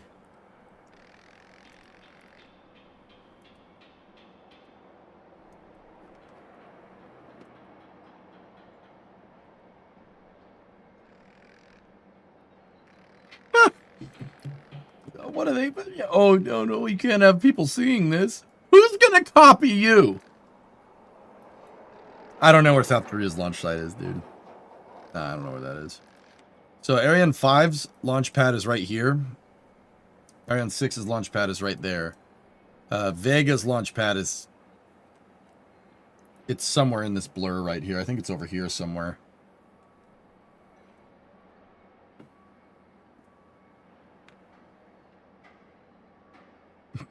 Yeah, we have to blur it out because everybody is going to copy our rockets. We have to blur it out. Meanwhile...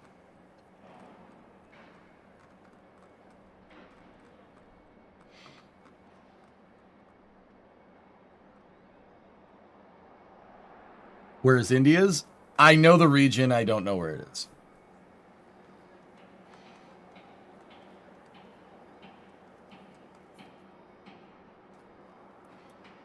So India's launch pads are up here somewhere. They're on this coast somewhere. I don't know where they are.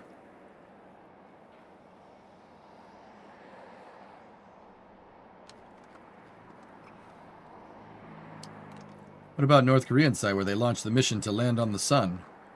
Oh.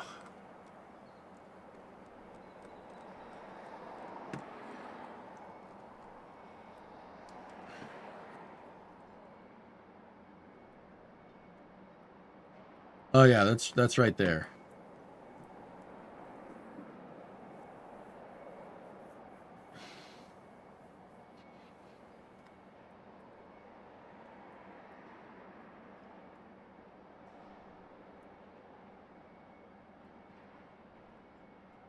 See, that's where they launched into the sun.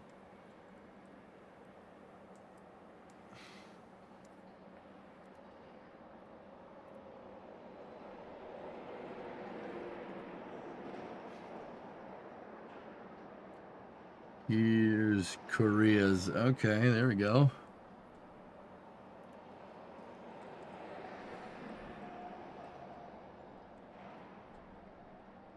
Oh, jeez. That one's going to be a lot more difficult to memorize.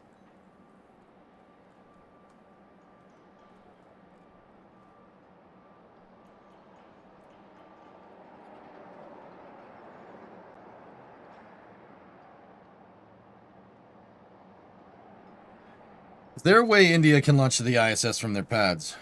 Yeah. They can get to it. It's not out of the realm of possibility. They just won't.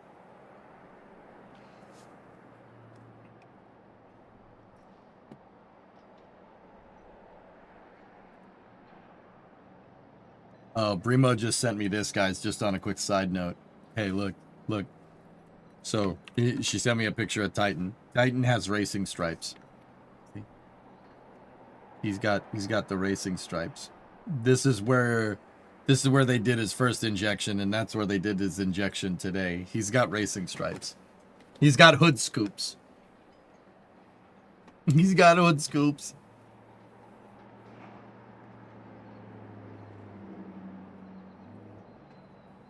I have no idea what that is, Chris. I don't really care either. Titan is out of it right now, guys. He definitely doesn't know what's going on.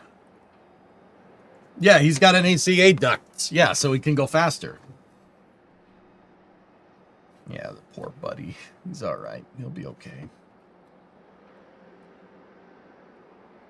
Yeah, he'll get a steak. Don't worry. Anyway. All right, dudes. I think did we get all the space? Did we get all the space news over the past week? I think we did. I think I got all of it. Starliner. We talked about Starliner's 4 missions. We talked about Russia's pad falling apart. Oh, there was the 37 EIS. Discovery, go at throttle up. One last one. What's up, Sears?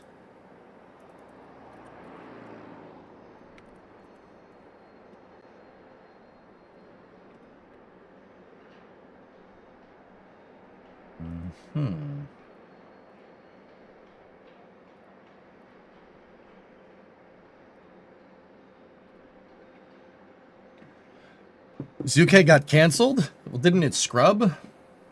S-Master, I just got here. Any space news? Let's see. From a press release by Senator Corbyn about the meeting with Jared Isaacman. Mr. Isaacman committed to follow Senator Corbyn's provision of the One Big Beautiful Bill Act, now law, to move the Space Shuttle Discovery in one piece from Virginia to its rightful home in Space City.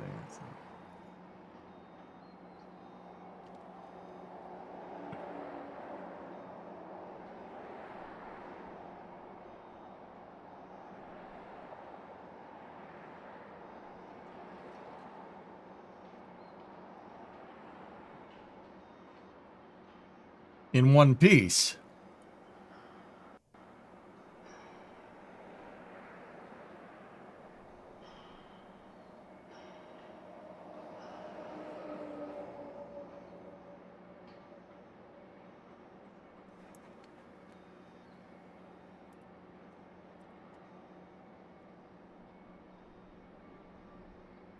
I don't like using SLS as the brunt of jokes, fellas.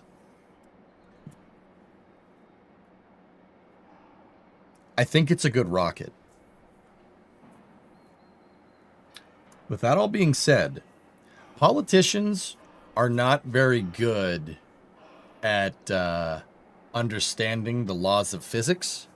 I don't think they're very good. The last time they tried to, legislate physics into law, we got SLS. So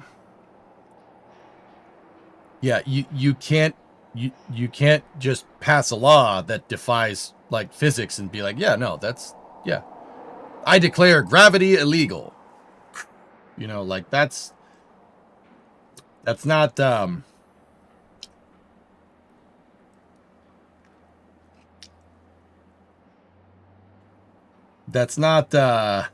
it's not really how that works.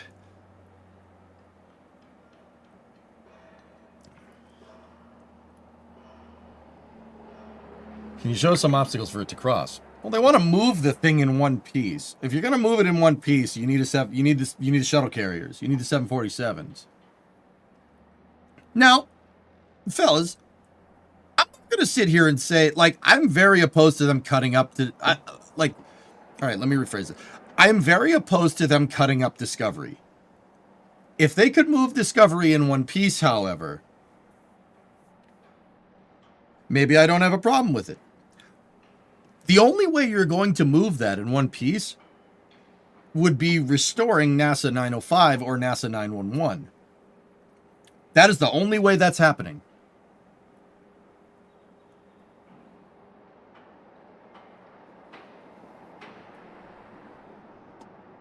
Would I be against this? I mean, restoring one of the shuttle carriers and moving shuttles around? I would. I mean, why not just put it on a boat? Well, here's the thing. It's not near any water.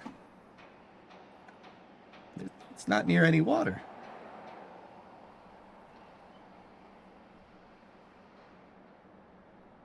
Moving an intact piece of history just for personal and political ego is a bad idea. If that's the state of the game, Nova, they can have it. I think it's hilarious, and I think history will not be kind.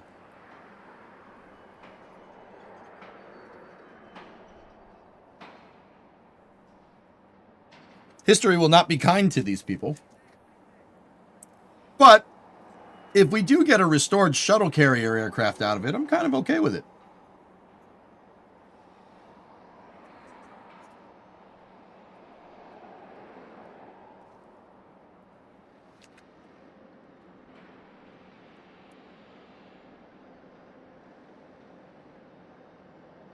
I mean, I think it's a terrible idea for what it's worth, but if that means restoring a shuttle carrier aircraft, okay.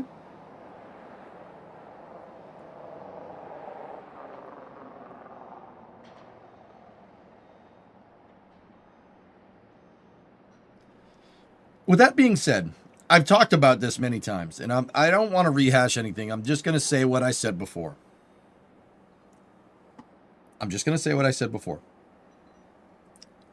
Moving the shuttle Discovery, from the Udvar Hazy Center to Johnson Space Center, from Washington, D.C. to Houston, Texas, when the space shuttle hasn't flown in 14 years... The program was incepted in 1972, first flight in 1981.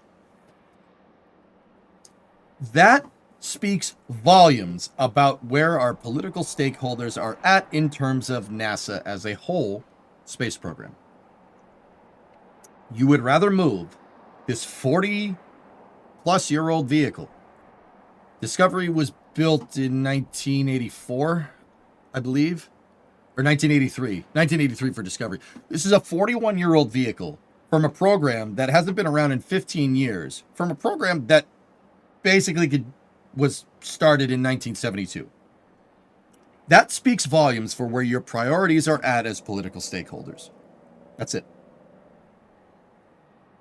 You're willing to spend money on rectifying a seemingly wrong thing from 15 frigging years ago. 15 frigging years ago with a 41-year-old orbiter, rather than push aggressively into the future. Like I said, that speaks volumes to me about where our priorities are, where our politicians' priorities are at. It speaks volumes, and it's pathetic. And I think That's stupid. That is an insane waste of money. Look, like, if the shuttle program was still flying and we had a shuttle carrier aircraft kind of ready to go, I wouldn't be totally against it. But yeah, sure, whatever. But, dude, the shuttle carrier aircrafts have been sitting dormant since 2013. Well, 2012, basically. They've been mothballed. One of them is a museum exhibit in Houston. The other one has been sitting in the desert for 15 years, doing nothing. Now, the Pima is a good place. Or no, it's not at Pima. It's at Edwards, I think. That's not a bad place for it. It'll be fine. You could fix it. But why? Why are we fixing a 50-year-old airplane? Because the shuttle carrier aircrafts are converted 747-100s. They were built in the 70s, like the early 70s. So we're going to restore 50-year-old airplanes to grab a 41-year-old orbiter and fly it to Texas once?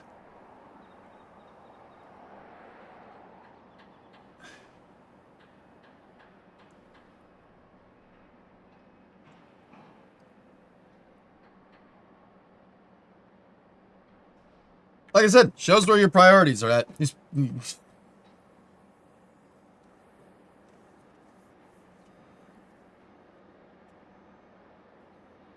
If that's what you want to do. We don't have to wait for history to not be kind. It's dumb.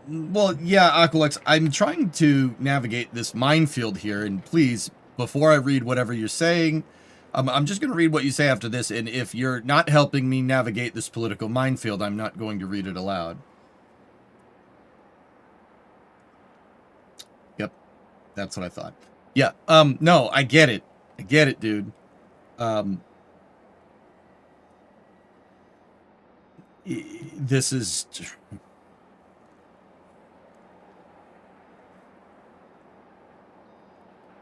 No, Outdoorsman.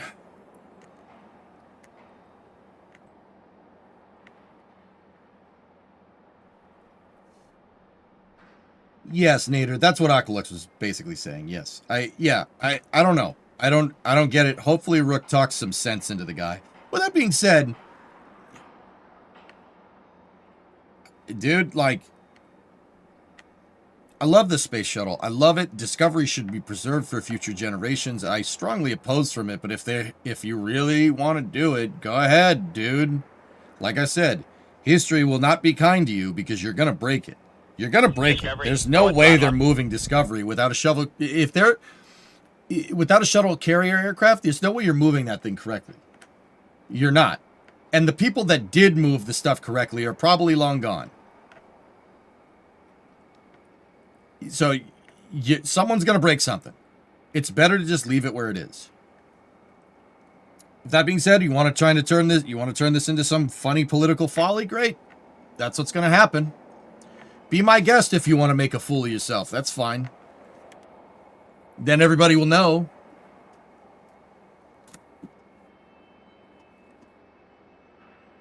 Truck it the 20 miles to the river and sail it down. There's water all the way.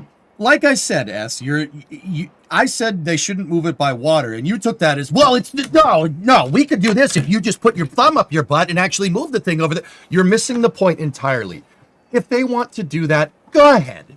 Do it. Do it. You're going to break it. You're going to put it on a barge. You're going to break it. It's going to end up looking like Buran when you're done. Tiles are going to fall off. It's going to be hilarious. Go ahead. Go ahead. Do it. Do it. I don't care. I don't care anymore. Like, the shuttle's the past, dude. Whatever. Instructions unclear, thumb stuck in butt.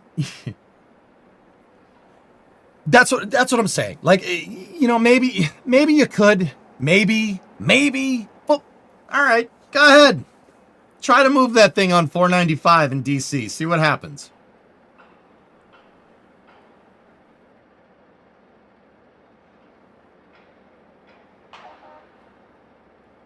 Like, it's just...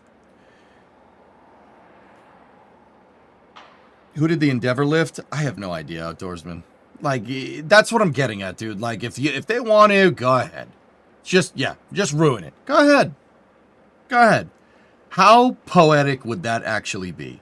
if they actually go through with it, you're going to break it. You're going to break it.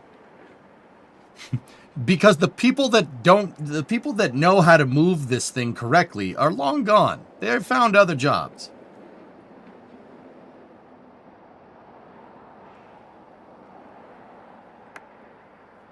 Considering that's where they normally stick their heads, some should be easy. See, now I have no problem reading that comment. Yeah, that's fine. Let's pull it with the Toyota. It worked in a commercial, right?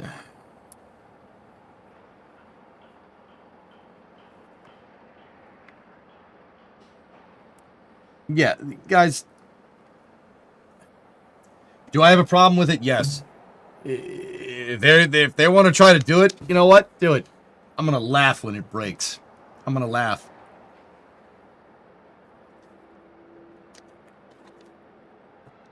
I'm going to think it's going to be hilarious, dude. I'm not going to cry. I don't care. Whatever. There's other space shuttles. There's Atlantis and Endeavor and Enterprise. Whatever. That's fine.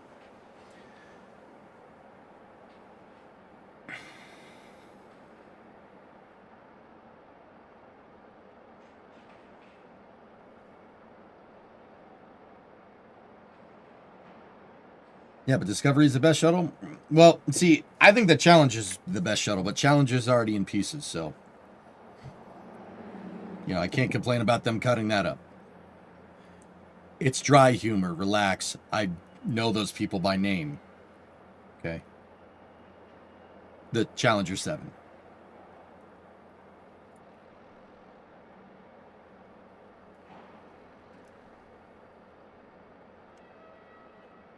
Discovery would go from museum exhibit to circus exhibit. Yep. Gallows humor is perfectly okay, man. I get it. Yeah, it's just...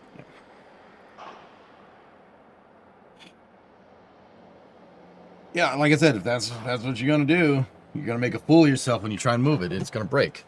Like,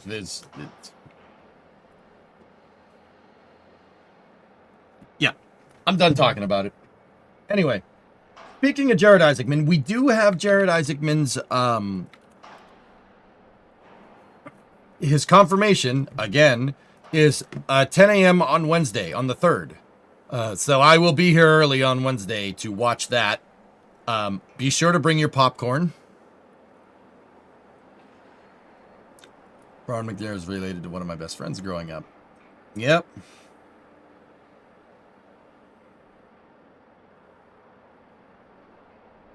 Interesting, goalie. You need to make a cringe meter? I think my reaction is plenty good. Discovery, go at throttle up. Yeah. Now, there's an open letter from a lot of ex-NASA astronauts that are endorsing Jared Isaacman.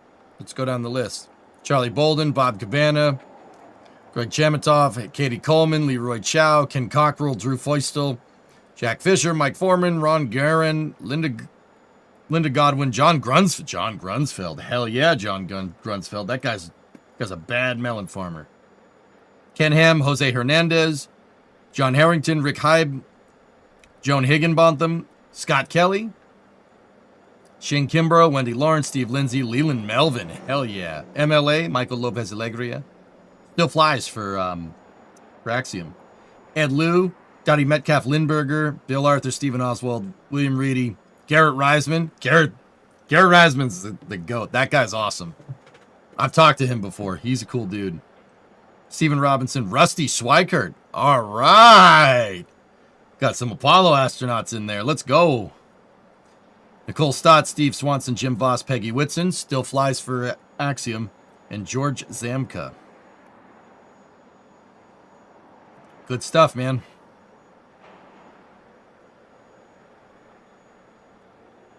Cool.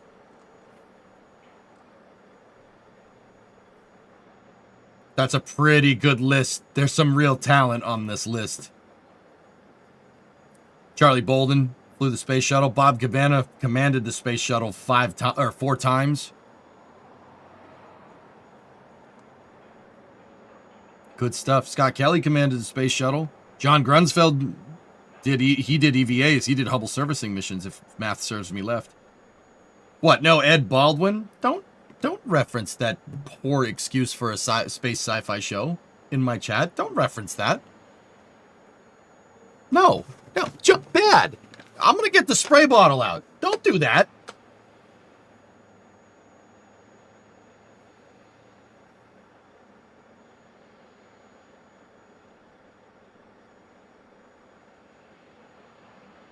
That's cool, Nader. Right on.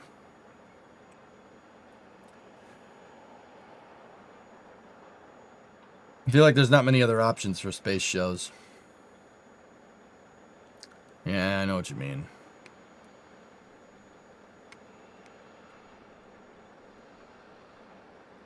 So yeah.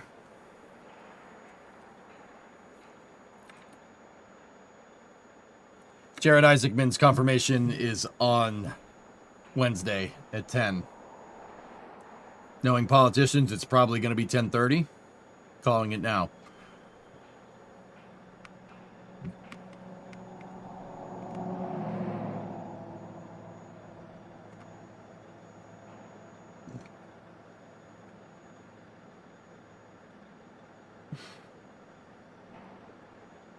Go take your money's on 10:45.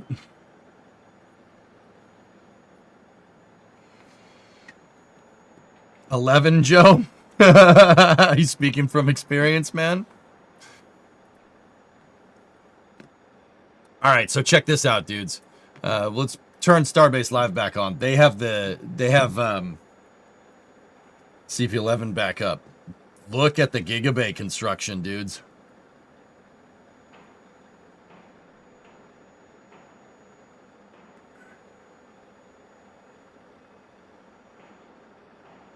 When did that happen? I don't know, man. They've been busy. They got all 4 tower cranes set up, and they are going hard. And the crazy thing is that the Cape is doing the same thing. The Cape's further along than this, dude.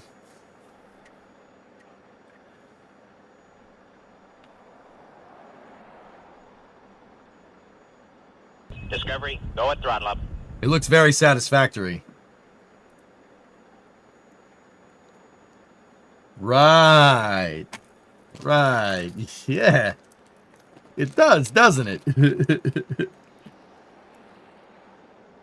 Rare Starship Cape Program W. Joe, it's Discovery, I think go at throttle Cape up. W's for the Starship program are going to happen a lot faster. You haven't played the Addiction Simulator in a while. Yeah, because I'm addicted to Battlefield, which is a worse addiction simulator. I still want to play, guys, but probably not to. Well, maybe we'll play a little bit tonight. But I want to watch the Hand Egg game tonight. Satisfactory build's still going. I mean, yeah, it's still going, but I haven't played.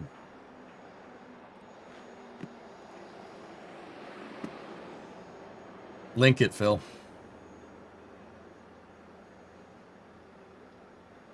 Just take the plunge and play Eve? No. No, Eve doesn't do it for me.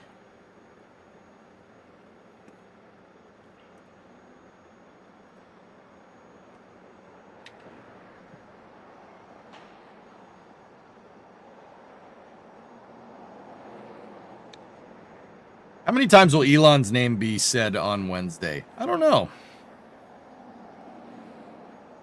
Have you seen the original pad for 39A? It was an upgrade of pad 1, not a total redesign like pad 2. There's very few pictures, though. Starship's pad, Amadeo? It's a copy of pad 2 at Boca Chica. Go full degen and play Star Citizen? Oh, maybe.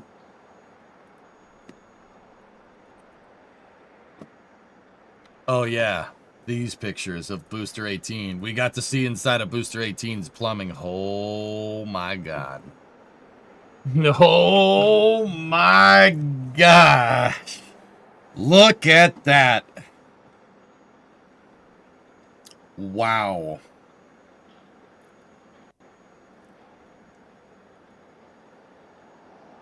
Bella who, Joe?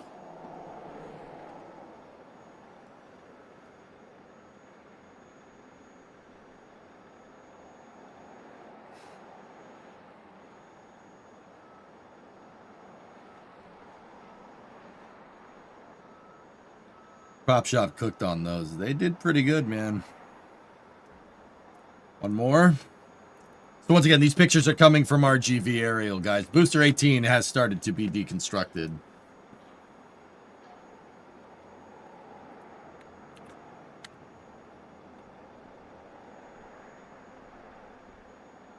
Yeah, they have the load spreader on it. They cut it in half.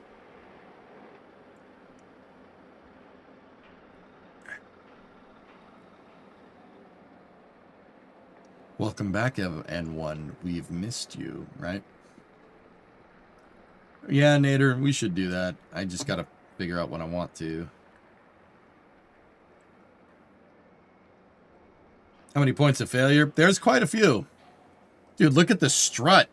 Look at that dang strut that they have holding that tank in position. Holy balls.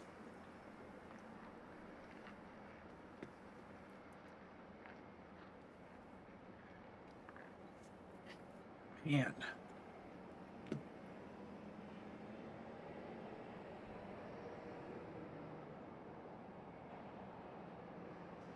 Joe. I want to know what them horizontal pipes are for wrapped around the outside.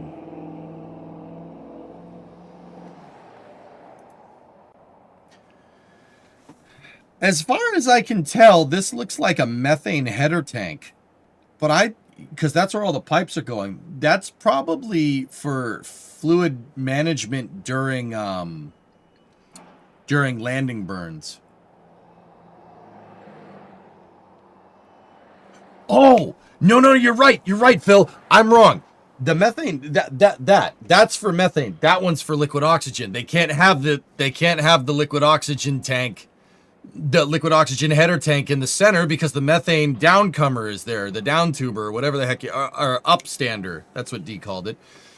Yeah, so it's offset. It's for the liquid oxygen. You're right. You're absolutely right. They're the LOX header tank feed lines. They had to offset it.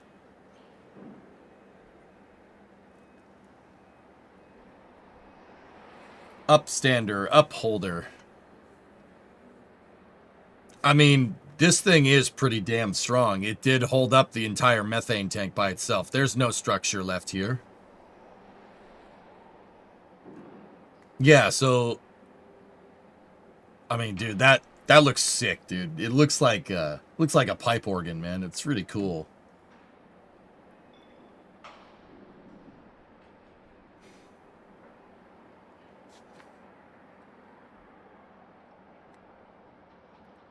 It's wild, man. It's just a Falcon 9. What's the big deal, right?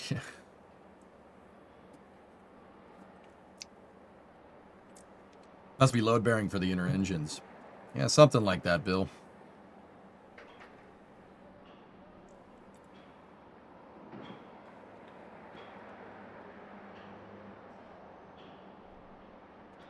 I can't even imagine how you're going to go about modeling that. Me?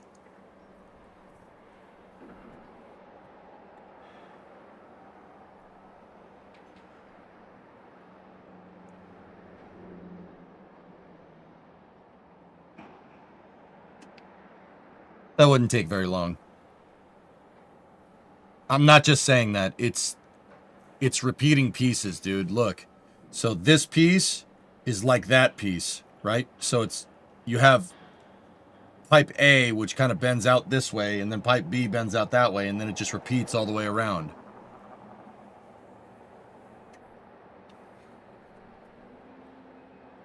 You could just model 2 of those pipes and then duplicate it all the way around. And then the same with these. You just model 1 and then duplicate it to the other side. Pipes, guys, pipes are not as hard as you think. I don't have Maya installed on this computer. But yeah, pipes are not, they're not as hard to make as you think. Like in CAD programs and stuff, dudes, what you can do is you can use the curve tool, right, to model the pipes. Like you could do this in CAD, you could do it in Maya. You just basically make a line where you want your pipe to go, right? So like say you wanted a pipe to go, you know, over, down, and then over to another direction. Here, actually, hold up. Got to make it curved or else it's not going to look right.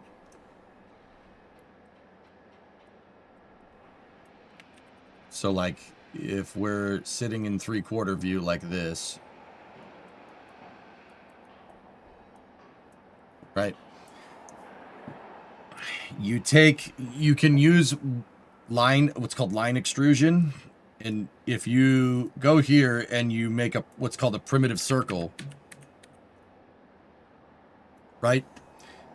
And in Maya, if you select the circle and then you select the line and hit the extrude option,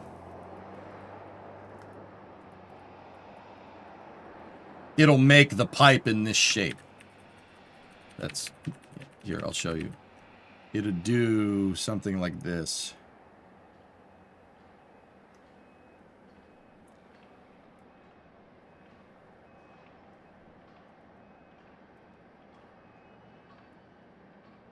With over here being, you know, like that. Pipes are not as hard as you might think to make. In 3D, it's not bad. You can use line extrusion and make them instantly. I showed you guys how to do that when we modeled rocket engines on stream one time.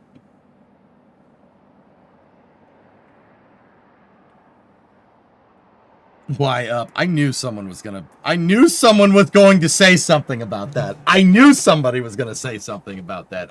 Dude, I learned, I cut my teeth in CAD in Maya, and Maya uses Y up. All right. I knew someone was going to say something. Minecraft is Y up. Yeah, there you go. Boom.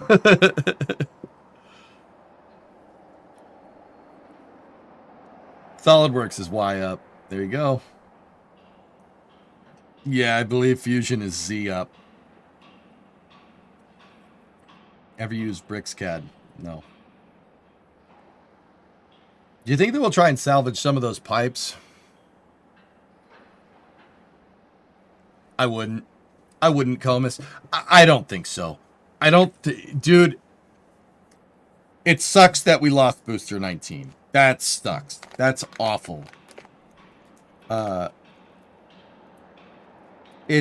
not cool. However, you got to understand that SpaceX is building a production line. You know, we were just talking about the gigabays look like Satisfactory. They're building a factory for rockets. Okay. Once again, you got to think about this in a completely, take everything we know about what it takes to put a rock together, just cast it aside. There's another one coming down the pipe. There's another one coming down the line. Oh, guess we're making boosters now. We lost booster 19, dude, or 18. I'm sorry, I misspoke. That's 18 that broke. 19 is fine.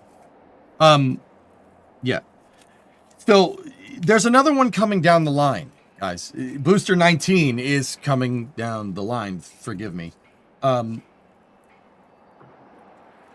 dude, I said on the Flame Trench 2 weeks ago that it's going to be done by Christmas. And you know what the interesting thing is? SpaceX, like a day after that, hold on.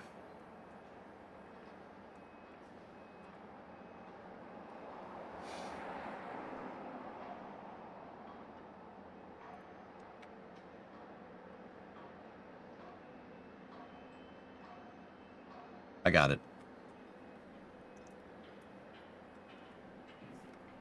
Check this out. Starbase team plans to have the next Super Heavy booster stacked in December, which puts it on pace with the test schedule planned for the first V3 Starship vehicle and associated ground systems. Starship's 12th flight test remains targeted for the first quarter of 2026.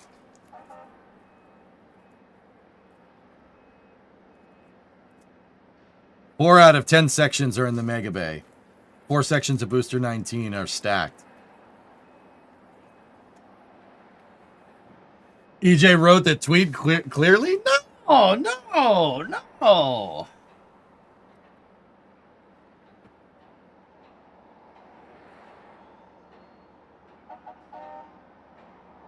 Yeah, there you go, Uncle X, yeah. Y up is based, thank you.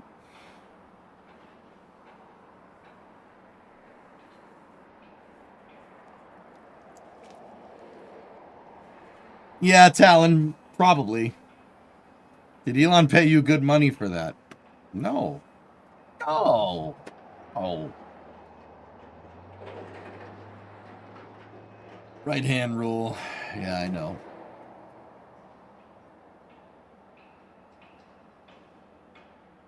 No, Fluffy, I don't know what you're talking about. No, like I said, dudes, they're space. Dude, I know that they're all rockets, and this is not to disparage any other company or anything that's building rockets or landing rockets or whatever.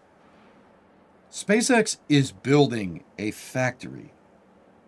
Now, don't get me wrong, that's not to say that the rockets don't have factories either. Of course they do. SpaceX is building a assembly line for rockets that part of the processing flow for Starship and Super Heavy, part of the stakeholder expectations for these vehicles is that they can be assembled quickly.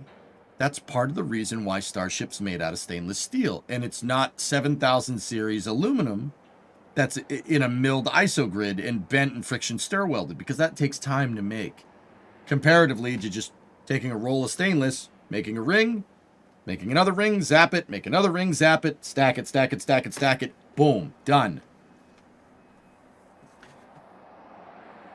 These rockets and the Star Factory that's being built at the Cape, the Gigabay that's being built at the Cape, Gigabay and Star Factory that exists at Boca Chica already, the Gigabay that's being built at Boca Chica, all tells me that the stainless steel, amongst other things, tells me is that SpaceX wants to mass produce these. The other thing is that they say that Elon says this all the time. We want to make a Starship a day or some crazy thing.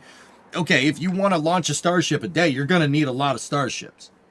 So it speaks volumes that they're actually building a factory to make a lot of Starships, right?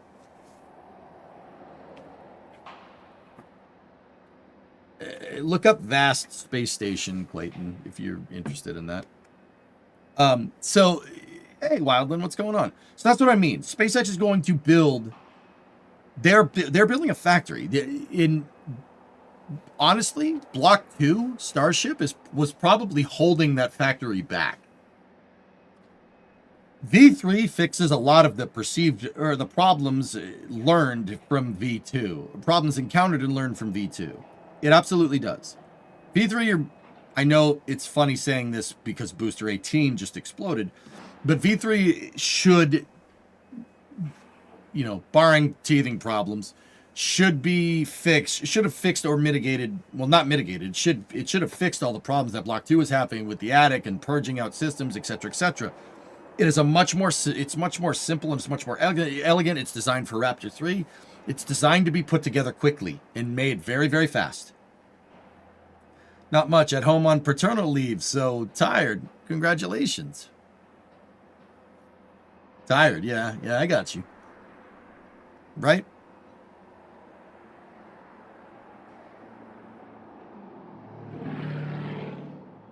Diesel.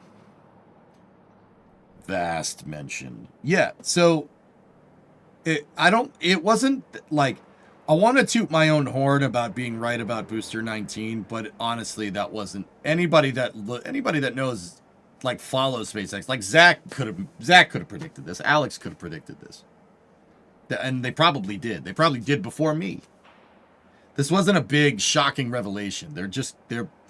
SpaceX is going for it, man. They're going for it. They're really, really, really, really trying to scale this. Scaling up mass production, high flight frequency. Those are stakeholder expectations for Starship. That is what they're trying to do. That is a huge part of the entire Starship program. And having those three stakeholder expectations changes the rules in my mind. Like, dude, if this was anybody else and the booster popped during a pressure test, I'd be like, okay. But I know that SpaceX has another one cooked up. The 19 is going to be stacked. It's going to be stacked sooner rather than later. 4 sections are already stacked for what you guys are saying. It's going to be done, too. Forget Christmas. It's going to be done like 2 weeks. Well, no, Christmas is 4 weeks. 3 weeks away, technically. The reason why is because now they know how to put Block 3 boosters together. Booster 18 took about 2 months. I mean, the components were stacked in there for a little while, but they were figuring out how to put it together. Now that they know how to put it together, Booster 19 will be quicker. Way quicker. SpaceX even admitted it. I'll bet you Booster 20 is going to be done probably mid-January. Think about it. Block 2 was holding up the production line. Now the production line can go. Now it can go. How many parts of Ship 39 are out there? What about Ship 40? We've seen parts all the way out to Ship 40, what is it, 44, dudes. We've seen the nose cone for Ship 44. I hope so, Manfu. Yeah.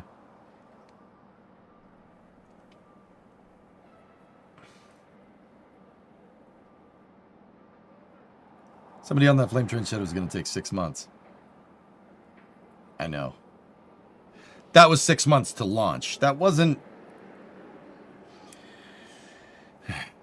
We ran out of time. I was going to call him out on it. I'd be like, really? Really? No, I think that if I have to put my money on when Flight 12 is, it's probably February or March at this point. Probably more March than anything. Ship 46 from Caesar. There you go, Outdoorsman. Speaking of Alex, he said he saw his first snow this past week. He tweeted from Minneapolis this morning. Cool. Is this next block the first production block, or do you expect them to be another major iteration before the flywheel really starts spinning? I think this is the first major production block. Space Ghost, Block 3 Starship is what Block 4 Falcon 9 is to the Falcon 9 program. The next things that we're going to see from SpaceX is obviously the ship catch. Actually, I would say that Block 2 is more like Block 4. This is getting into Block 5 territory here. Yeah. We're not at like the full iterations of Block 5 because clearly the early Block 5 boosters SpaceX lost or expended because they were outdated and they didn't have the updated systems like load leveling on it and stuff. Yeah, there is... SpaceX has said that they're going to stretch this into the Block 4 Starship. And yeah, those Block 4 Starships are really going to have some kick. But I think they're really only going to do Block 4 once they have Block 3 like completely fleshed out. I think Block 3 is production. These are production things. This is where you're going to start seeing way higher fidelity starships with docking ports and payload dispensers, etc., etc.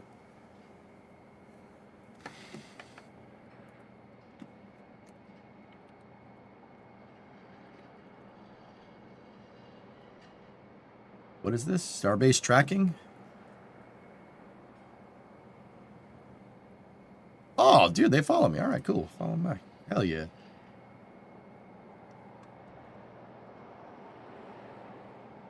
Yo. Pictures. All right. What do we got? That's a picture of Massey's.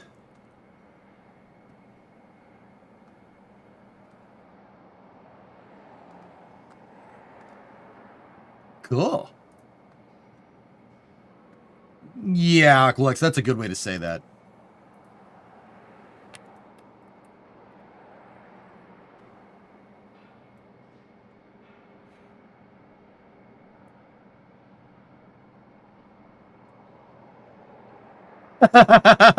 Trailer.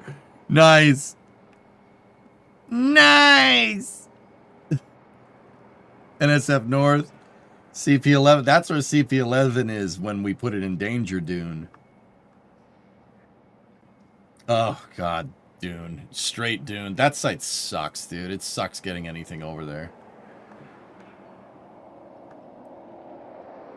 Check the Ligma.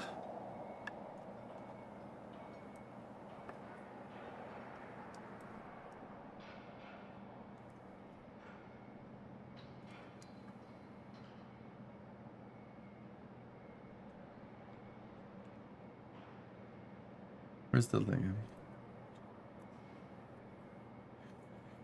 Where's the ligma?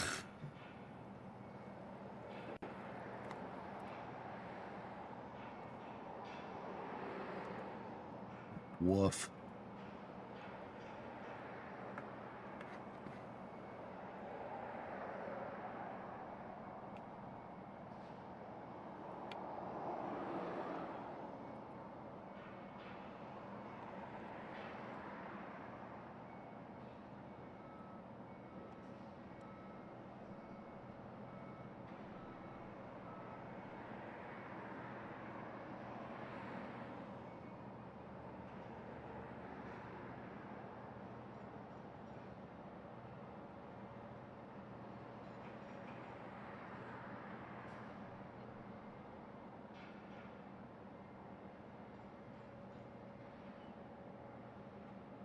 Damn.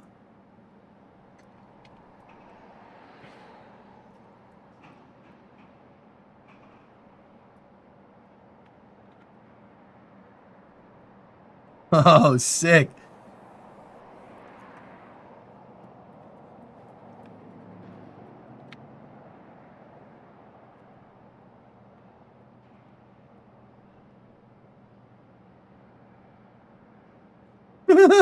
Sick.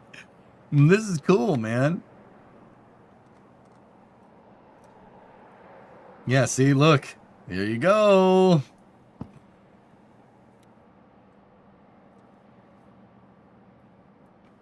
Damn, dude. What's that block of private land?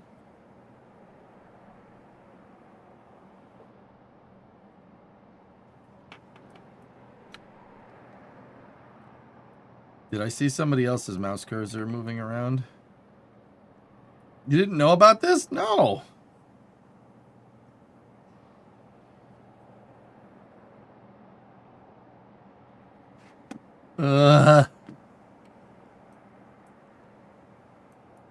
Is that... Whose mouse cursor is that?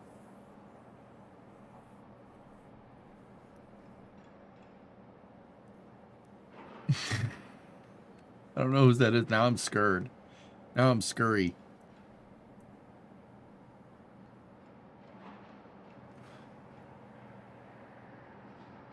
Is that the bit that's owned by Cards Against Humanity? I don't think so. I don't know, maybe. I gotta let me look at it on Goggle Earth.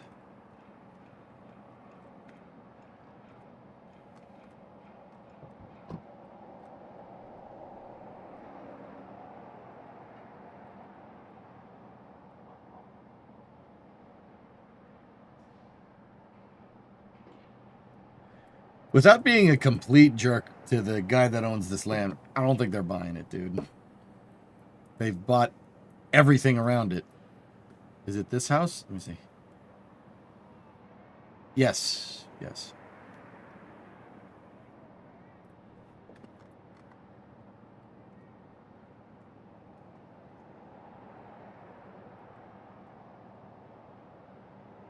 Yeah, the Gigabay is here in this picture. Dude, these photos of new construction are already outdated. This is from April 11th, 2024. Yeah, there's no house there. It's just a flat plot. I guess I never really noticed it, dude.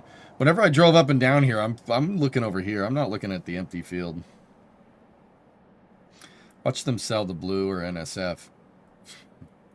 NSF already owns property around here, dude.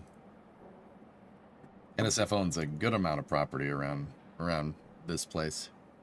Hey, Pat, what's going on? Just checking in. Missed you on the Flame Trench, but hope you're good. Hope you had a good Thanksgiving. Yeah, I did. It was great. Cards Against Humanity is right on the border near Rocket Ranch. Yeah, this is not... this. I don't know who owns that land.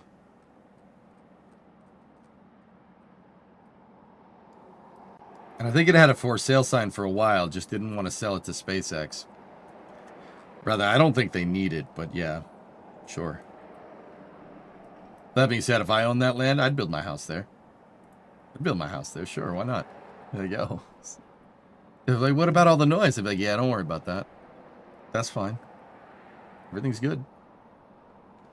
Yeah, I'd be like, yeah, nah, it's fine.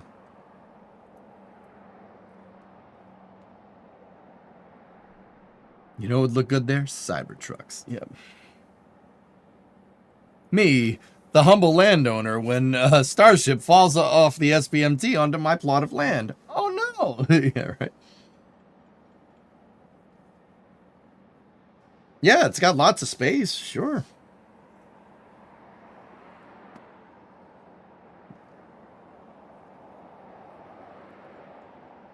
If they allowed it. Yeah. It was more of a joke than anything, but yeah.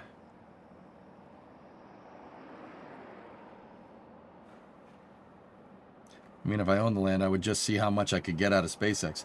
Yeah, the guy that owns that land, Graham, seems to be doing the same thing. The problem is that it's a failing strategy when they own every other piece of land and also, like, the city that the land is in.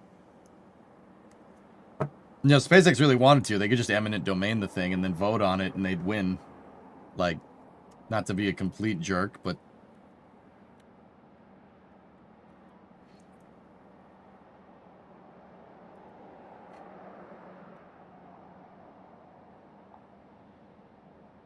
Booster 19 stacking is going really fast. It is. It is, yeah. It's going pretty quick. Good stuff, man. That's super cool that they... who is this? Starbase tracking? It's cool. And this account follows me. Right on. Right on, right on. Killer. Good place for a Waffle House. Oh, now we're talking, dude. That'd be awesome. All right, dudes. Any other space stuff that I missed over the last week? I think we got all of it.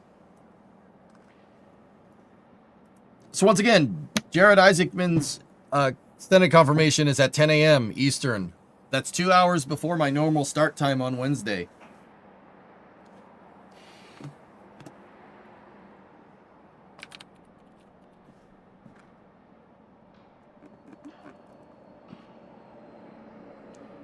Dream Chaser got a launch date? Okay.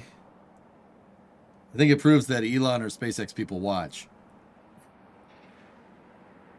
Danny, I've heard all kinds of crazy whispers regarding that. Now, dude, I know people at SpaceX watch. I know. We've seen people with EJ shirts walking around Starbase on Starbase Live. We've definitely seen that. That being said, dude, I've heard whispers that, like, a bunch of them, like, have the stream on while they're working, like, on the guidance team and booster team and stuff, and I'm like, why? No way, who? It's classified. Can't tell you.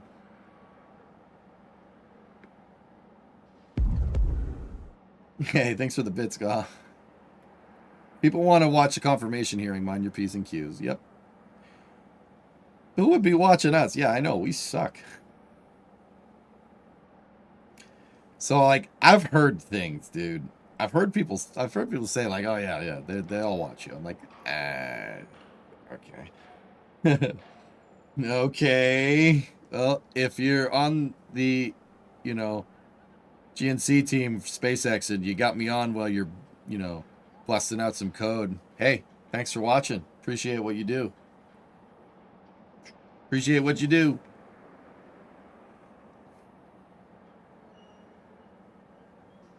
Let's hope it's not the COPV guy. Yeah, that guy needs to do better. You need to do better, Mr. COPV man.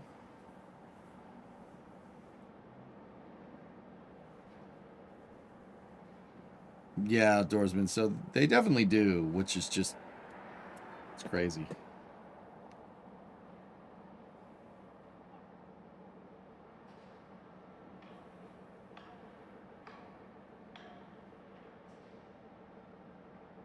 What was the context of that statement? Lacey Town Center, LLC. Interesting, Resi. Wiggle the chopsticks if you're watching this.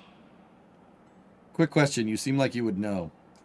Let's say I worked at SpaceX at the GNC team right now and I just listened to Avenged Sevenfold on the work computer while coding. Would I be fired? No.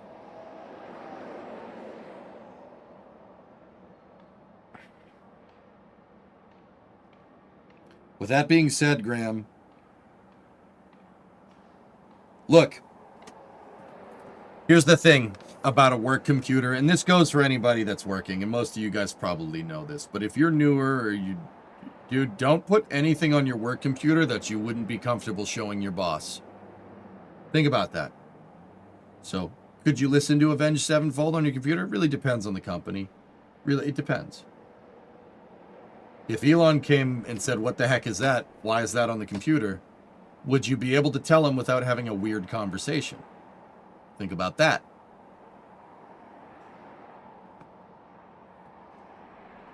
Yes, Aqualix, you asked why someone would have you stream up working on guidance software. And to which you said... Yeah, I guess.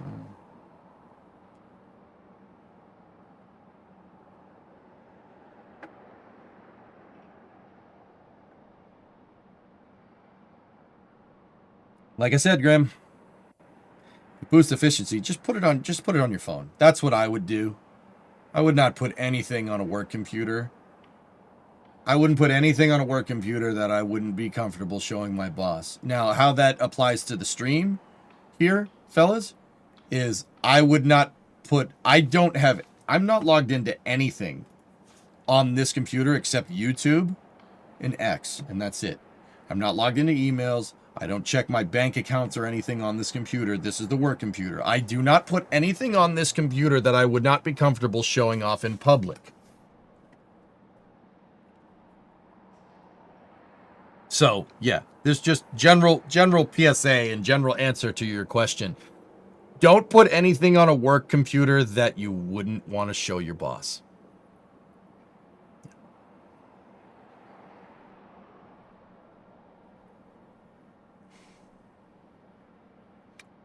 The most personal thing I do on a work computer is check the weather. Checking the weather is fine. Would you talk with your boss about the weather? Yes, most likely. So that's okay. That's fine. Or work phone. Yeah, sure.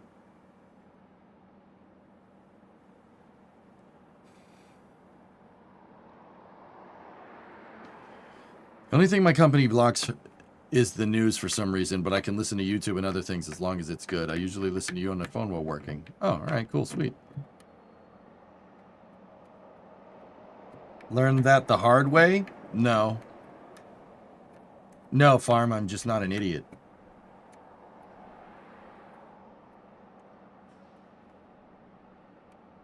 You work IT and it amazes you of some of the things you find. Not that I go looking for it, but when someone profiles 400 gigabytes, it raises questions. Fozzie, jeez. No, Farm, that's just been my modus operandi. I don't... Yeah, that's been how it is for a long time. I don't know. This is going to sound weird, but I am kind of introverted. I don't really like talking to people too much. You know, I will. And that's because I worked a lot of service jobs growing up, but I like to keep to myself. And I don't like people knowing stuff, you know? That's like streaming notwithstanding, you know what I mean? Like, that's EJ off stream. You don't need to know that. Why do you need to know that? You know? And that works well with streaming because parasocial relationships, etc., you know. I just need the last 3 digits on your credit card, please. No, yeah, right.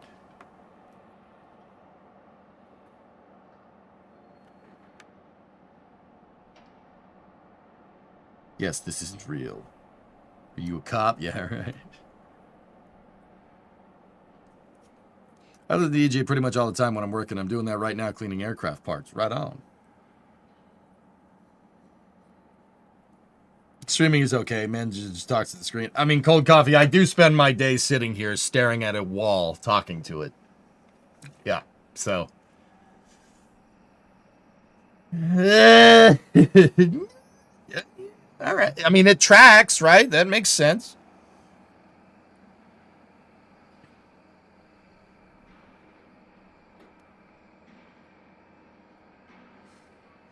You coming back for the game for launch, or you're just going to chill?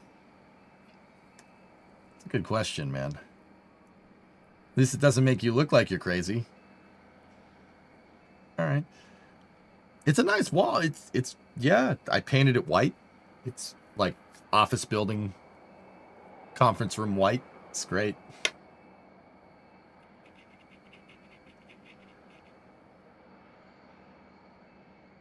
What hex code of white?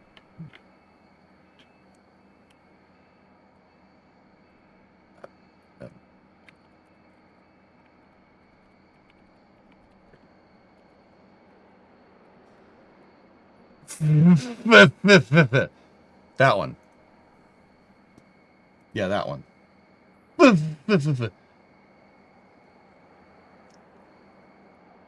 Wait, you didn't do a nice calming color? No, it's... I have light shining in my face, dude. Or... for shorthand. Yeah, yeah.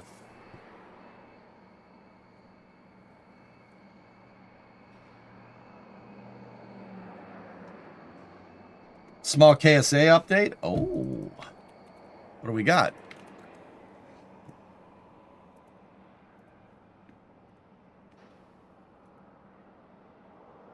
You must be logged in to do that. I don't want to log into the forums, thank you.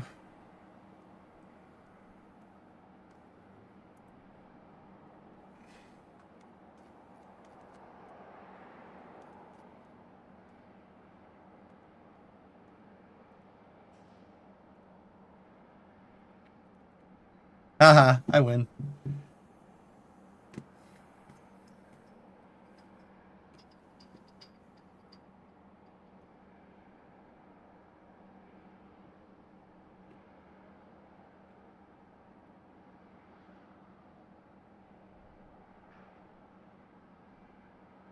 Yeah, there you go, outdoorsman. Nice. Discovery, go at throttle up. Technical connection of hunter-sized solid rocket boosters alongside with a 1-meter fuel tank for scale. These are ideal for stage separation, kick stages, or an ad hoc launch escape system. Designed to be fully modular, you can stack the central cylinder cores of aluminum propellant to increase burn time. Stackable SRBs. Swap out nozzles for better performance in vacuum or sea level, or remove the support legs and use them as inline booster cores. Hello! Hey! Really?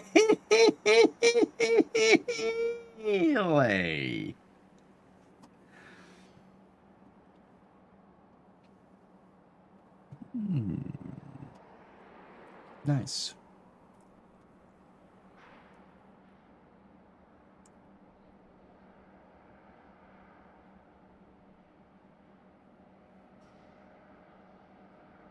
You vote white square as F-bomb auto replace in chat.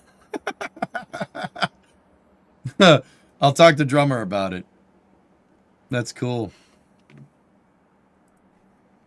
Because... yeah. That's pretty sick, dude. Pretty cool. KSA is very promising.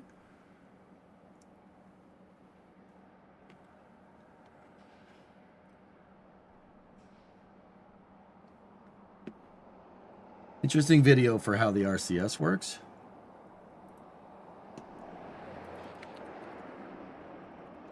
KSA updates.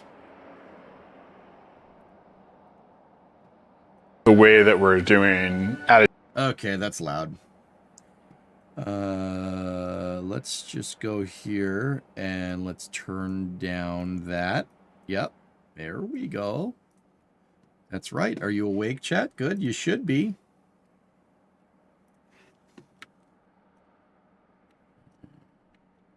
attitude control, so controlling the orientation of spacecraft, is done in generally a pretty either a fake or haphazard way in a lot of other space type games. Where the player, moves their joystick to the right or whatever, it'll turn the spacecraft, and then they'll fake some RCS firings to pretend like that's what happened or that's what caused it. And ours is exactly the opposite. We're actually firing that jet and we're resolving those forces directly, and then which means that because this is like a real problem that actual spacecraft have, you have to actually have a real control system of the same type. I think the system that we've implemented is something that you would see on a real vehicle, which people haven't really seen before. And there'll be many more of that exact type of thing where it'll be a little bit different than a normal game dev would understand how to solve this problem because I've done this stuff for real. Cool.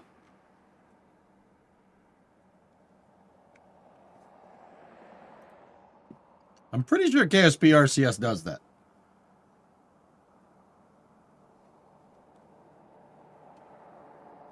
Oh yeah, no, KSA is good, man. We played it 2 weeks ago.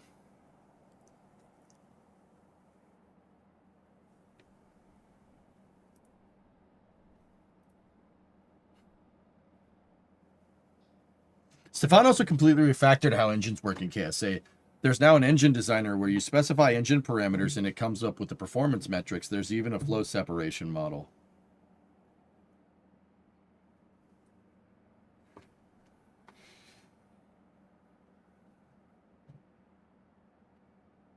Stefan is the gentleman that worked at SpaceX, right?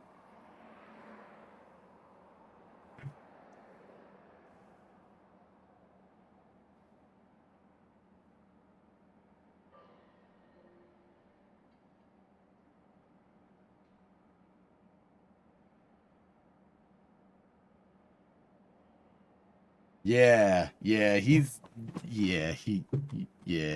probably pretty good at doing that.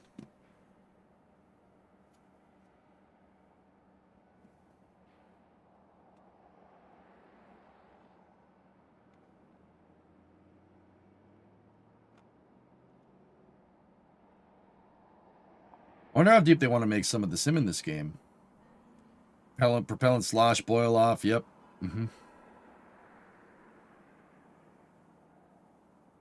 Yeah.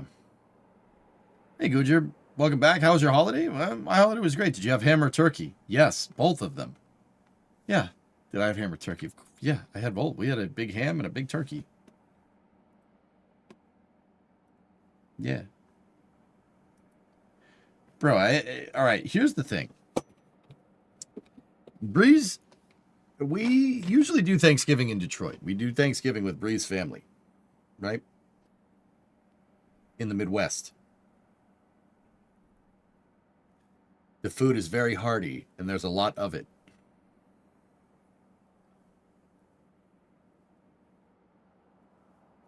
Yeah, Midwestern food is the portions are quite large. I like that. Yeah, it's good. Lots of cheese. There was a whole bowl of mac and cheese. Like, just bowl of mac and cheese. It was amazing. Dude, I had ham, I had turkey, mac and cheese, potatoes. Yeah, there's all kinds of good stuff, man. Yeah, it was awesome. How many desserts? More than I could count. Pan or oven made. Scratch. It was actually it was was it in a slow cooker? I think it was in a slow cooker. I think. Yeah, it's homemade. Good stuff. How about that game? Yeah, the one where the refs handed you guys 2 touchdowns and then you won by 2 possessions. Yeah, that was a great game though. But was it baked or not? I don't think so. Aqualux, no. I don't think it was baked.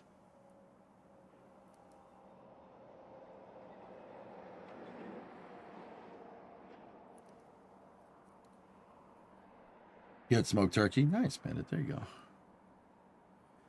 I manufacture the parts they use for, in COPVs, though. I think it's a different product line, probably for hydrogen. Oh, nice, Drew. There you go. It was Wisconsinite, I can attest. Don't forget the leftovers in the Tupperware. Yep. Oh, yeah, baby. Any Polish dishes? Just curious.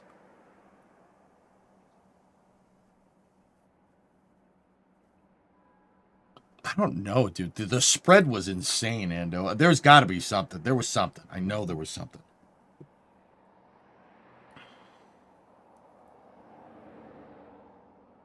Next year I'm going to get a big lasagna from your local lasagneria. Should make it, dude.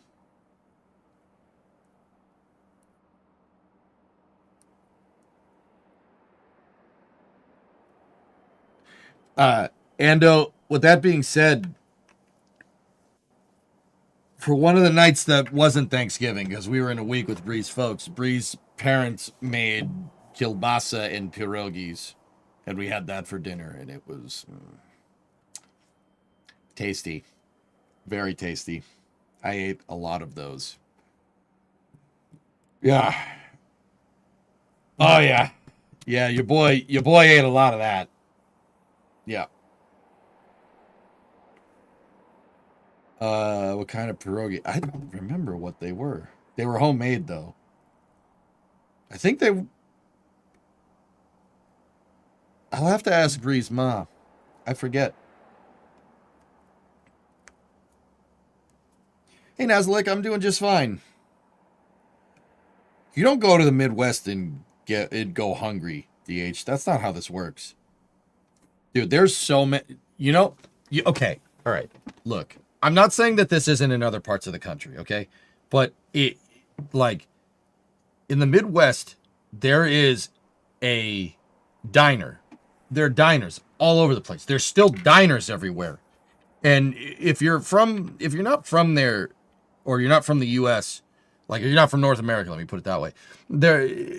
Once upon a time, there were breakfast diners everywhere. It's just a place where you just go and get breakfast. They usually open till maybe like noontime and maybe do lunch and then they close. And some of them are, full diners that have like hamburgers and hot dogs during the day, and then you can get dinner there and stuff. Dude, there are on every corner in the Midwest, there is a diner that has the most heaping, plentiful amounts of food that you can get for not a lot of money. And it's amazing and it's delicious. How good are the food in those? It depends. It depends, but usually it's really good. Dude, I went to this place. We went to this place off of I-75. I think it was in Grand Blanc, I think. It was up north. It was past Flint. Dude, this diner I ordered a grilled ham and cheese sandwich. I was thinking, okay, they're probably going to put, some ham between two pieces of bread. It's probably going to be about, it's grilled ham and cheese, right? And cut it in some Dude, they had shaved ham with like drizzled cheddar cheese all over it. It looked like mustard on it. And the sandwich was this big. The halves were that big. My hands are not small. This thing was freaking gigantic, and it was like $12 or something. That's it. That's it, Kelly. Tony's I-75 diner. That's it. Dude, it was amazing. It was like the best grilled cheese I've ever had. That's it, dude. Dude, this diner just... Okay. This diner puts an emphasis... Tony's I-75, that's what it's called.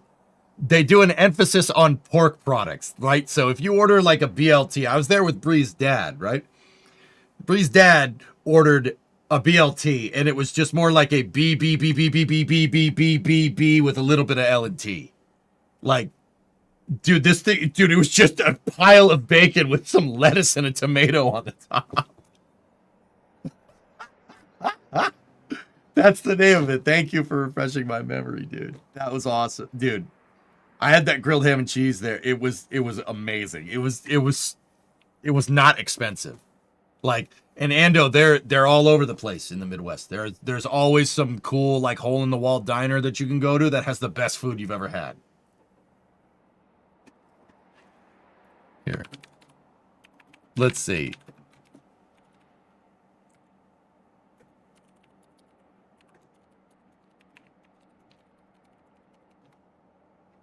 Hold on, let's see if we... Yeah, there it is. Hold on. I don't think... I don't think that's the ham and cheese. Hold on. It's in Birch Run. That's where it is. Dude, yeah, we went up north a little ways out of Detroit for other reasons. I'll tell you what the other reasons are later.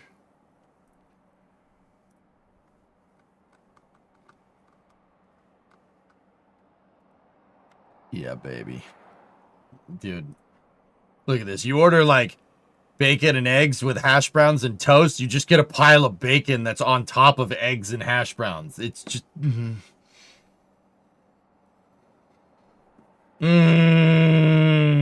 And dude, there's a bajillion places like this, dude.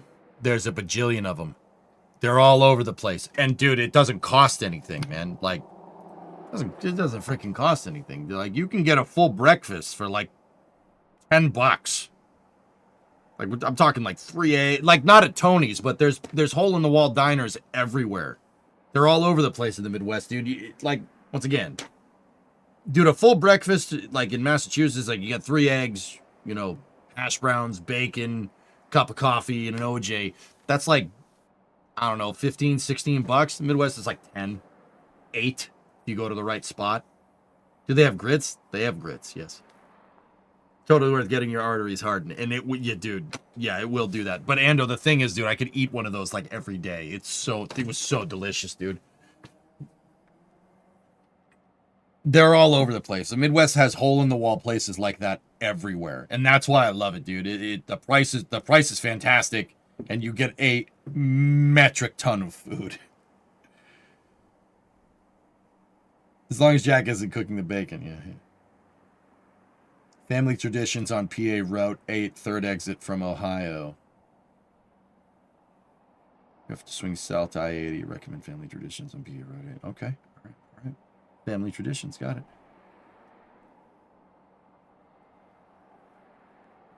There's a restaurant called Pioneer Restaurant in an old cabin. Unfortunately, it closed. It was off Highway 10 near Highway B in Wisconsin. Dude, they're everywhere like that, dude. It's all over the place. Like, guys, I grew up just outside of Boston, right? We had diners growing up, but they went away. It's all artisanal Starbucks wannabe stuff up there now. Seriously.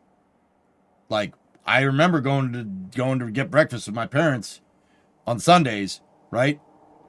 That stuff doesn't exist. Doesn't exist up here anymore. Like, it exists where I am outside of the city, but yeah. Freaking diners, dude. Good stuff. Texas doesn't use metric tons, they use Texas tons. Yep. That's right, Coltech. Hey, C-Kraken, what's going on? I saw your resub message and I didn't understand what it meant, so I just kept Discovery, doing go at throttle up. things. Hey, SVO, tier 3, 33-month resub. I love hole-in-the-wall diners, man. That's like my favorite.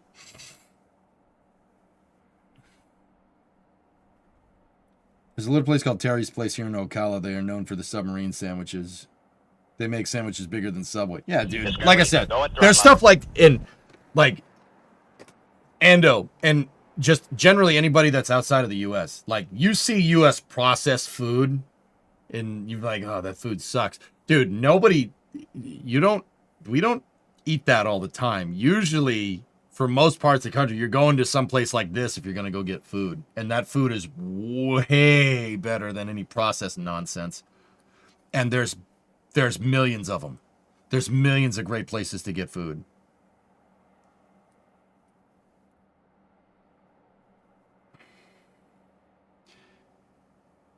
When you come for EAA, I'll have to take you to quite a few places to eat and enjoy. Let me know if you come for EAA.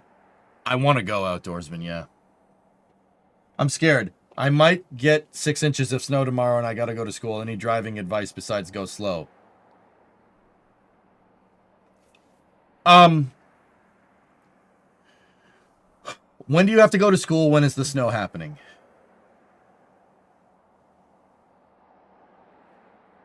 I understand there's bad and great food and eating out is popular. Yeah, dude. But like I said, you see like bags of Doritos and stuff. That's just, dude, that's not... That ain't us, man. The hole in the wall restaurants are truly the good stuff. You can get amazing food anywhere. And dude, like if you're in a city like in Boston, like you can get whatever. You can get whatever you want. You can find good Polish food in Boston. Like Bree and I did it, and it was a hole in the wall freaking Polish deli, and it was delicious. It was awesome. Yeah. We got punchkis, dude. Can you believe that? In Boston. No Polish people here. But we found it.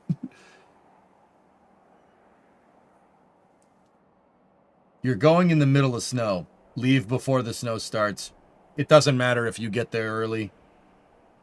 Don't drive in the snow, Sea Kraken. If you don't have experience driving in snow while it's snowing, don't drive in it. But that being said, you got to learn sometime. And if you're going to, just go slow. Lots of Polacks in Springfield. Yes. Winter tires might help. Yep. The snow starts at 3 a.m. And when does school start?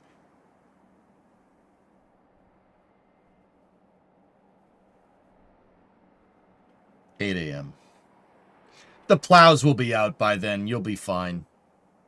What state are you in, Sea Kraken? Again? Or province? I forget. State. State?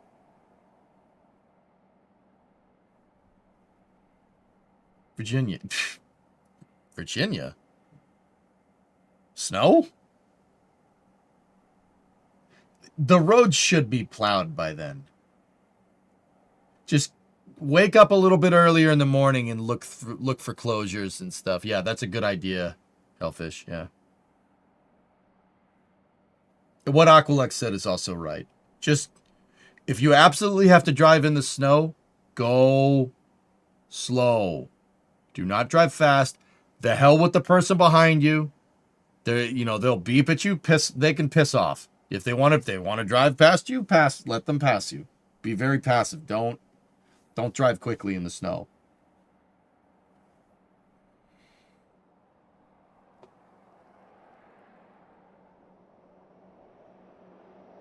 Yeah, Fluffy, that's a good point. Sea Kraken, 6 inches of snow. So for our metric folks, that's about 15 centimeter. For Virginia, that could be enough to shut stuff down for a little while, dude.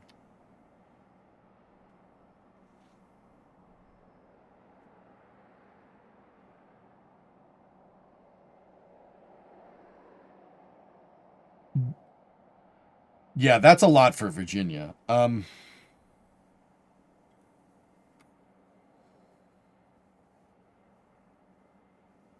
Nice, Outdoorsman. That's a good list thus far. Slow is smooth, smooth is fast. See last if you're up for it. What am I up for?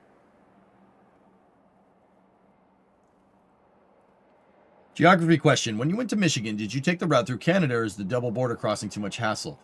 I never do that, dude. I don't feel like going into Canada. I mean, I could. I got a passport, no problem. We just drive, dude. It's not. I like driving for what it's worth, and it's not. Yeah, it's not too much extra for me just driving. When you get to Buffalo, just going south to on 90 through Cleveland to 80-90, and then just going across and going up at Toledo. That's no big deal. It's like, what, an extra 30, 45 minutes of driving? It's because the border crossing is going to slow you down. EJ hates Canada, confirm. No, just Ontario.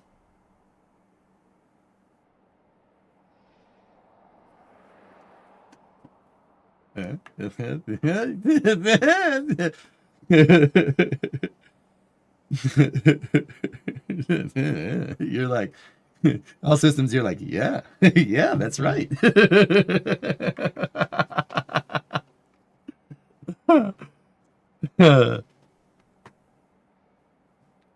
America's unique in that distances are measured in hours of driving. Yeah, that's right. Yeah, it doesn't save you that much time going through the border. Thanks for answering that. Yeah. Dude, if you're coming from Boston trying to get to Michigan, so let's just say you're trying to get to I-75, all right? 75 goes up through the mitten, right? Or say you're just trying to get to Detroit. Dude, I just get on the Mass Pike. I get on the Mass Pike and go straight for about 500 miles, all the way to Buffalo. And then I keep following 90. 90, because there's an Ontario in the way, merges with 80 in Ohio, right around, I think it's right around Cleveland, actually. Listen, Tranquility Base here. The Eagle has landed. I don't understand why, but even outside of the winter months people talk about plowing at my mum's house. Can someone explain?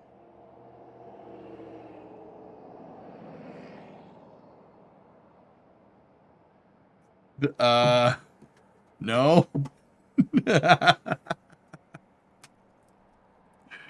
Nah, they... Nah. Nah.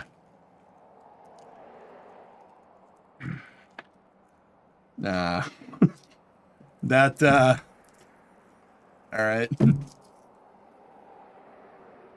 Thank you for the tip, confused person. Yeah, 80-90 merge from Cleveland to Chicago. Yeah. Yeah, 80-90. Yeah, you take 80-90 to just to I-70, or, well, I take it to 280, go across the bridge at Toledo, and then go up north on I-75. Box should be getting there on Friday. Pick something special out for the pupper. PO box, John? Discovery, go at throttle up. Hey, Shelf. 67-month resub. Okay.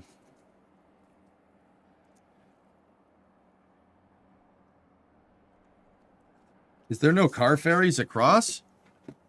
Car ferries? You don't need... Sig, it's not that type of crossing, dude. Here, I'll show you guys. Yeah. It's not so much going across the lakes, but going around them. So, let me turn on the roads here. Boop. So, there's the federal highway, which is 90. 90 goes here. It goes past Rochester, right? And then goes into Buffalo, right? But 90 turns right here, and then it goes down here like this, and then it goes this way. Now, what you could do is you could take 290 to Niagara Falls, right? And you could cross here in Buffalo, right? And you could go through right here and go through Ontario to Michigan over here, and then go into Detroit that way. Right? Or you can just take 90, just keeps going this way, and then it merges with 80 in Cleveland right here, which is another federal road that goes through Pennsylvania over here. And 80 and 90 stay the same road from here to here. 90 goes that way and 80 goes this way. 75 is the main road that goes through Detroit. It's the big highway that goes through. Well, there's a lot of big highways that go through Detroit, but Discovery, go at throttle up. It's basically we're talking about going this way versus going this way to get to Michigan. Hey Nova, 14-month resub. You didn't take the Gordie Howe. Gordie Howe isn't open. Nero, 10-month resub. Thanks, man. The Gordie Howe is not open yet.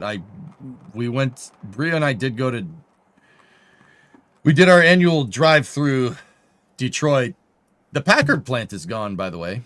That was weird to see. We did do our annual drive through Detroit to see what's there. And we went to, there's a park by Fort Wayne here called Delray Park right there. It's a fishing pier, basically, if you want to go fishing.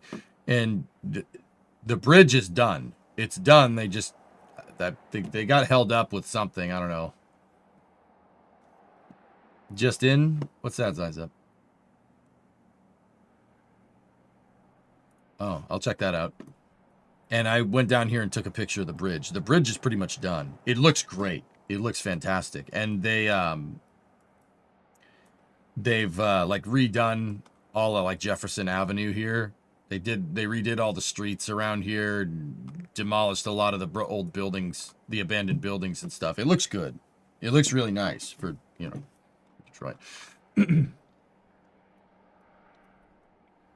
Yeah, it looks really nice. But yeah, this is the new border checkpoint for the bridge. And that's 75 right there. So you drive right past the dang thing. Yeah, then there's the Ambassador Bridge over here, which is, it's cool, but it's old. Yeah, it connects into 75 right here, Denny, yeah. You can see the roads. The right-of-ways aren't finished in this, but they're done. This is all done. This is, like, guys, it's pretty much finished. This is the border checkpoint. And then from there, you go out and over. And then that's the Canadian side over here. And the Canadians actually built a new highway right here.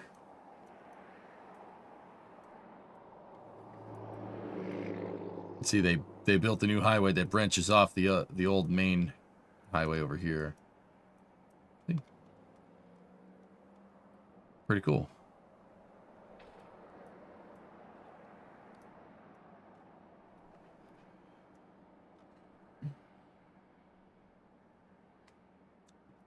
SpaceX tweet. All right, let's see what we got, dudes.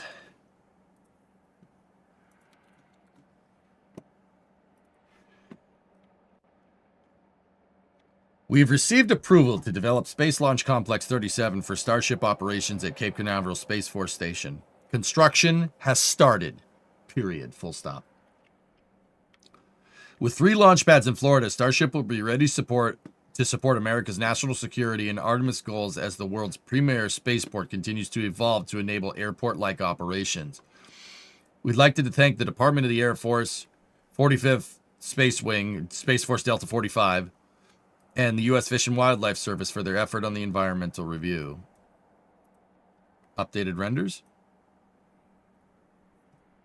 Oh, mama.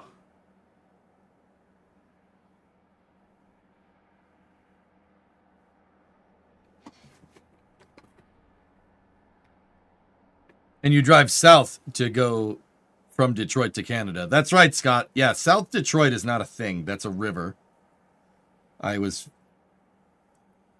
taught this from my in-laws. There's no such thing as South Detroit. South Detroit is Canada.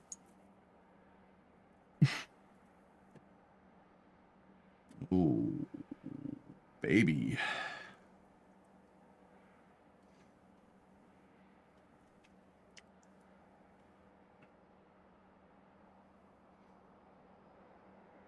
That's pretty good, man.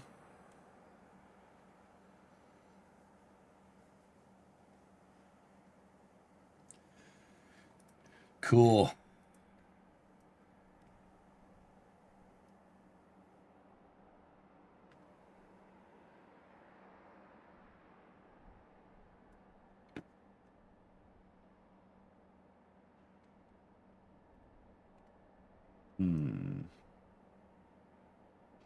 Oh, that's the other thing. They lopped off the chopsticks on Pad A at Boca Chica. They cut the chopsticks off. There's no more long chopsticks on the first Starship pad. Yeah. Long chopsticks not needed anymore, I guess. I'll take 4 at Vandenberg. It's a good idea. They chopped the chopsticks. Yep. It's all right, whatever. What is the latest of the bridge in Baltimore after the accident last year? Nothing. The Francis Scott Key Bridge? Nothing, size up.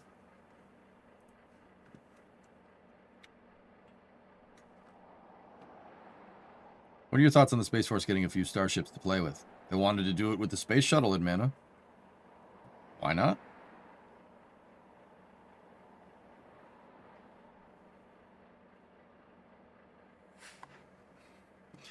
Yeah,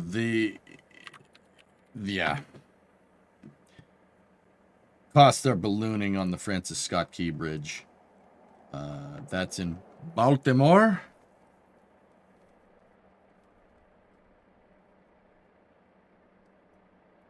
That's not it. Is it? I'm confused. Oh no, that was it. Yeah, that bridge isn't there anymore.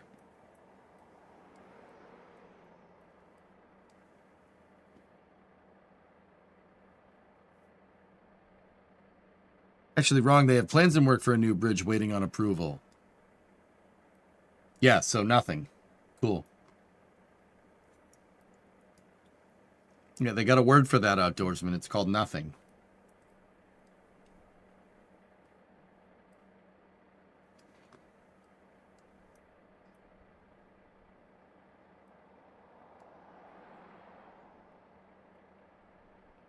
They started doing load tests on the footers? Oh, well, that's good to know. That's something.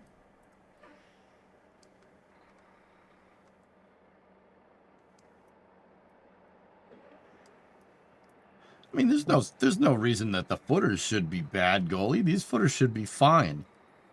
This bridge was built in the 70s, dude. It's probably way over-engineered. I wouldn't worry about that. NTSB found a bunch of cable anchors that were improperly installed. Oops.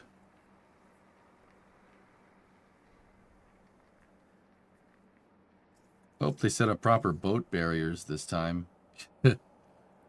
Yeah, like the ones around the power lines.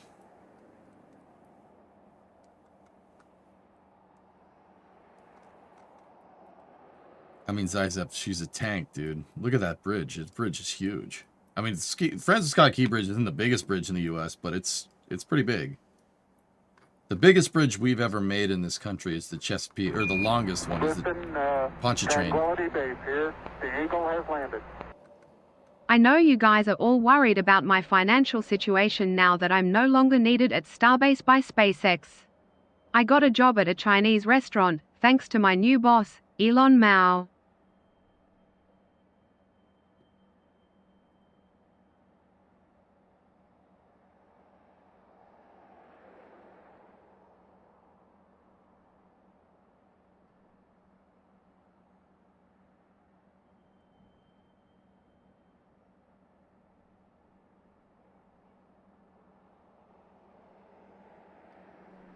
Yeah, the longest bridge that we've built, Zizep, is the Pontchartrain Causeway. Look at that. People didn't want to drive around Lake Pontchartrain here to get to New Orleans, so they just said, screw it, build a bridge across. And because this is all, like, shallow, yeah, just freaking bridge. Look at that, dude. Look at that dang thing. It's just a bridge. I mean, dude, she's a monster. I'm pretty sure that that's the longest bridge. It's either this or the Chesapeake Bay Bridge.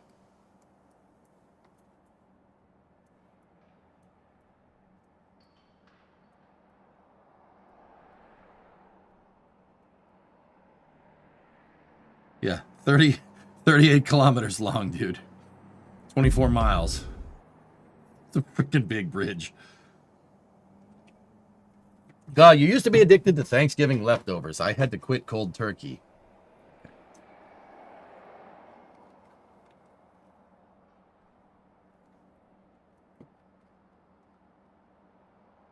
Yeah, you could, if you're, I've never been over the Pontchartrain Causeway, but I've heard that, like, if you're driving right here, you can't see any, there's, like, a spot where you can't see any land. Like, there's no land. Yeah, be sure you have a full tank of gas. Exactly, man. The other big one, Zizep, is the Chesapeake Bay Bridge. So, get this, dude. This is a bridge and tunnel that goes across Chesapeake Bay. Yeah. It's a bridge and a tunnel. I've been across Chesapeake Bay Bridge. It's pretty ridiculous.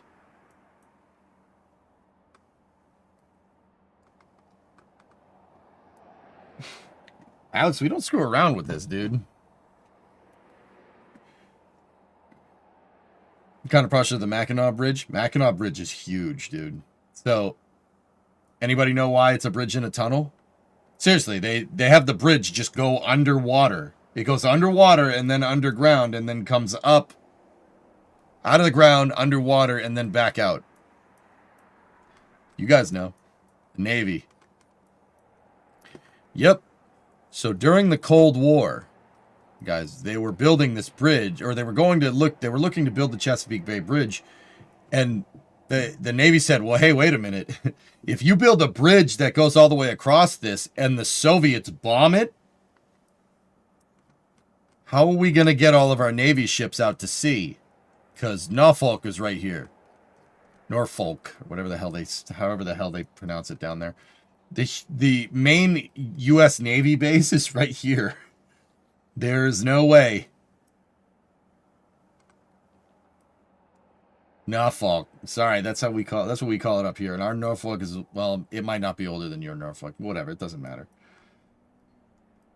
So they made it a tunnel that that big ships, aircraft carriers could fit out. Yeah. Fun fact. That is a very long bridge. I've been across that one. Very big. Big freaking boats there, dude. Yeah. Over here is just, it's Newport News. You know, they build things here that are quite large. Yeah, they build things that are kind of big. Kind of a big deal. Yeah. Hey, baby. I see you have emails. Nice. How do you make something like that? What, an aircraft carrier? In pieces. I mean, do you really want to know? See all these things that look like little buildings? Those aren't buildings. Those are Lego pieces of the ship. They build all the pieces of the ship in the staging area right here. Right? See, these are all pieces of aircraft carrier. And then they use this gigantic bridge crane to pick the pieces up and put it together like a giant erector set. It's just a big Lego kit, dude. That's all.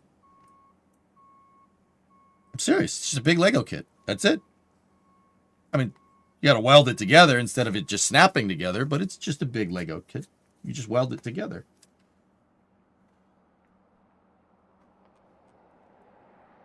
Like, see, you can see these are pieces of the keel and the hull on whatever ship this is. That's probably, I don't know. Hard to say. It's an aircraft carrier. It's a Ford class, but I don't know which one it is. That's Enterprise. There you go. But see, so check this out. They lay the keel in the dry dock, right? Or they lay down the blocks, these things. So, these blocks they're designed to hold the keel of the ship. They make the keel. It's called laying down the keel. And then they just start stacking pieces on top of it. And they put it together like a big Lego kit.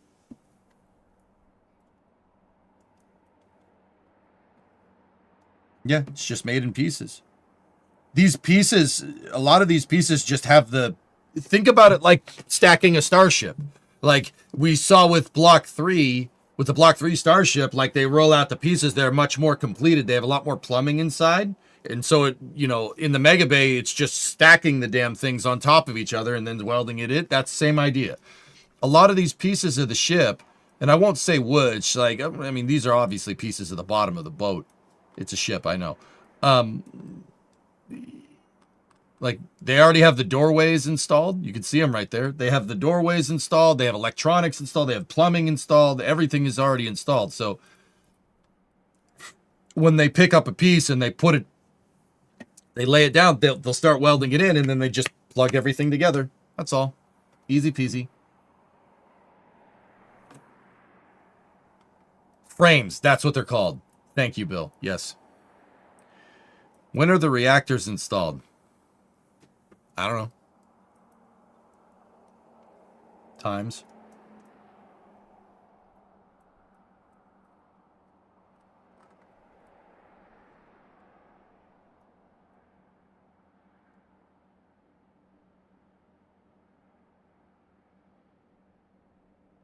Are they building a new Enterprise? Yes.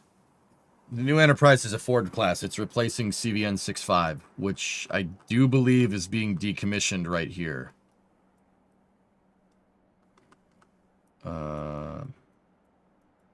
Dude, Newport News is a monster of a shipyard. Nope, it's there. There's ex-CVN 65. It's been decommissioned.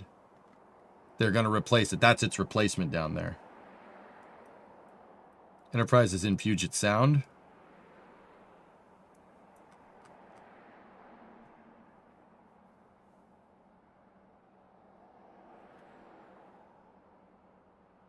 Maybe they moved it.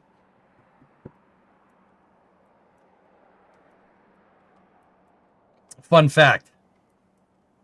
You guys know that scene in Die Hard where Bruce Willis is putting the detonators into the C4 and he's not sure how many detonators to put in? He just, screw it, and just puts another one in.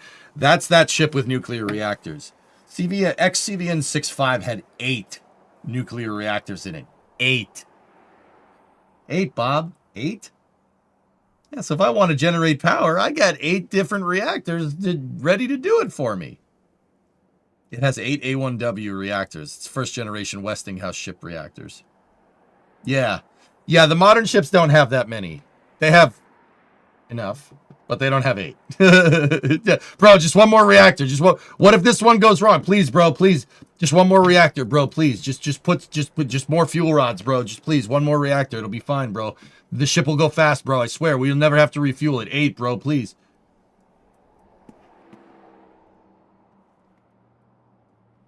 That's weird. There's 8 holes in the deck.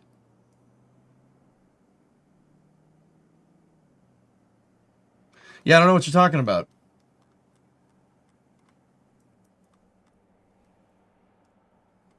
There is 8 holes in the deck, dude. There is 8 holes amidship. That's really strange.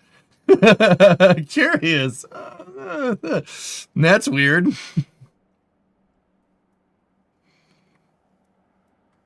Yeah, that's Newport News. That's a gigantic shipyard. It's a big one. Reactor size holes. Yeah, right. What do you think those 8 squares are? They're the square hole. Here, look. Look at. See? Look, there's the comfort. That's pretty neat. How neat is that?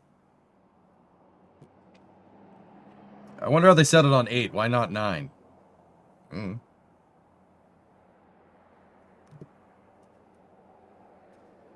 We need like 200 more shipyards. I won't disagree with that.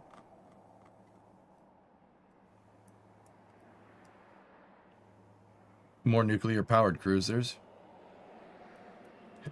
All right. Weapons part of space news here. Fellas, I've seen whispers around on like X and stuff. Are we really considering bringing battleships back? Is that a thing? It's a straight 8. Straight line 8. Yeah, straight 8 reactor. Yeah. Can we do that?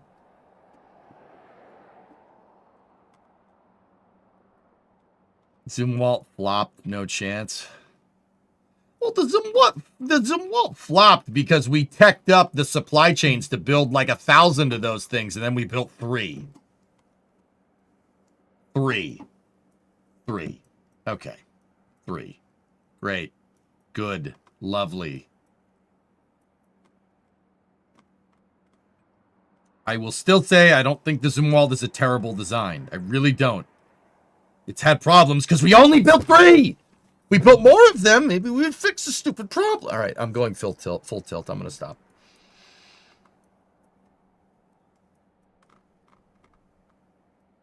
I'm sorry. I'm just looking at ships. Good stuff. We also canceled the Constellation program again. The Navy ship won this time. What is it with programs named Constellation getting canceled? This is bullcrap.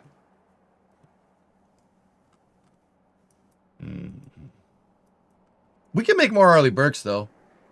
Dude, is that a Tycon? What the heck is that thing doing? Freaking antique at this point. It looks like one, too.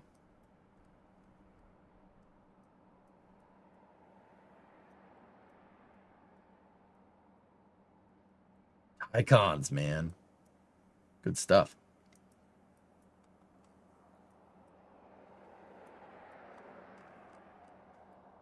If I had a nickel for every time, yeah. We'd have 2 nickels, which isn't very rare, but it's rare enough to be weird. Oh, yeah. Hello, baby. How you doing? 78.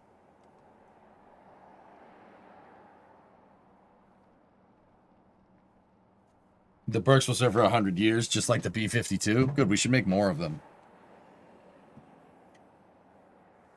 Cancel Wars in Zumwalt is a modern version of the battleship? I don't know, maybe. Yeah, that's the Ford. That's right. That ship's brand new. 6.9. CVN 6.9. I mean, keep in mind, these pictures, there's no way these pictures are up to date.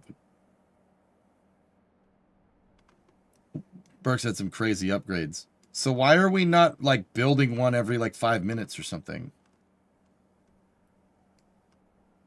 Like an ASF VLS sound. Yeah, that's pretty cool. I don't hate that. Where is she? Ah, there she is. Hey, baby. I don't want to talk about it, Hellfish. Yes. How you doing? It is Sesh. Yep. Is there a CVN 67?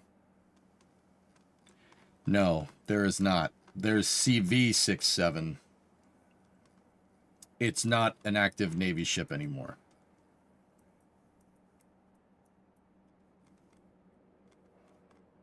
That was the JFK. It's in Brownsville right now.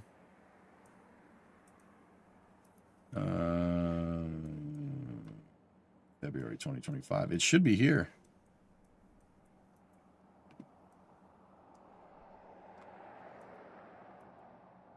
Yeah, JFK CV67.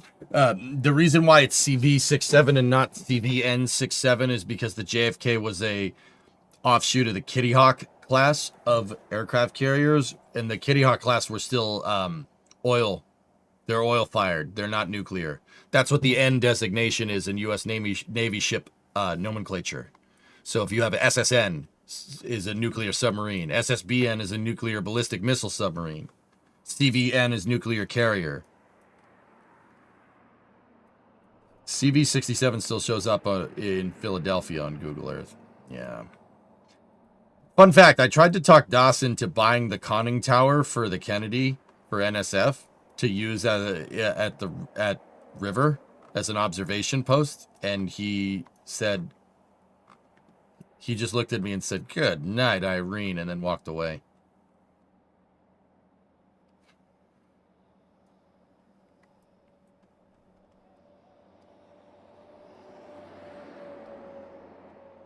Yeah. I've been on that ship. Yeah, that ship used to show up in Boston for Fleet Week. Yep, I've been on that vessel. It's a big one. You really tried?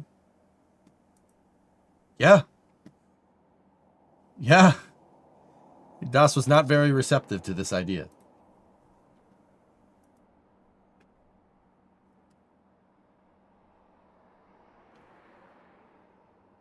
What the heck? Is this a Flight 3 Burke here? What the heck is this?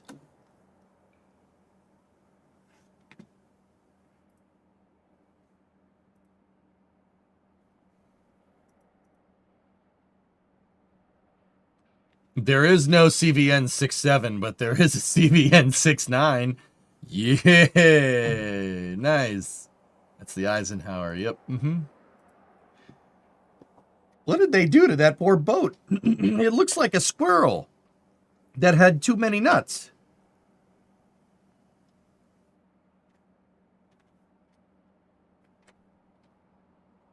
Electronic countermeasures. Cool.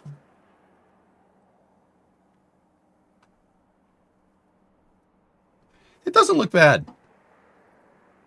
The USS Pinckney, DDG-91 Arleigh Burke class Flight 2A guided missile destroyer, leaving San Diego after 2-year DDG MOD 2.0 upgrades with the SEWIP Block 3. Oh, very, very cool. Oh, look at that. It's got little blisters on the sides.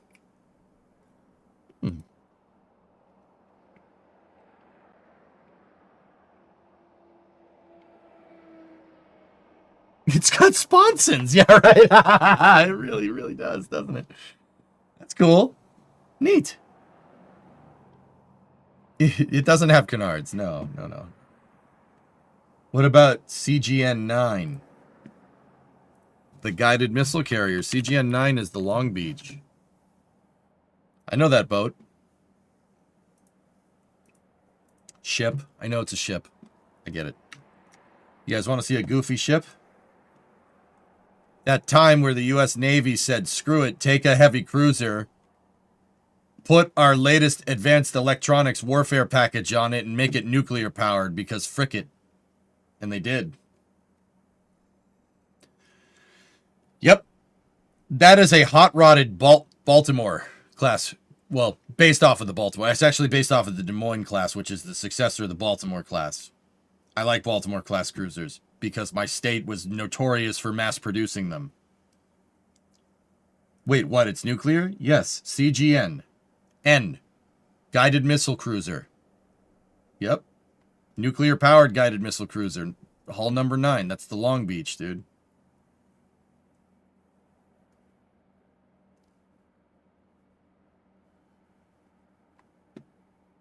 Nah, Chris. It had the EASA radar, the precursor of the Aegis weapons system. Yep. Mm-hmm. Enterprise has the same conning tower, dudes. Seriously. Norfolk, Virginia. Had. Yeah, I think they took it off. No, it's still there. The cube. Yeah, it's still there. Unless, well, this picture's probably old. But yeah, nuclear power, dude. Guess where she was made, baby? Not trying to say that my grandfather worked on that boat. But also...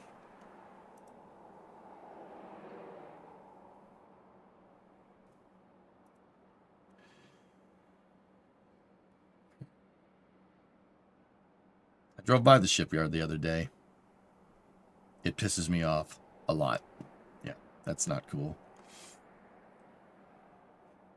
There it is. There it is in Quincy, man.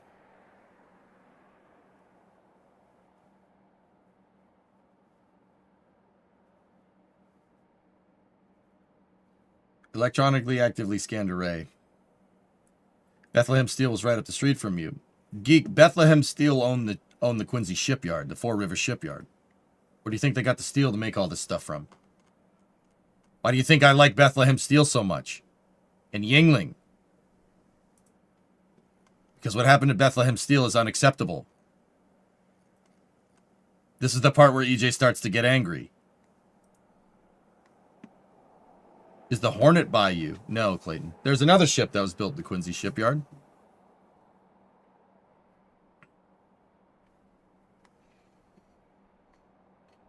USS Massachusetts. That ship's still around. It's in Fall River. Fall River, dude. Battleship Cove. That's a great museum, guys. You want to get up close and personal with 16-inch Cal 45 Mark 6 16-inch gun batteries. Very good museum for that. You could sit in the gunner's seat. Oh, nice, John. There you go.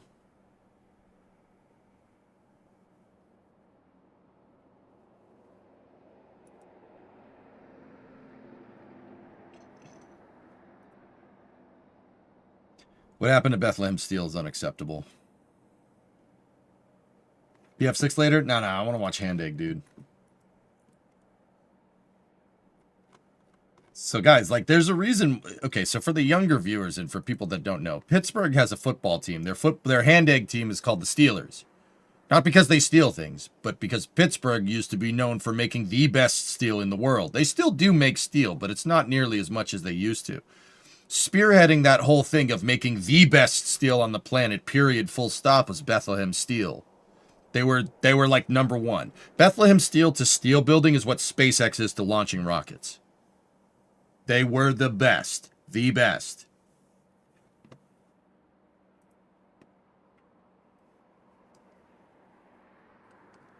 Yeah, there you go, Geek. Yeah, you know. You know. You know that from Fallout. All right. Fallout's a great history teacher. I'm just saying. Yes, spoiled. That's basically what happened. Overseas competition basically made them fold. Sheffield was the best steel in the world. Get out of here, bro. Get out of here. Bethlehem Steel is what built all your ships during the war. Get out of here. What happened to them? Couldn't compete with cheap steel overseas, Cake. And that's why most of the steel industry in the, you know, that part of the country, like Ohio, Pennsylvania, Eastern or Western New York, folded.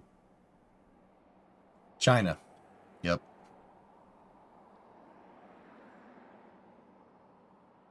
They made steel for skyscrapers, for bridges, boats, everything. Bethlehem made steel for everything. Trains. They made the best. They're the best. It's the best steel.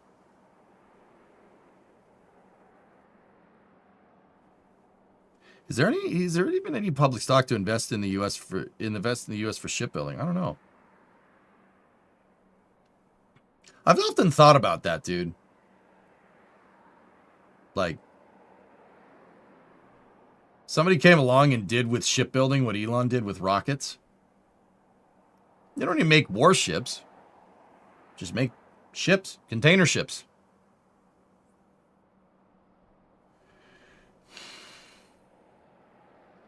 Most of the men in your family work for Bethlehem Steel. Geek, like I said, there's a reason why I like Pittsburgh. There's a reason why I like Yingling. Serious, man. There's a reason why we're bros, okay? Bethlehem Steel is very near and dear to my heart, man. The best steel. Best steel ever made on the planet. And it's not even close. China already did. Yeah.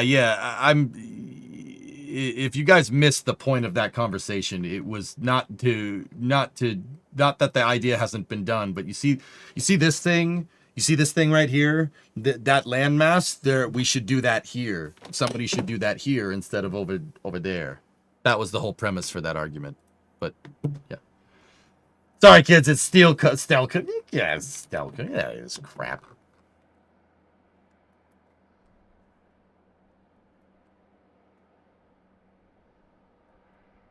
Somehow you're still underselling them. You quite literally had individual factories who outproduced the entire Axis powers. And man, we should do that. We should do that again. Can we do that again? Discovery, go at throttle up. Is that cool? Like, can we do that?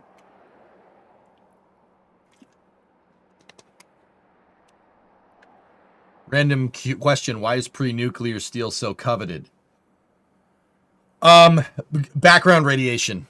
Yeah, since we blew up nuclear bombs in the atmosphere, the background radiation when you make steel, it's not as old steel that was fabricated before August 6th, not August 6th, 1945. It would be the Trinity explosion. Has low background noise. It's very, very good for like medical applications and stuff.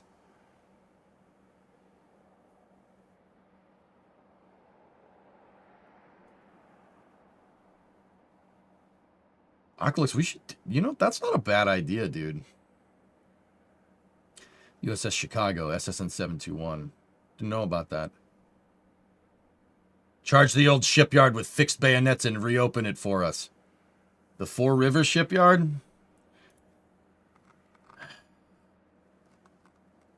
I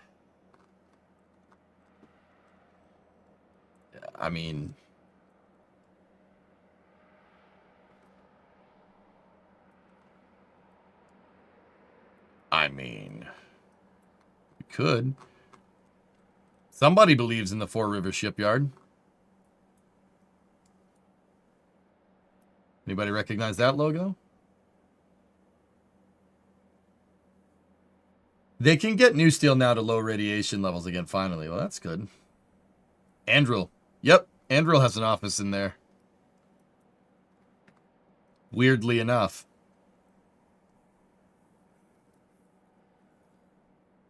Yeah, dude. For the people that don't know, I mean, dude, shipbuilding in Massachusetts used to be a big deal. We used to have a gigantic freaking Navy base here during the Cold War. Well, Nixon closed it because he didn't like Kennedy, and also he's a big poopy poop face for doing that. Dude, we had shipyards all over the place. Down the street, down 3A, Hingham Shipyard over here. The Hingham Shipyard cranked out Fletchers. And actually, they built Royal Navy ships too. You can see where these dumb luxury apartments are. You can see where all the slips were. They had slips for days. Like, they were building ships back here and rolling them down the slipways.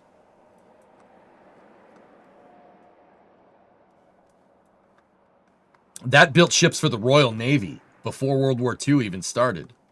There's the Hingham Shipyard, there's Fore River Shipyard, there's the Charlestown Navy Yard, the South Boston Naval Annex. Dude, we used to have a shipyard as big as Newport News, but then we decided we didn't want to do that anymore. Hey, PC Tech. Reopen Hunters Point in San Francisco. Hunters Point?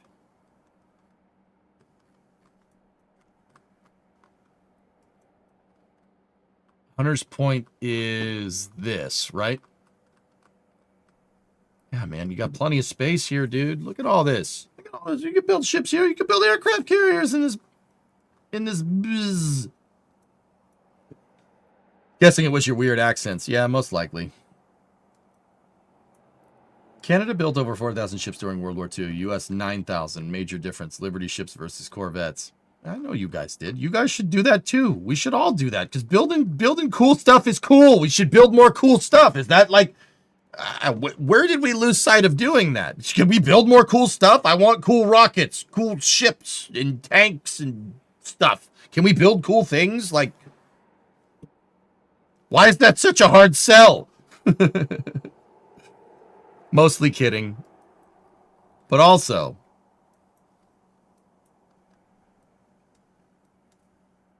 you need a cool war. No, I don't want that.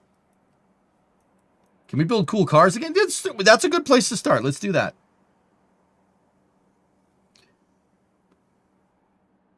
Reopen a shipyard and start building spaceships. Not the most far-fetched idea.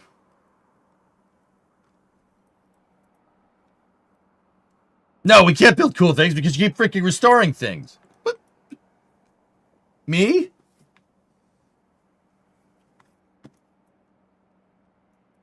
I'm only restoring one thing, okay?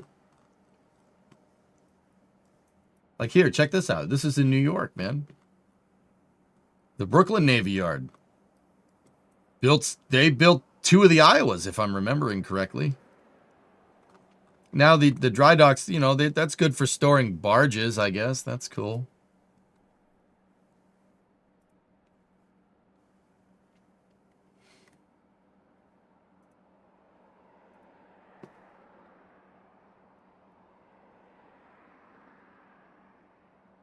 Philly's another town that got gutted.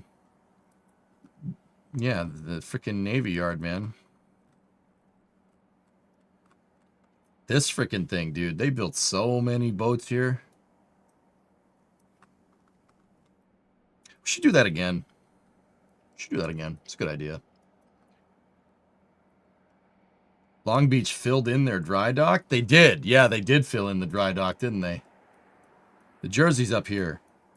It's upstream a little bit. It's in Camden.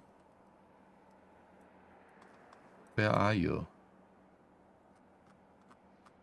Oh. It's not there. You're probably going to get that, Wishing Mana, so, you know, that's good.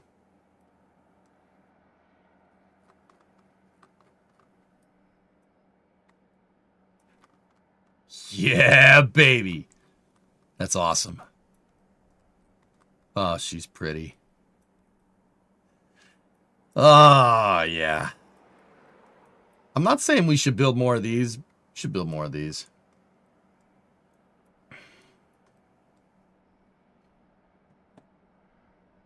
What? Bullets are easier to make than missiles, dudes. Saying. Just putting it out there. Before you say, but the missiles, dude, we could do both of these things. Why can we not do both of these things? We can do both of these. Just build more. Make more guns. No self-respecting, no self-respecting American could look at me and say, I want less guns, EJ. That's impossible. You can carry a lot more. Bullets. Railgun. Slugs are even easier. Okay, cool. Do that too. Screw it. You know, like, from what year is that? That's from last year, Skeleton. The New Jersey was in dry dock. They repaired the hull. They restored the hull outside the hull of the ship. It's back. It's back at its moorings in Camden. Dude, there's an awesome YouTube channel. It's the Battleship New Jersey Museum YouTube channel. It is awesome. That is such a good channel. You learn so much about those damn things.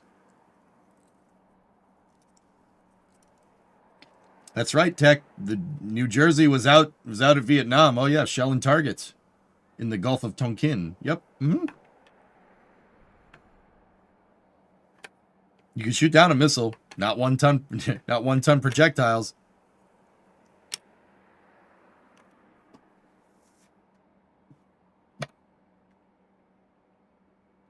You were in South Vietnam at the time. Yep. Does this mean EJ's fired up for Battlefield 6 after hours?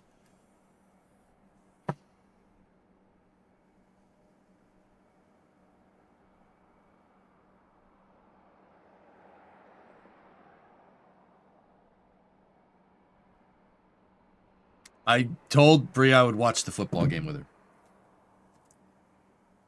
You saw the My Winter Car Steam page, right? I heard that it was announced. Yeah, dude, I told you. I said that right before I left. My Winter Car is going to be released. I heard whispers from a guy who knows a guy who knows a guy that said that My Winter Car was going to be released soon. So it's on the Steam page now.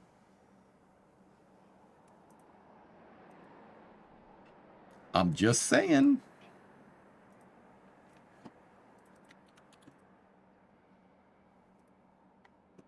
The football game doesn't start for a little bit longer, but anyway. That's Rusty. Okay, there we go.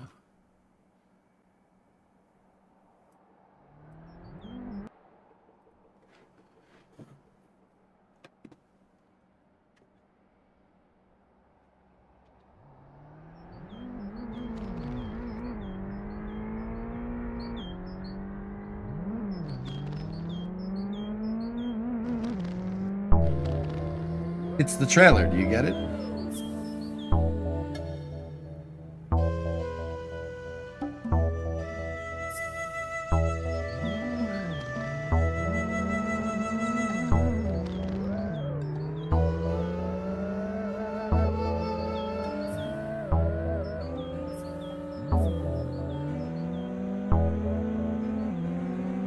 Is that a Volkswagen Beetle?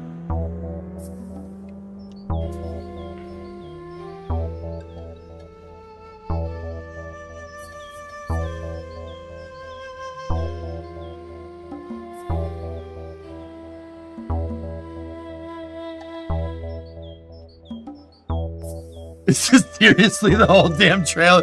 The whole trailer is just this.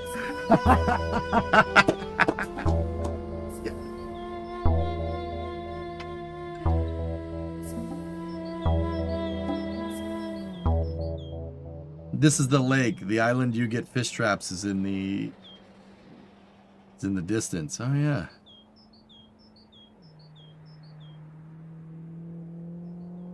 No radar detectors, no. What we got here? Oh, thank God. Rear-wheel drive. Oh, thank God.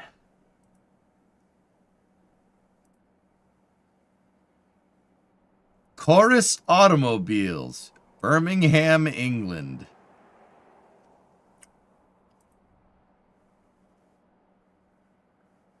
Same map? Yeah, it takes place sometime in the future after My Summer Car.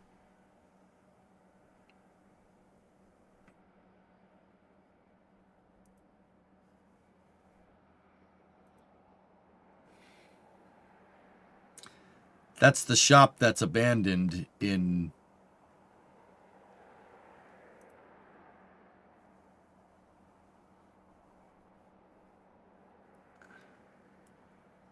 in 1995. That's a flea market? Cocoperhin Gerpari. Gerputori Poyanoteras. Yeah. Yeah, very nice.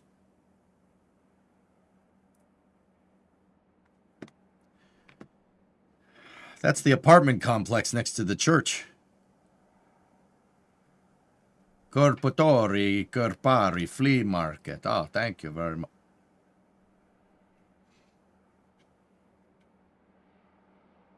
Oh, hell yeah. Dude! Oh, this rules. There's a My Summer Car Polish Car Edition. Oh, jeez. You're gonna die so much. I know. Dude, is that a Cortina? No, it can't be. Not enough doors. What are these cars, man?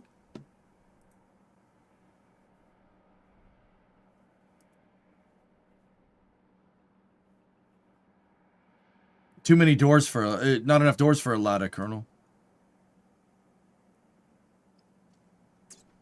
Huh.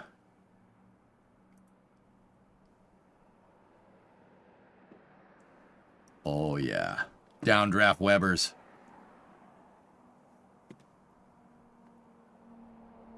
Why would you need a 100 amp alternator?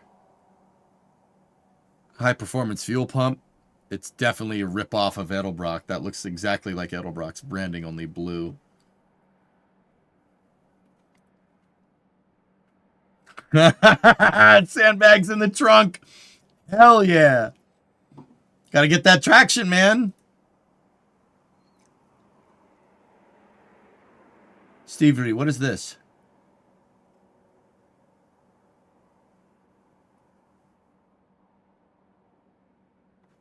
Kerros tulokset. Gamba? Oh god. Gamba. That's betting? Oh yeah, 301 Lotto. Okay, got it. Teletext, yeah.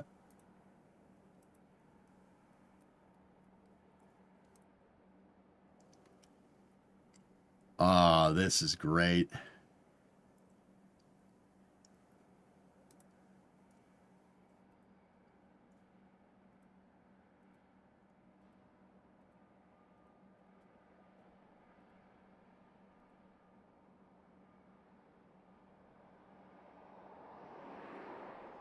Automatic?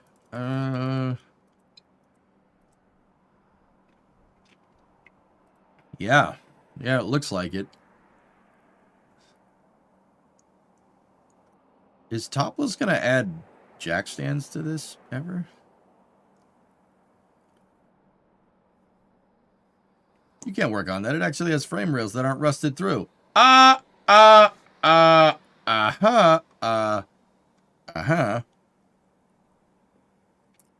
My car doesn't have rusted frame rails.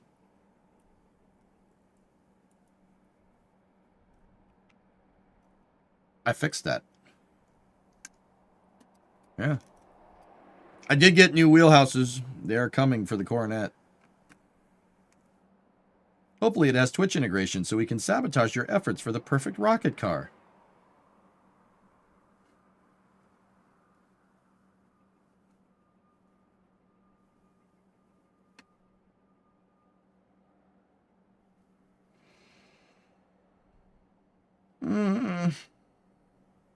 On the bright side, you can't drop the bike in the lake from the boat again. Yeah.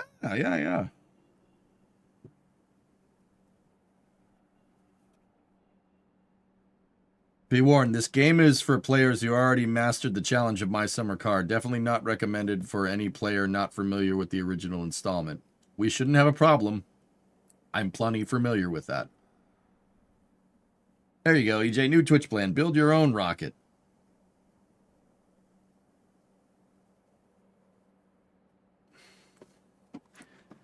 I don't think it's a Morris Marina, Tessa. Oh, please, let me put it like this way. Let me put it to you like this. Please do not let it be a Morris Marina, dude. Please be like an Escort or something, please. Are we going to do a practice round in MSC this Wednesday? I don't know. Opal Cadet? Yeah, maybe.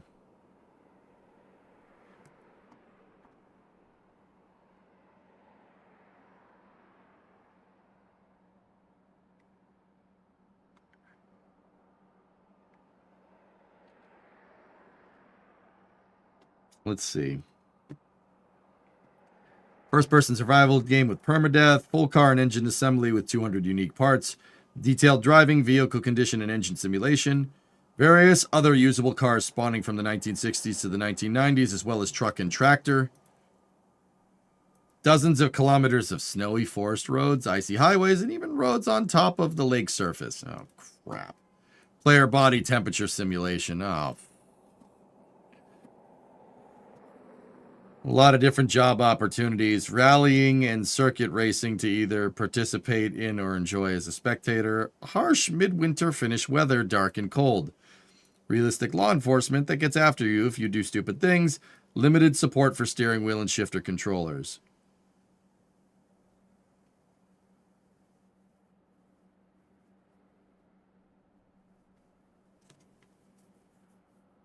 Oh, God.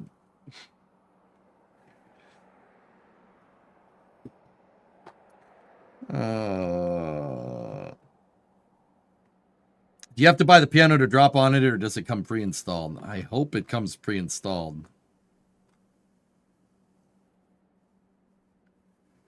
Why do you hate yourself? I don't know, man.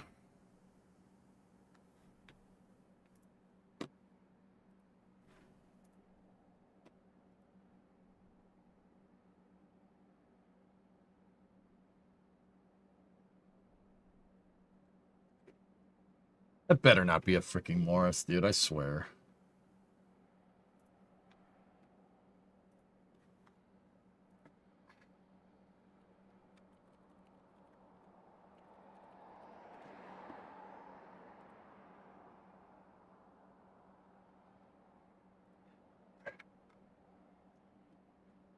Oh, thank God.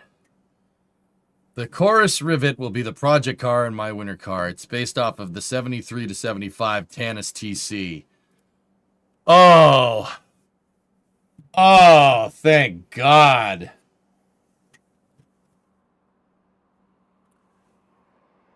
Silver lining, no wasps. Yeah, that's good. Oh, yeah. Didn't this car have a V4?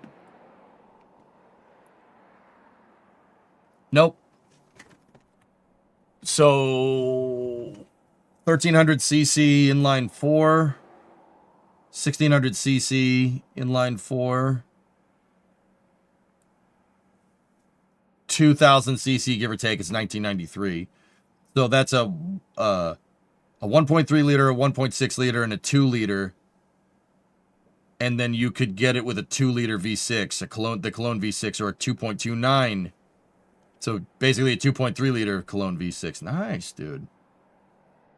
Cologne V6s aren't bad. Those are nice engines. Oh, dude, if that thing has that in it, that thing's gonna go, man. She's gonna go.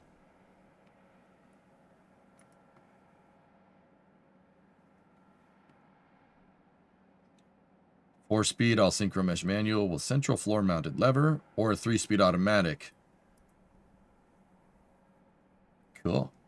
It has the 2.0.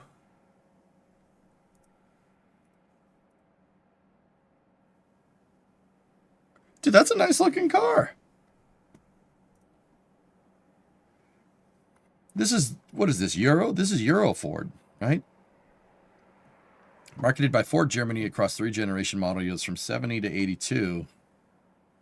The Tannis TC and Ford UK's Cortina range. Oh, it's a Cortina. Okay, I got it.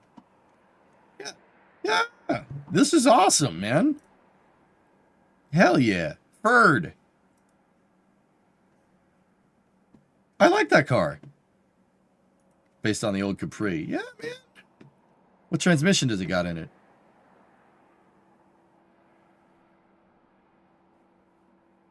A B35.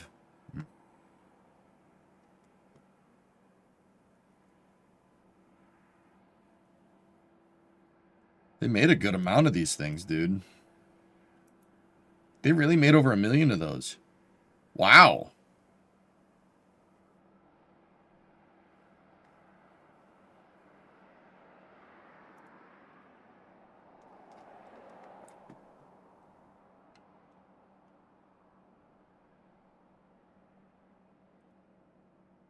Nice. The wiki says 4-speed Discovery, manual, no 5-speed throttle. manual, or 3-speed auto. Cool. Kickthing, what's up, man? 55-month resub. 2-liter. The 2L Pinto was what was in the Escort RS 2000. Nice.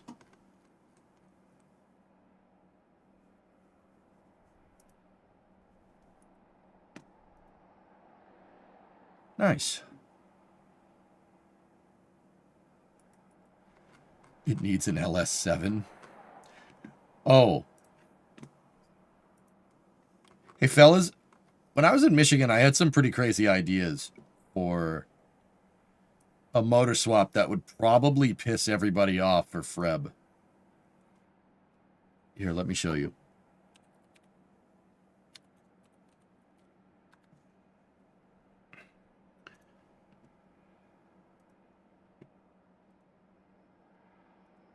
What would you guys say? Yeah, this is just me gauging reactions. I'm just straight curious here. The wiki says no rev limiter. All right. Is it a 350 or LS with a Dana 60? No, not for the truck. No. Down the road, and this is way down the road. We got to finish the Coronet first. I think it would be cool to take the 59 Ford, take Freb, the first project vehicle that we worked on this Twitch channel. And are you guys familiar with Ford's Nano engine? The 2.7 liter V6, 2.7 twin turbo V6 with a 10-speed behind it.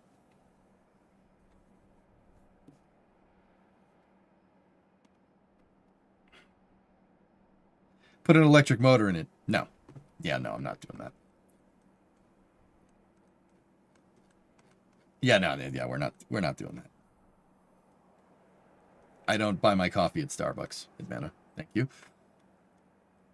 Earlier ones because the early ones aren't reliable. No. No, a newer one. Because fellas, look here. This is off the wiki page, mind you. Look at these numbers here. All right. So say we get one out of an F-150. 325 horse, 400 foot-pounds of torque. That's 242 kilowatts, 542 Newton meters. All right? And if you get one out of an Edge, 335, 380. Look at these numbers. You get one out of the Bronco, 330 at 415.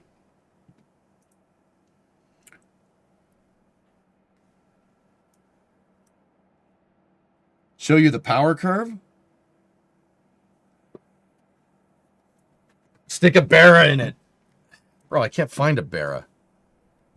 I can't find a Barra for any reasonable money. The problem is Americans figured out what Barras are, heavy metal, so we can't get the... Try. Good luck finding one.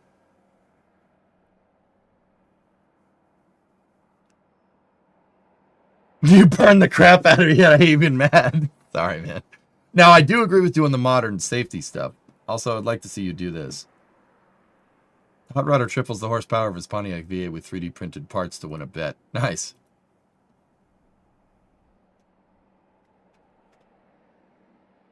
It's based off of the 2.7 EcoBoom. Yeah, I know. The newer ones are better though, Tessa, and they're not that expensive. But think about this, dude. 325 horsepower, 400 foot-pounds of torque, twin turbo V6. That V6 weighs nothing. It weighs nothing, dude. It's super light. And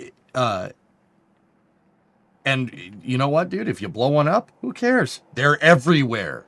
They are all over the place. There's 2.7s everywhere. You can get them for nothing. Now, don't get me wrong. You can't get them for small block Ford money, but you can almost get them for small block Ford money. I think that's the engine in your truck. Dude, the 59 with 325 horsepower, twin turbo V6 with 400 foot-pounds of torque, that'll burn tires in a single cab short box. That'll be great. Put a 5.5 liter LT6. I'm not putting a Chevy engine in my car, in my Ford. We're not doing that. There are 300 horsepower four bangers everywhere too. Yeah, but I want the torque, Tessa. 400 foot-pounds of torque is no joke. Find a Coyote then? That's boring. That's boring, dude. I don't want a Coyote swap my truck. That's boring. You're not finding a Coyote for 2,000 bucks, dude. You're finding 2.7s for 2,000 bucks.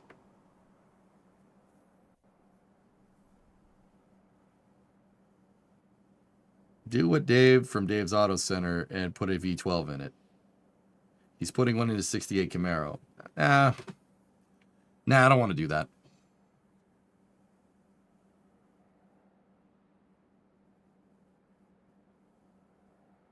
So the reaction from you guys is generally bad. Good.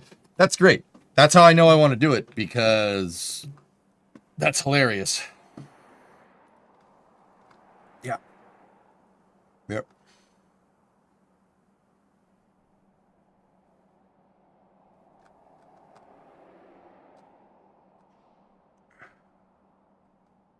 Or we could get the 3.5 twin turbo. That's the same motor that they put in the Ford GT.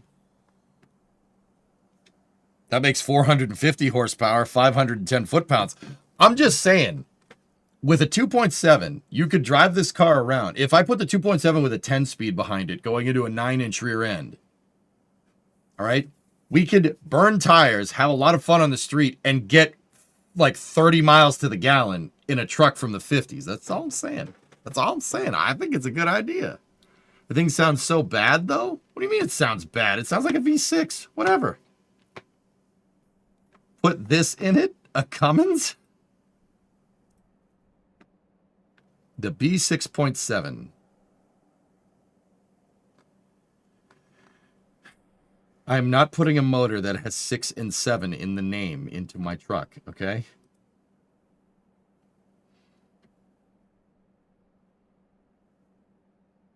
The LLV. Nice. You should put a mini A series engine in it. I actually wanted to move Capybara. I don't think an A series would move the truck.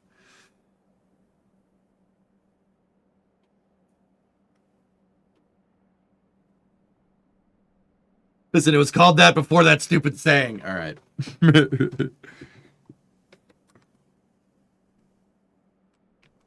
Nah, 2.7s are good nowadays, dude. They're good. I was talking with Bree's dad about this. That's where I got the idea.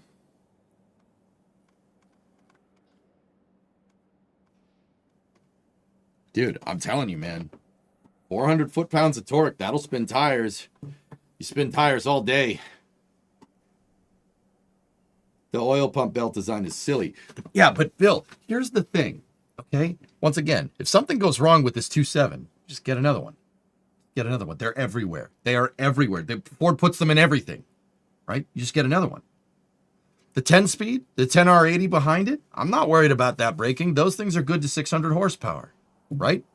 Not worried about that. You're going to need a standalone transmission controller or find a wrecked Bronco, right? Just rob that thing for parts, right? But also, if something does go funky with the engine, oil pump belt, timing, bro, it's in a car from the 50s. It's not like you have to take apart the entire damn thing to get at the motor. The motor's right there. And there's no way, dude, you could fit, the 2.7 will fit in the 59's engine bay. It'll be easy to fit in there. No, use a Holly or EMU Black ECM. Sure, man. The point is that you can do it.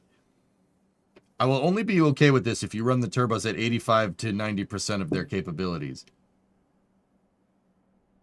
But it'd be fun as hell to begin to lie. Yeah.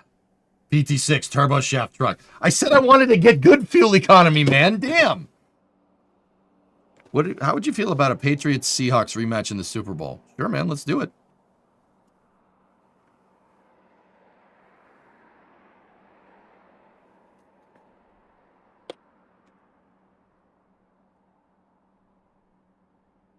Nah, I'm good. Tessa, did you see the new Binky, by the way?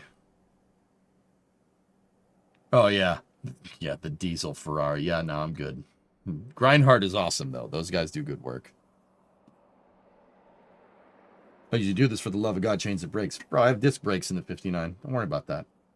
Actually, Hellfish, if I was going to do that, if we're going to do that with the 59, I'm going to put the Crown Vic front end in. Discovery, Oh, go yeah. at throttle up. Put the Crown Vic front end in. Be running double wishbone, independent front suspension, aluminum cross member, 2.7 liter, the 2.7 twin turbo with a 10 speed behind it. Dude, like, I can see it in my head. I'm like, that'd be pretty sick, dude. I haven't paid attention to football at all this year. Are you all seriously good enough to consider a Super Bowl appearance? King, the Patriots are 10-2. Gil, 70-month resub. Hope you had a great Thanksgiving. Thanks, man. I did. They swapped out the complex.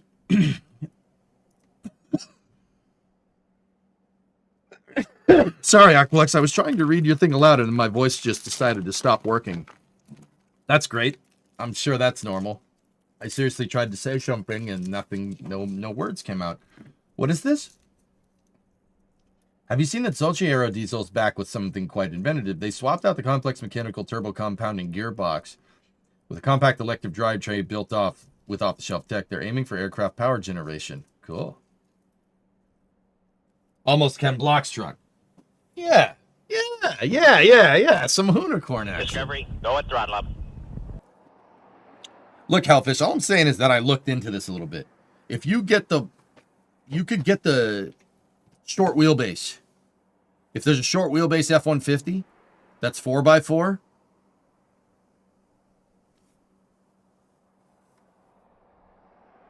Just saying, we could do that too. We wanted to make some Hooner truck stuff. 15 minutes until the game. Yeah.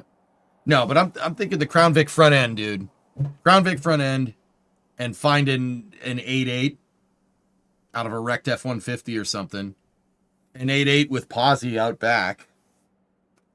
2.7 twin turbo, Crown Vic front end, independent front suspension. Dude, this thing will wreck. It'd be so cool. Keep it a complete sleeper. Yeah, dude. See what I'm saying? See, like at first this idea sounds dumb. It's like, what? No. We get, we even go and find all the inline 6 badging for the truck and put the inline 6 badging on it. I can do the metal work. I'm confident enough to be able to do the metal work. Just saying. I don't want to put 2 engines in, Tessa. I want it to be drivable. Truck can do a diesel electric. I'm not saying. 10-2 with the easiest schedule ever. The Broncos are 10-2. Yeah, New Glenn. I know we do have an easy schedule. Also, who cares? The Broncos. Yeah, it's the Broncos. Who cares? Hey, Lev, 74-month resub. Can I swear? No. But yeah, dude, 2.7s. They're pretty cool. The newer ones are actually superbly reliable. Only if you overnight part. No, not overnight parts from Japan. Overnight parts from Detroit.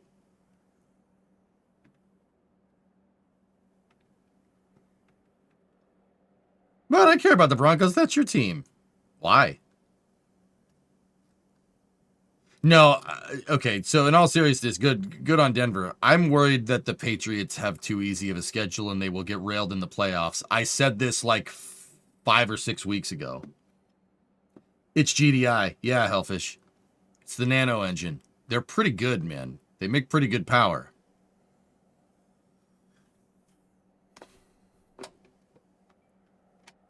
Okay, so just so you know, Patriots fans deserve a lot of swears and about 5 more years of being at bottom of the league before you get good again.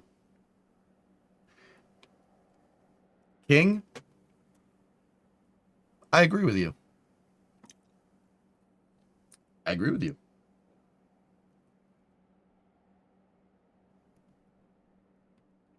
There it is. I agree with you. That's not what's happening, but I agree with you.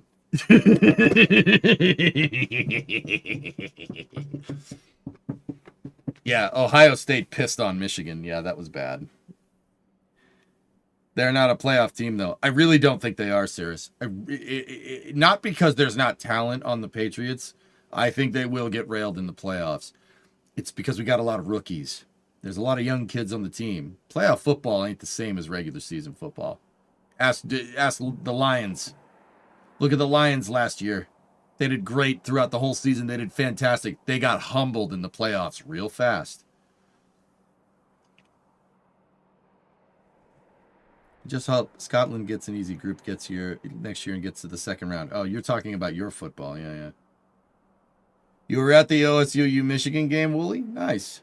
I was in Ann Arbor a couple of days before it, dude. Were they playing in Ohio State or was it at the Big House? I got to see the Big House. I've never seen the Big House before. I thought that was really cool. It's a gigantic football stadium.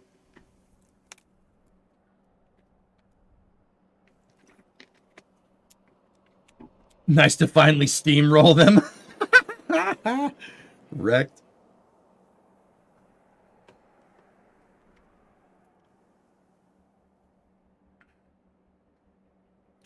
All right, guys. Well, think about that with the truck, dude. Think about with the truck. I think that's a good idea. What I want to know is how did Pittsburgh beat New England in week 3 and then both teams turned into what they are now?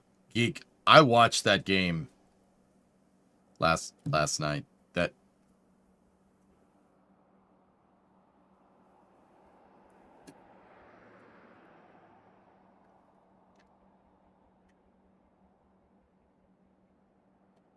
I'm not saying nothing, homie. I'm not saying nothing.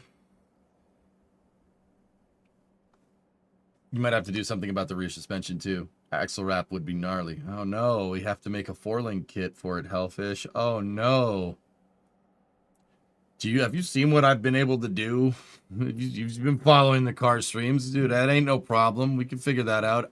I'd be kind of worried that the welder might not be strong enough, but also, I think it's fine. Nice, Wooly. There you go. They were at the Big House, yeah. Whoops. That's awesome.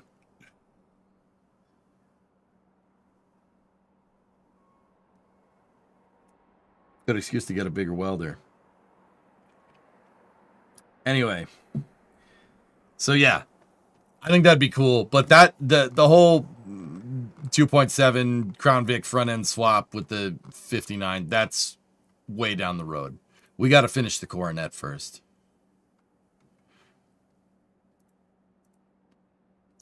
But yeah, good stuff, man. All good things. A 66 with a 3.5.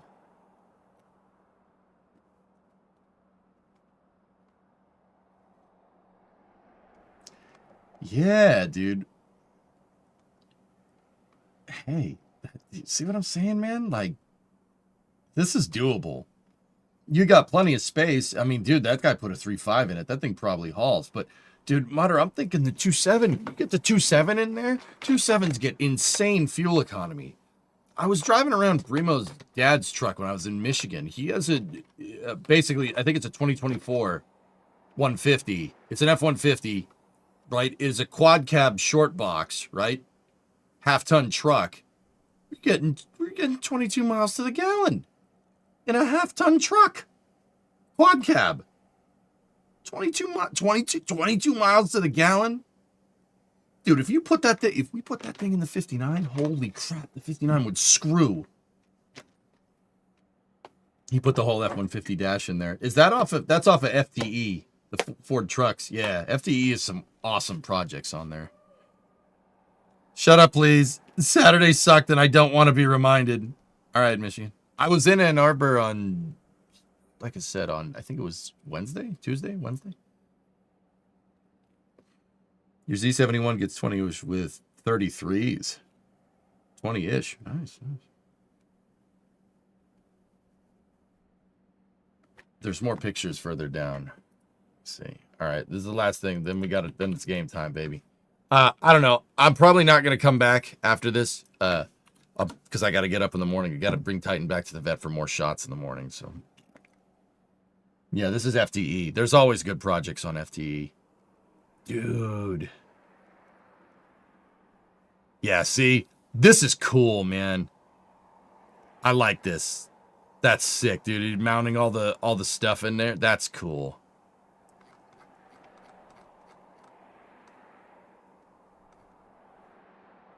Yo.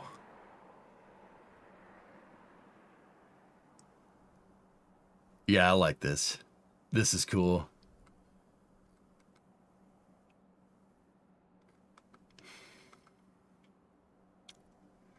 Yeah, you're gonna have to do a rear-mounted tank, which is no big deal.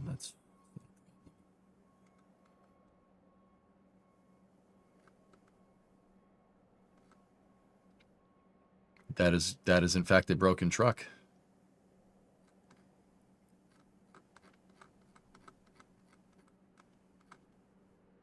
Oh, Mutter, did he make this thing freaking... Oh, dude. We should do that.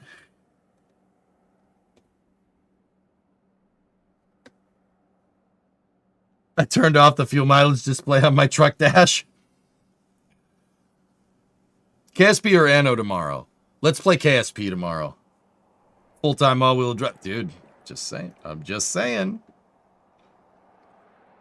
We would have to figure out another thing other than the Crown Vic swap. The Crown Vic swap wouldn't work. Well, hold on.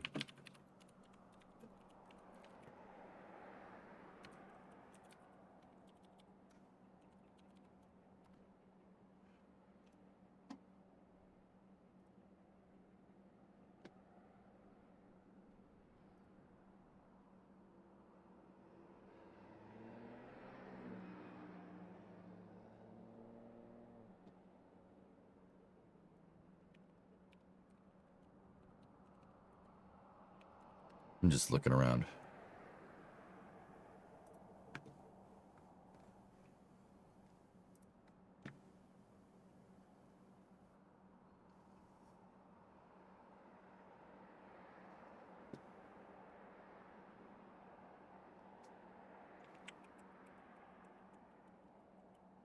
I'm just looking at a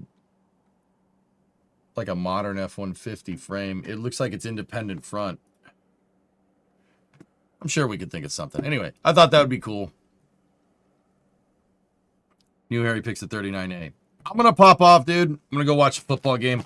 Guys, I'll see you tomorrow, noontime. We're going to play Kerbal. And, I don't know, unless some crazy space news comes out, we'll probably just play Kerbal. Kerbal and then some after hours tomorrow, I think. That would probably be fun. So thank you very much for watching, everybody. It's all pretty similar 2004 and up. Yeah, cool. Isaacman is on the 3rd. That's right. Yep. There's a launch Rick way later tonight. It's at 12:30 a.m., so it's a little bit after midnight. It's Starlink 1510 going out of Vandenberg. But yeah, thank you guys for watching. It is good to be back. I appreciate everybody that resubscribed and subbed today. Thank you so much. I appreciate it. I needed a break, but we're good now. We're good now. Let's hit it guns blazing. We got work to do on the Coronet. I got new parts coming for the Coronet. I got wheelhouses, so we're gonna have to we're gonna finally move away from the trunk pan, which is pretty much finished. You know, we'll start working our way up the sides of the car. I still am waiting on a little bit more cash for quarter panels. But we can do the wheelhouses before we do the quarter panels too. We just got to cut out the old ones, which is not a big deal. It should be fine. So I was able to buy some parts, but yeah, we'll start moving forward on the car. Like we've been at the back. I got to do the wheelhouses on the Coronet so we can do the quarters so we can put the back of the car back on. Yep. So that's what I got to do. Yeah. Thank you very much for watching, guys. I will see you guys all tomorrow, noontime. We'll probably end up doing some car streams this week. Not sure when. Maybe tomorrow. Who knows? But plan for noontime, okay? Thank you very much for watching. Have a good night.